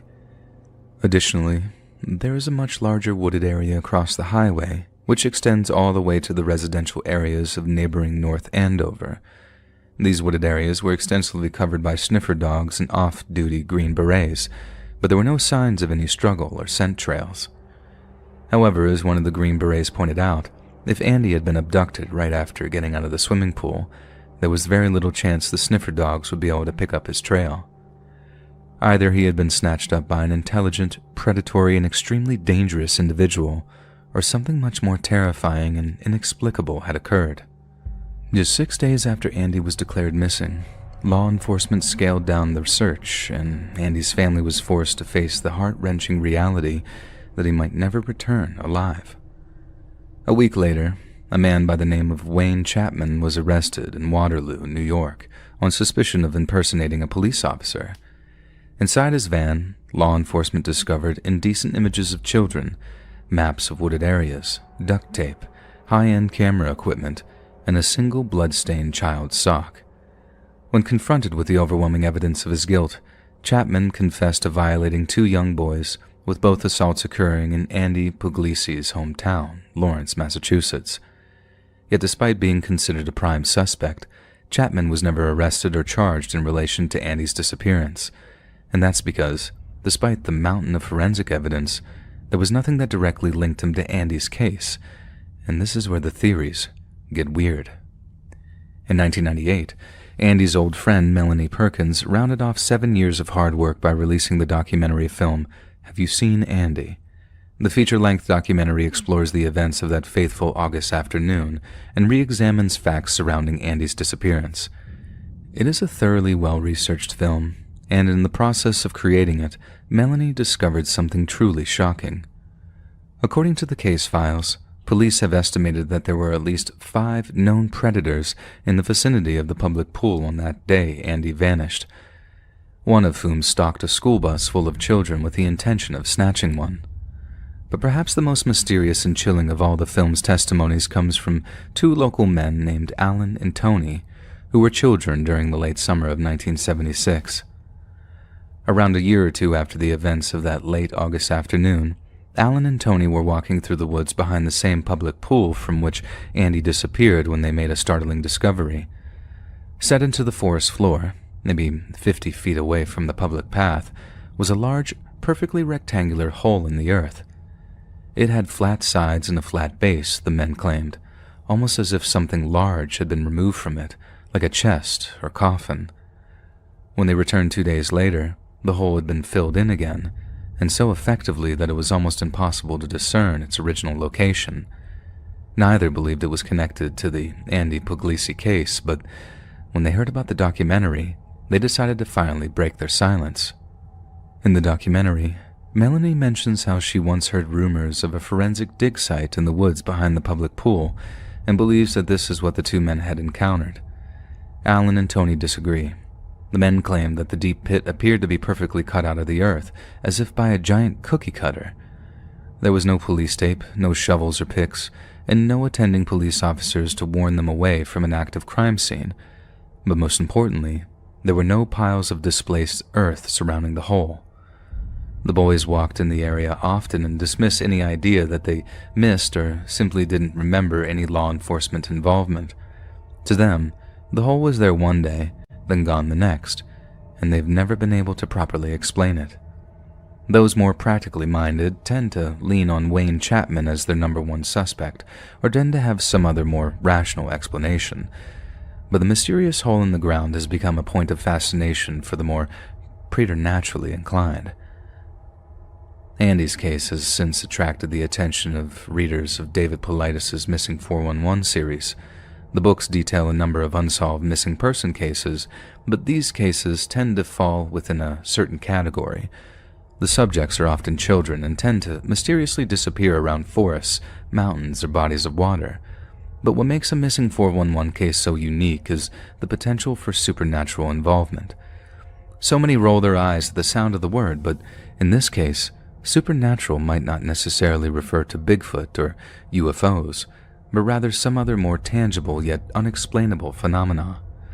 Over the past 100 years, our understanding of the physical space that we occupy has changed dramatically.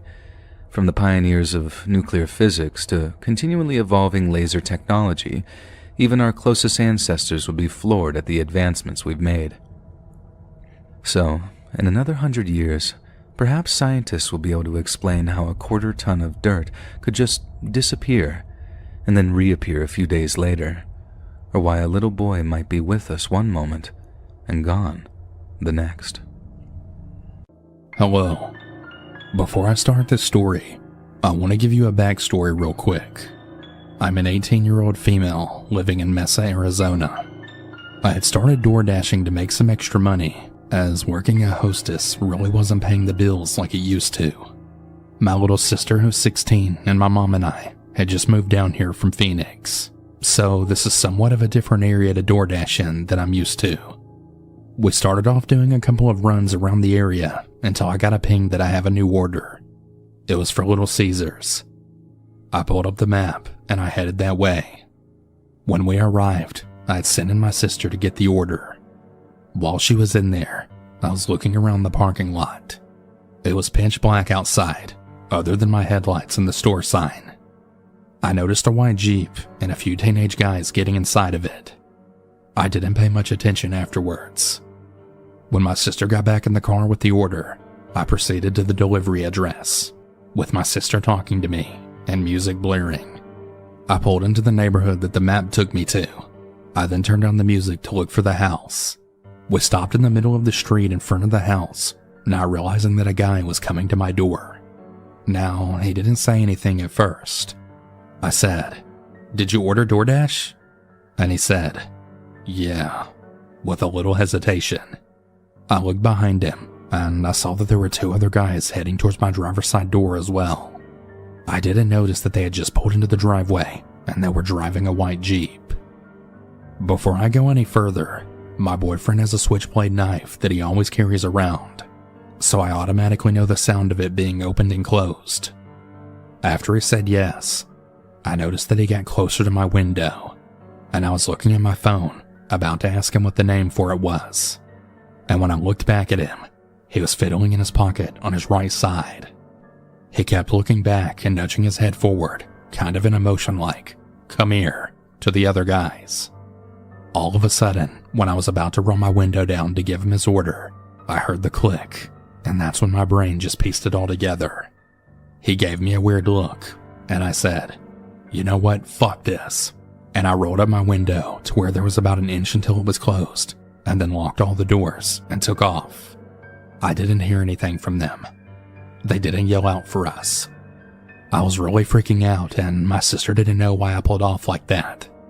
I explained to her what I heard, and then she pieced it all together as well. When I turned off their street, they then called me and said, "Yeah, this is Mario." And I said, "Yeah, are you the guy I just talked to?" And he said, "Yeah." And then I asked him why I heard a switchblade go off in his pocket, but he ignored the question. I asked him again, and it sounded like he was rushing to get into a car. I then pulled off into a curb, and I told him where he could pick up his food, and then hung up.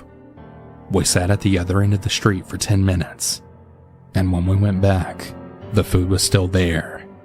We picked up the food again, and I was just going to call DoorDash and tell them what happened, and ask that they get a refund, until I saw the teenagers pass by and look straight at me and stop the car. I turned super quickly in the other direction, and I saw one of them get out of the car, then jump back in, and they then turned around and started following us. Now, I'm a crazy driver in general, but when someone's following me, my fight or flight kicked in, and I lost them pretty quickly. I called DoorDash and explained to them what happened and made a report.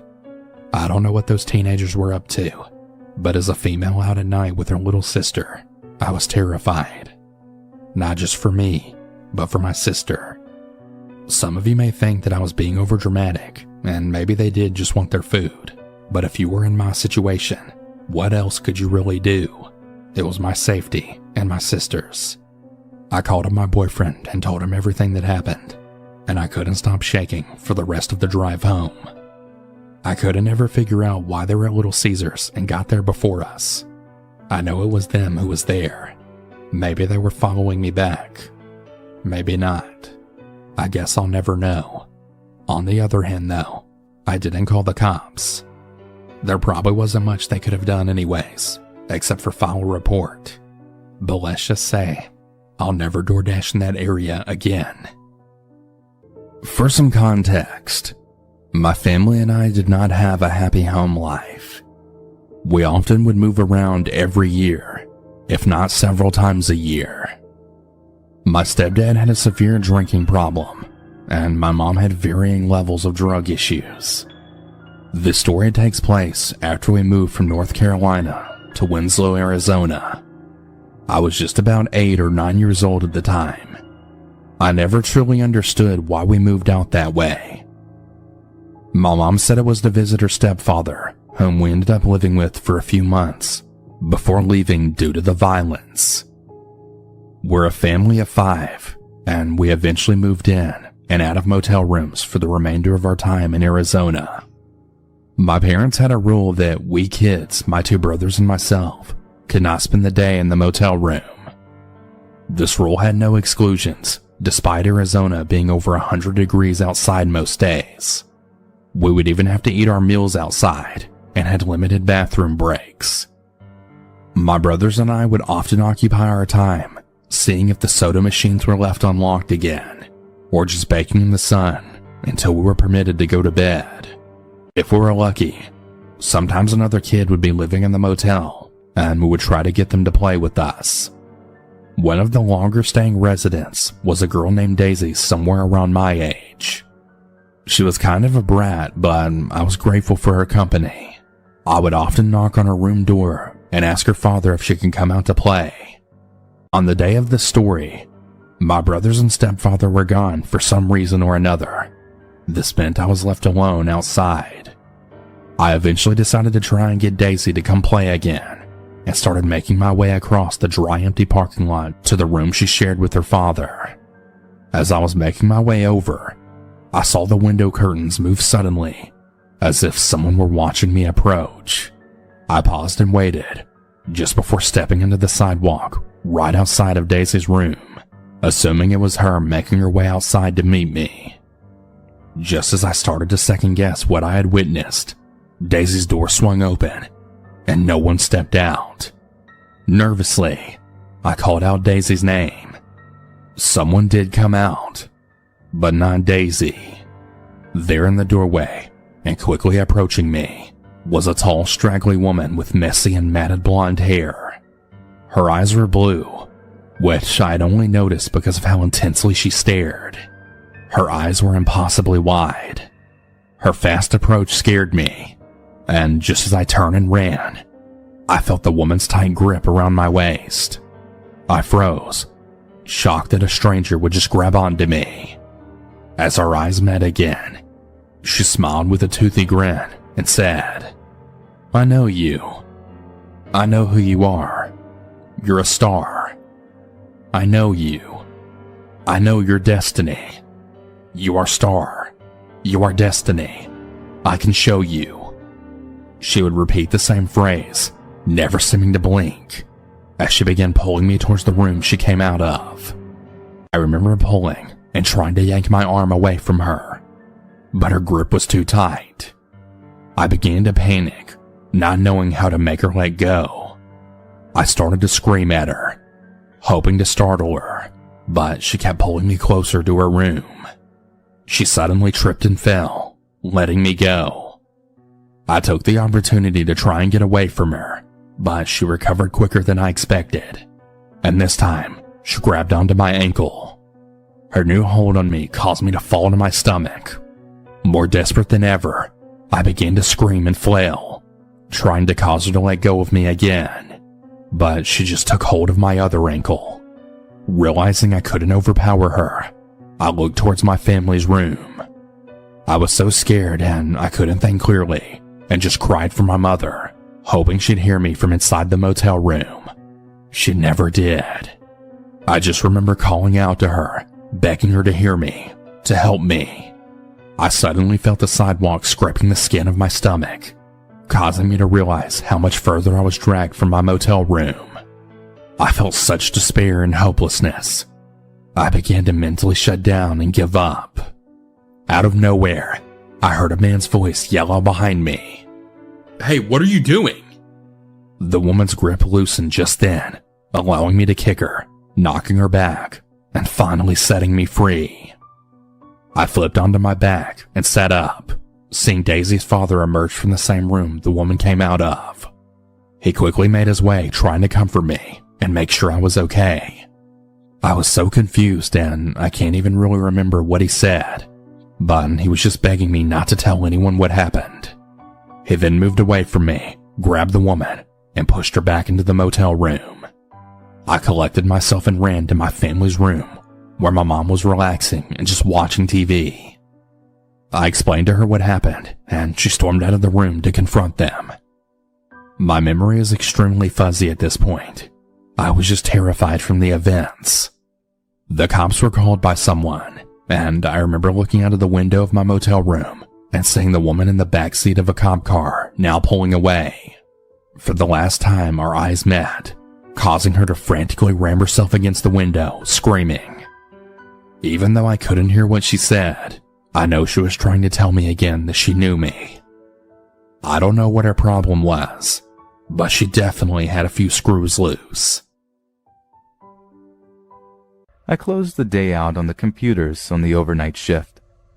I had just been promoted to a day job, and had a week left at the front desk before I was switching to my Monday through Friday gig, and it was just like any other night. At about 3 a.m., I received a phone call. The guy sounded my age, mid-20s, and attempted to strike up a conversation with me. I have to give my name when answering the phone, so he gets my name, of course, and starts asking me personal questions. Do you have a boyfriend?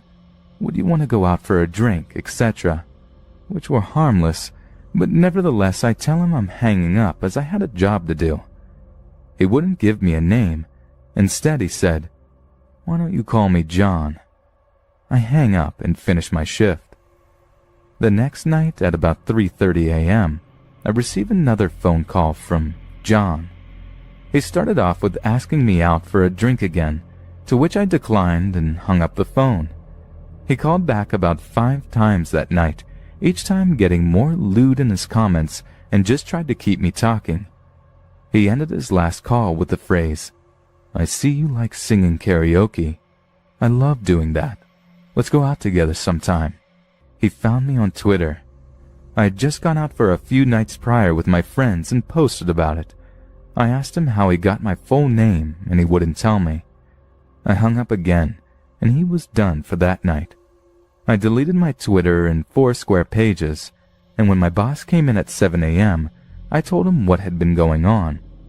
We told my GM, and my security guard put it into his record.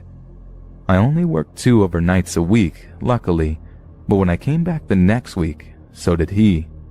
The phone calls started at around 3 a.m. and lasted for an hour or so, but this time was a little different. John was angry that I had deleted my accounts so he couldn't keep an eye on me and make sure I wasn't cheating on him.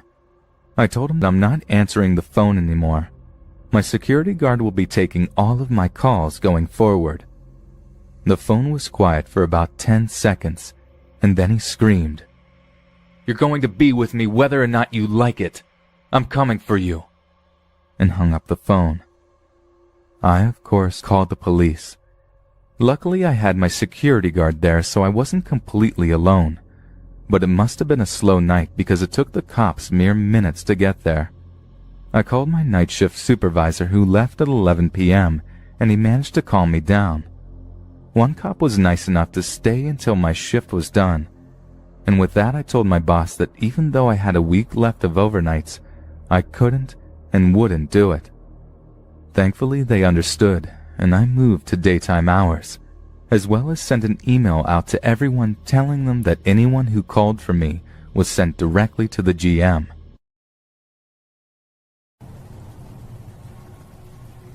I'm a female, and I worked at Chuck E. Cheese during my senior year of high school. Plenty of weird things happened in my time working there, but one was particularly creepy. I had already been working there for a while, and one night after school, I was working a 4 p.m. to 9:30 p.m. shift. My main job was usually to stand behind the counter and help any customers. Occasionally, I would clean stuff too, but for this night, I was mainly behind the counter. About an hour in, I remember some guy came up and started talking to me. He came off as a little too friendly and slightly creepy to me. I even wondered if he was drunk after a while based on the way he was talking.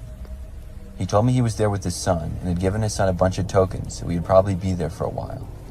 I was nice and friendly back to him at first, but after he talked to me for a good 5 minutes straight, it seemed a little weird. He also started to ask me more personal questions, and once I saw there was somebody in line behind him, I let the man know I needed to help the other customers. After this, he finally walked away, but he ended up coming back and trying to talk to me some more about an hour later. I didn't want anything to do with this guy and kind of tried to avoid him after that. When it was finally almost 9 p.m. and we were getting ready to close, I happened to notice that the man was still there. He was just sitting kind of near the exit, and he was all by himself. I realized he must have been there for at least 4 hours. He was looking at me, and I quickly looked away when we made awkward eye contact. There really wasn't anybody else there besides him, so it was really weird. I decided to go out into the arcade and see if anybody else was there at all. We closed in 5 minutes now, and I would have to let anybody still there know that we were closing and they would have to leave. When I went over there, though, nobody was in the arcade at all. I returned to the front desk after that and saw the guy still sitting there and looking at me again. I thought that he said he was there with his son, but I realized maybe he didn't have a son at all. It was a creepy thought, but I really just wanted the guy to leave. I saw one of my coworkers, Aaron, start to walk over to the man and say that we were now closing.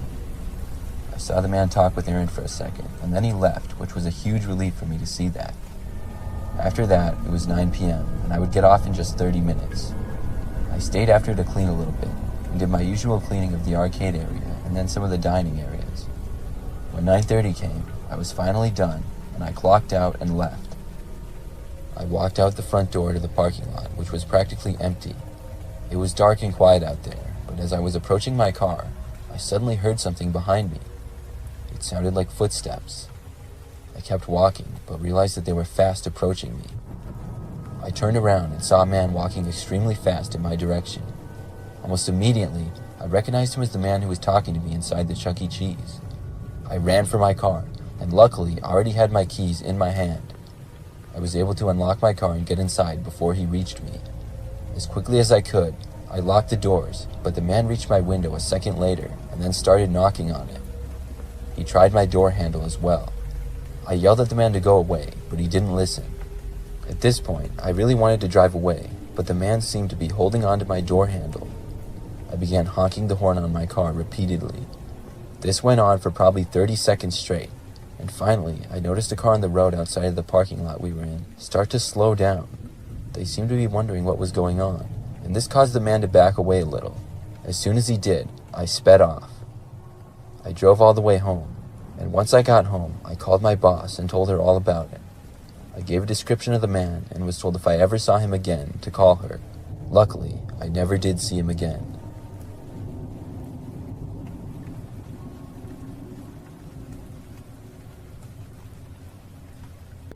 Thank you for reading my story. I must start by saying this story falls about average or maybe even below average on the scary meter. But it was such a strange event that I found it discussion worthy. So maybe some of you will rate it high on that strange meter and maybe some of you will just think it's lame. I lived in the third house at the end of a dead-end road just on the outside of a small town in Ohio. Many strange and dark things happened there. Maybe I will share those stories some other time. But one night, I was left perplexed by something I saw from my bedroom window.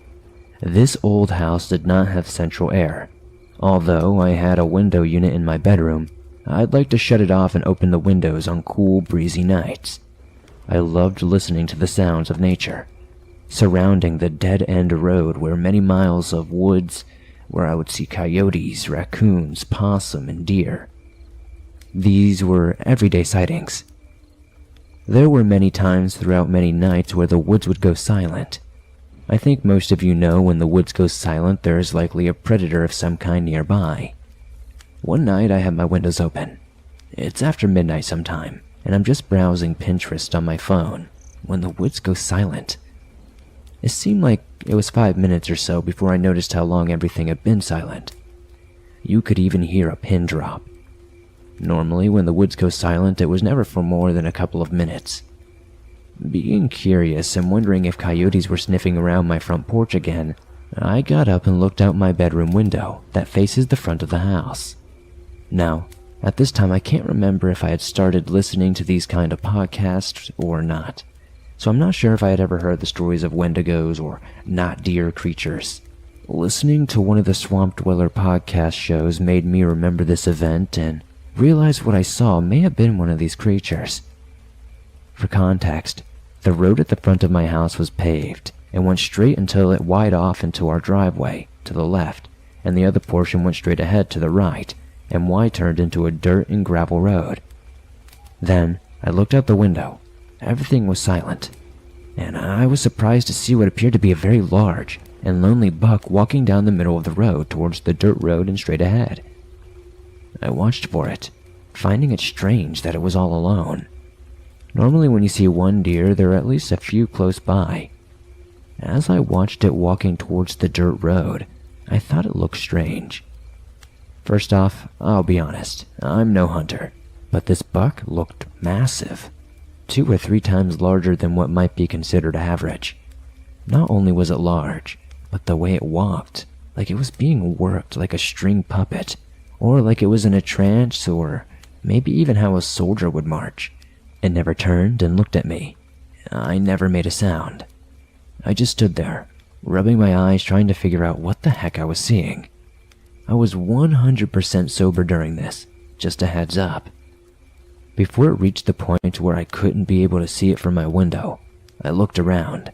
I'm not sure why. Maybe I was trying to see any other deer to rationalize what this was. This was only for a second, and when I looked back, it was gone. There was no way it could have left my line of sight so quickly. That's when I realized I never heard its footsteps. It never made a sound. Just the woods came back to life right then and there, and I almost jumped out of my skin from being so spooked. I just stood at my window, feeling bewildered. What the hell did I just see? Whatever it was definitely not a deer. This thing made the forest, which was usually very loud at night, go dead quiet. The way it walked, its size, how it just disappeared. The whole situation was just so bizarre. I thought about telling my roommate what I saw, but he was not a sensitive person and not a big believer in the unknown or the paranormal. Although a year or two later, when the house was being renovated, he started to believe. But hey, that's another story entirely. So there it is, my potential not deer sighting. Like I said, it's not the scariest story, but it's a head-scratcher. Do any of you have a similar story? Can anyone tell me what they think I saw, or what they think the not deer was doing marching down the road just to disappear? I feel like if I had made a sound or engaged with it, the situation may have escalated. I was always under the impression that there might be a portal on the property for spirits or unknown things to come and go through. Is that what the not deer was doing? Just taking the portal back to hell for a dinner engagement with Satan? It was 2002, and I decided that it was time for me to make something of myself.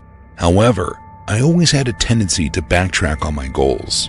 Something that a lot of people told me was that I never give myself time to relax. So I was going to take the year off and travel across the country. I had saved up some money from the years of working, and I did the math. If I spent my money sparingly and I picked up some odd jobs along the way, I should have been more than capable of lasting the year on what I had saved. My plan was simple. I took a flight from Chicago to New York, and from there, I would travel around each state to see what the rest of the country had to offer outside of my small hometown. Things started off really well. For the first few weeks, I traveled via bus or train from city to city, enjoying as much as I could while remaining on my budget. Something I quickly found out, that it was fairly hard to snag a quick, paying job in a town you were only going to be in for a day or two. This meant that I would have to figure out a way to save a bit of money, and to be honest, I probably went about the situation the wrong way, because for some reason, the best way I could think of to save money would be if I could find a cheaper way to travel. That was when I decided to try my hand at hitchhiking. Excuse the pun. I walked along the side of a highway in Virginia for about 45 minutes, alternating between which hand I was using to attempt to flag someone down. And finally, I was happy to see a small two-door sedan slowly pull off. As I approached the passenger side door, I noticed that it was only the driver in the car. He seemed like a clean-cut and older gentleman who had no facial hair, but wore circular glasses like Lenin. He asked where I was heading, and I explained to him that any town with a cheap place to stay would be great, and he said he could drop me off in a city about 10 miles away, which sounded amazing at the time, so I thanked him graciously and hopped into the passenger seat of his car. At first, things seemed like they were going great, and it turned out that he apparently grew up not too far from me, or at least, that's what he told me. Maybe he was just trying to get me to lower my guard. After we passed an off-ramp that I thought was going to take us to the city he told me about, I asked him how far away we are, and his answer was one that I never wanted to hear. He said, "We're about 3 hours away." from your new home." I was confused. I began to chuckle a bit, hoping that it was some weird joke that I didn't understand. That was when I saw him press the switch to lock the doors. "What are you doing?" I asked. That's when I saw him pull a gun out from the panel of his door. He pointed the handgun in my direction and told me to just relax. And I don't know what came over me, but I knew I had to do something. I reached for the gun in hopes of either getting it from him or distracting him enough to crash his car, but he was quicker. I didn't feel the bullet hit me, but the ringing in my ears was enough to make me almost pass out. The stranger that I had entrusted had just shot me. We drove for a little while longer. I couldn't bring myself to speak. I was so dazed by the situation. The bullet had entered in the left side of my chest. I felt my eyes growing heavy, and I could hear him muttering to himself. Everything after that came to me in pieces. I vaguely remember pulling off of the highway. Then we were in the woods. I was pulled from the car and left lying next to a tree. I'll never forget the relief it felt when I heard his tires skid as he pulled away. I think he thought I was dead or going to die. Hell, I did too. Lucky for me, I still had my phone. I was able to call emergency services. It took them some time to find me, and by the time they got there, I had already passed out, assuming I would never wake up again. Thankfully, I did. I woke up in the ambulance where I was told that I was going to be fine, and they were taking me to the hospital. Apparently, the bullet went in and out, meaning that it went on a straight path and didn't bounce around or break up inside of me, causing massive internal damage. I ended my trip then and there, and once I was able to fly home, I did. My friends always told me I was too trusting of strangers. Not anymore. A few years back, I worked at a hotel. When I started, I was working at the front desk during overnight hours. The hotel was pretty average size, maybe a little bit large. We don't have any restaurants or bars connected or anything like that, but have lots of rooms. I would sit behind the front desk, and most of the time overnights, nothing happened. Here and there, people would come or go, but most people didn't need to talk to me. This made my job really easy, and I didn't mind being up all night. The event that I'm going to tell you about occurred at just after 2 o'clock in the morning one night. I was working behind the front desk, and I faced the lobby and elevators. To my left, there was a lounge area and a hallway that led to rooms on the first floor. Everything was very quiet until a man entered the hotel. He walked inside and went right past me. I assumed that he was staying at the hotel and was just returning to his room. The guy was pretty average height, light brown hair, mid-30s. He walked down the hallway and was gone. About 5 minutes later, though, he walked by again, this time going to the other hallway. I still didn't think anything of it, but I soon saw him another time. He was once again walking past from one hallway to another. It was sort of behind me, but still in plain sight. It seemed a little bit odd, but there was nothing wrong with it. But several minutes later, I went to go get some water. There was a dispenser in the lounge, and you had to walk past the hallway to get there. As I was passing by, I noticed somebody in the hallway a ways down. I looked and noticed that it was the same guy. He was standing outside of a door, and it appeared as though he couldn't get inside, but was trying to.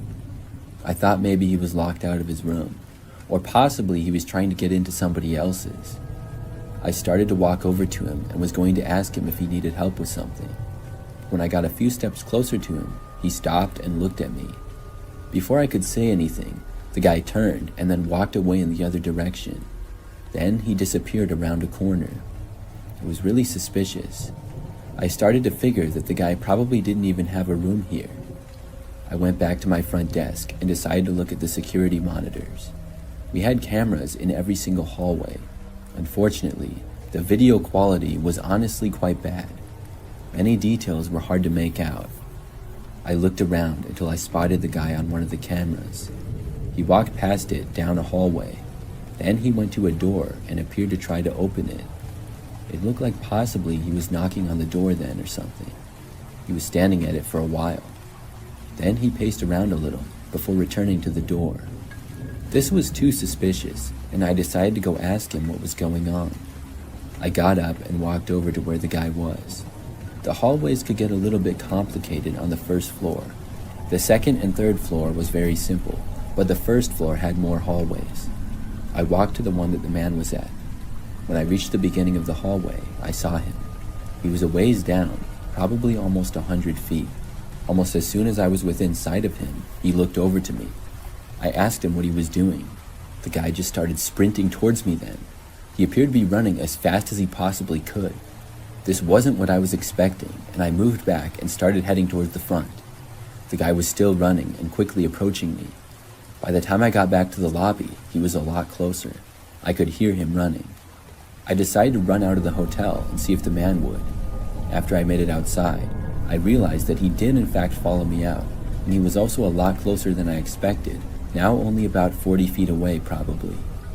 I didn't think that I would be able to get to my car on time if he was chasing me, so I ran across the street. Across the street and a little ways down was a 24-hour gas station, so I ran all the way there, and when I got there, I went inside. The guy hadn't crossed the street and stayed in the hotel parking lot. I think he went back in the hotel after that, but I called the police. I reported a suspicious man trying to enter hotel rooms and chasing me when I confronted him. The police were very quick to respond and got there only like a minute later.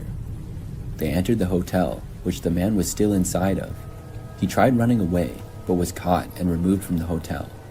He wouldn't say what he was doing there or why he was trying to get inside of rooms. After that, I talked with police for a while and then returned to work. I was really creeped out by the whole situation, but grateful to be all right. That was an experience that made me want to stop working overnights, and I did shortly after. This happened last year when I was 14. There's this dating app for teenagers. I used it as more of a joke. It was connected to Snapchat, so whenever you matched with someone, you would add them to Snapchat so you could continue talking to your match. As I said, at first I was using it as a joke, but then I matched with this really good-looking guy, and I thought, well, would it hurt to try? So I accepted his request to be my friend on Snapchat. I sent a shy hi to him and waited for a response. It took him about 2 hours to respond, and the only thing he sent was a blank black picture. I didn't think too much of it, and I continued on with my day. But the next day I get a message from him, a picture of a very familiar thing. My school. It was only a little jarring, but I figured he probably went to the same school and we had just never met. Then my phone began to vibrate like crazy during a class. To give a little perspective, we have glass doors and windows. They look out into the corridors during class, and when I checked my phone, I saw maybe 15 pictures sent to me from the same guy. They were pictures of me sitting at my desk in the classroom. The pictures kept coming. They seemed to have been taken from outside that window next to the door. When I looked over, I saw someone standing there, just outside that window. He had a phone in his hand, and he was pointing at me. Whoever it was wearing a black hoodie. The hood covered half of his face, and the other half was pale, and he had a sharp jawline. I could see thin lips curved into a grin. And I saw my friend. She was looking at him too, and her face turned red, and she began to shake. We were the only ones who saw them, because as fast as we tried to say something, the figure was gone. My friend stood up from her chair and went to the door to open it. It caught my teacher's attention, and we had to explain what we were doing. We had to tell them what we saw.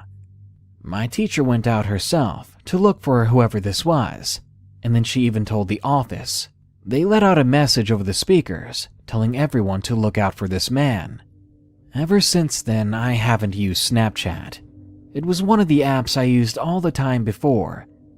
It still creeps me out, though it may have been a joke and it must have been someone who knew me from before, but it was still horrifying. it had made me a lot more paranoid about strangers on the internet. This story happened about a year ago. I was at Chick-fil-A with my girlfriend one night. It was one of both of our favorite restaurants, and we would get it all the time. Usually we would go through the drive-thru, but tonight we decided to eat inside the restaurant. It was a little bit later at night, and not very many other people were there at all. We sat in a booth on the far side of the restaurant, and were all by ourselves for the most part. We were eating, joking around, and just having normal conversation, when all of a sudden I heard a banging at the window right in front of me. We were sitting by the window, so I was super startled. Because it was dark out and the way the window was, I couldn't really see out of it very well at first, but when I looked, I saw a man. There was a guy who looked pretty mean. He was angrily banging on the glass right in front of us. My girlfriend and I were both pretty startled, and we watched the man to see what his problem was. He started to yell something at us, but I couldn't understand what he was yelling. The man wore a dark sweatshirt with the hood up and appeared to wear glasses and have a brown goatee. I don't know if he was insane or what, because I certainly hadn't done anything to make him angry. The man then suddenly stopped yelling and turned his back on us, then sprinted away into the night. My girlfriend and I both looked at each other in shock. "What was that?" she asked. I figured the guy was insane or on drugs or something like that, but we were both just glad that he was gone. Like many Chick-fil-A's, it was next to multiple businesses, so we figured he had come from one of those. We both talked about it for a few minutes, and then were ready to go back home. I had to use the bathroom, so I told my girlfriend that I would be right back and then we would leave. I walked inside the bathroom and to the urinal and did my business. As I was in there, though, I remember seeing someone was using one of the stalls in the men's room. When I was done, I got to the sink and began washing my hands, when I heard the stall door start to open. I casually looked over to see who was coming out. I couldn't believe my eyes when I saw the same man who had been outside. He stopped in his place and just stared at me. Then, slowly, a really wide and creepy grin came over his face. I didn't waste any time and quickly left the bathroom as fast as I could. I saw my girlfriend was waiting for me by the door, and she could see the panic on my face. She asked me what was wrong, and I just told her we had to go. I didn't pay any attention to if the man followed us or not. When we got to the car, I told my girlfriend about how I had seen the man in the bathroom. She was really shocked to hear this, and we drove home after that. Thankfully, we never saw the man again.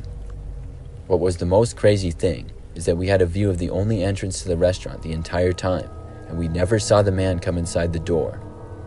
I don't know how he was suddenly inside the bathroom, but thinking about it gives me the creeps.